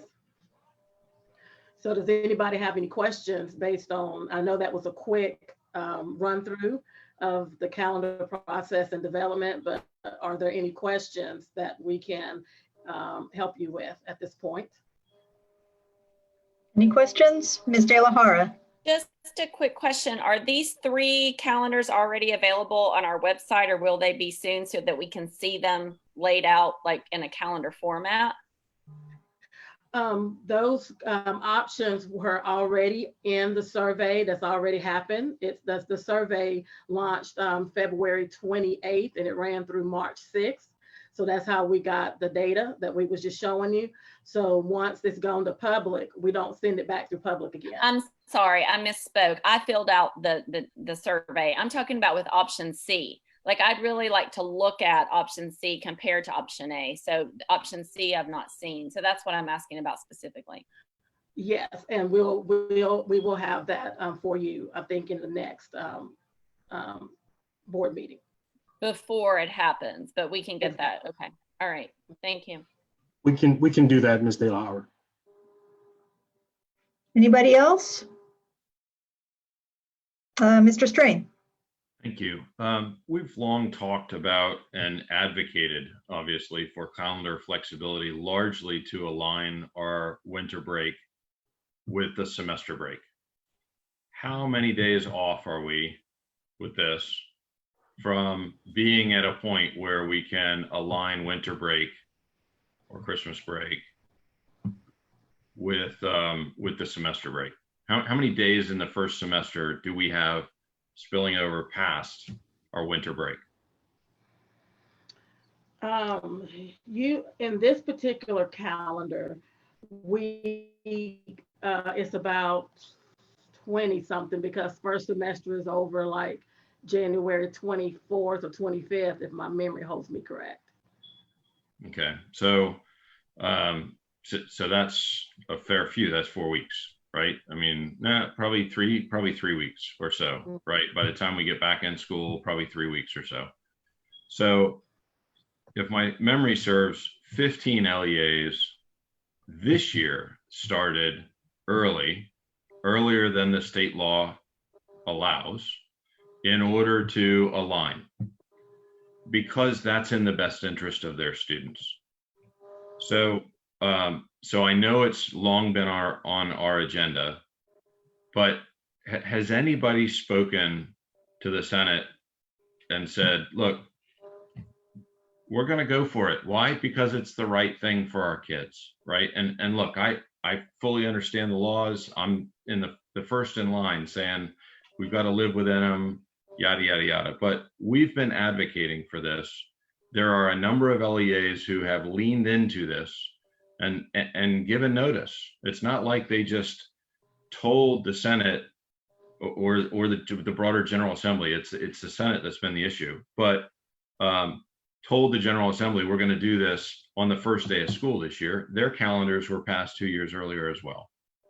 And so I'm wondering if we don't lean into this. And I know there's been conversations between certainly ourselves and Wake and others leading into this. I know that took place because I asked and you guys told me, yep, we had those conversations. We've decided not to do that. But how do we go about leaning into this? Because the folks that pay the price for this are our staff and our students. So I'll just to redirect that question perhaps to Margaret Marshall, the chair of the Intergovernmental Relationship Committee, because I think that's not a question that Ms. McKinney and Mr. Willis can, I mean, for CMS to choose a strategy of disregarding a law as Civil disobedience.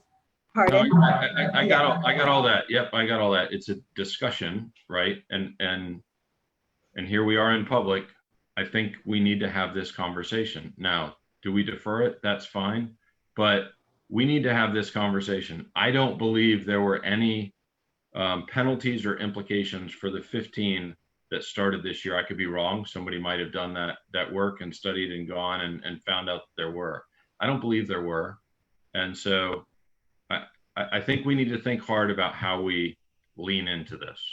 Mr. Strain, we have definitely been leaning hard into that and having that conversation. Again, I think that your comment on penalties and there's some strong things that could have happened and that may still happen. I have wondered if this COVID-19 situation has taken some eyes off of that ball right now.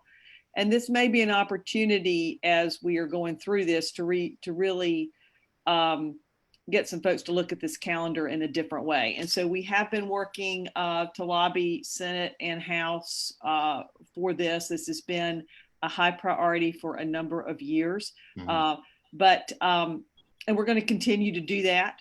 And we have been asking the hard questions. We have been sitting in senators and House members' offices asking for this. So this is not something that has not gone unnoticed and will continue to be. So we'll circle back with this. I think again, it is a late hour, and we just to let the public know, this is something we're very interested in.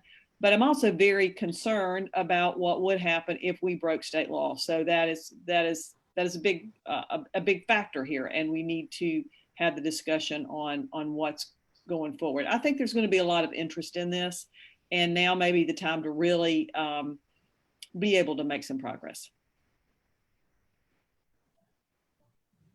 All right. Anybody else? All right. Thank you all. So now report from the superintendent. I turn to the superintendent for your report.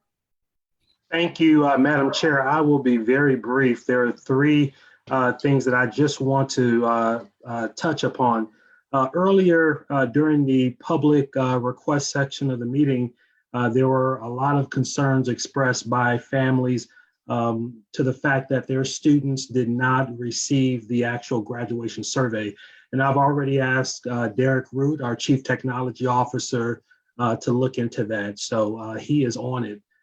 So I just wanted to share that. Secondly, I wanted to continue to encourage our families, our students to utilize our helpline, the CMS helpline. We have employees available to answer questions around a variety of topics: meal distribution, student services, as well as remote learning. And so that number is 980-343-3001. And then lastly, I'm excited to say that tomorrow we will be announcing our Teacher of the Year, as well as the CMS Teacher Assistant of the Year tomorrow afternoon. I had an opportunity to spend some time with all of our learning community finalists last week. And I think you all would be very proud of each and every one of them. All of them are extremely deserving. Unfortunately, we have to pick one in each category for Teacher of the Year and Teacher Assistant of the Year. But we will make that announcement tomorrow. Thank you, Madam Chair. All right, thank you. At this time, I will recognize any board member who wishes to make a report. All right, Mr. Strain. Thank you, Madam Chair. First, I want to give thanks to the task force for their work. This is a very difficult time for all of us that are making our way through this pandemic that is literally changing our world. And so I thank the task force certainly for their work. Prior to the task force convening on the 18th of April, the U.S. Air Force Academy showed us how to conduct a safe and dignified commencement ceremony. Nearly 1,000 graduates, as one of our speakers reminded us this evening, convened a graduation that was just that. It was safe. It was practicing physical distancing, had speakers, recognitions, all sorts of things. I had hoped that we might be able to come up with something like that. The task force came up with a couple of scenarios, 3 scenarios that seem relatively narrow in their scope and their creativity, but I fully acknowledge that both the North Carolina and Mecklenburg County restrictions provided little obvious room for the task force to maneuver there. So I certainly understand the constraints that the task force was under. Again, thank them for their work. I also want to thank our speakers tonight. In particular, I'd like to call out Ms. Sidler. The speakers were heartfelt tonight, and were spot on. And so it's the environment we're in, and we will and have to continue to work towards the best possible outcome given the restrictions that we are currently under in the state and county. This is a superintendent decision, and it was unfortunate the decision was made and communicated prior to those public remarks and requests, and indeed our board discussion. But we must now do all we can to celebrate the tremendous accomplishments of our graduating class within the framework now set for the CMS 2020 graduations. So thank you for the opportunity. Do we have any other board members wishing to make a report? Okay, I have a quick report. Promise it will be fast. As you all know, I recently spoke at a city council hearing about a petition for the rezoning of Ballantyne, which will change an office park and a golf course into a large mixed-use housing development in South Charlotte. This redevelopment will have a significant impact on the population of schools that are already dramatically overcrowded. For years, I and other elected officials, including many on the screen here today, have been talking about the need for us all to do better in how we collectively plan for school infrastructure. For years, our shared constituents have been calling on us to do better.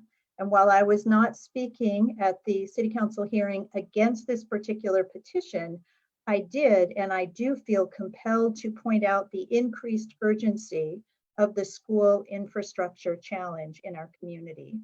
The common refrain from the city council is that they're not responsible for school capital funding or student assignment decisions, which is true. And then the county points out that they're not responsible for zoning decisions or for capital funding, for where schools are planned or for other land planning, and that's true too. And here at CMS, we lament that we have no control over zoning decisions or the funding of our capital. So we each end up pointing the finger at someone else, and in the end, our children all pay the price. So when I spoke at the city council hearing, I was asking for us all to think about ways that our decisions as elected bodies, the decisions that are in each elected body's purview, have consequences, unintended as they may be, on schools and on students. I spoke of my hope that together we can identify options to drive positive outcomes with intentionality and with alignment for the betterment of all of our shared constituents. So with my hope that we will actually start to do better together, I also recognize that collaboration is really hard work. And it is difficult to get past the talking stage and into the walking stage. When my own children are feeling overwhelmed about how to solve a problem, I remind them that a long journey begins with a single step, followed by the next, and then the next. So the day, the day is late, the time is ripe, today and now, and I have faith that the spirit is there for us to find new and better ways to work together on behalf of the children of our community. And so I know it's very late, but it is time for us all to start taking those steps. And with that, I will now entertain a motion to adjourn. I see a motion from Carol Sawyer. Do we have a second? A second from Ms. De La Hara. All in favor, will you please raise your hands and say yes? Yes. Yes. All right, Dr. Jones, you too, right? Okay, any opposed? Madam Clerk, we are adjourned. Thank you very much. All right, everybody.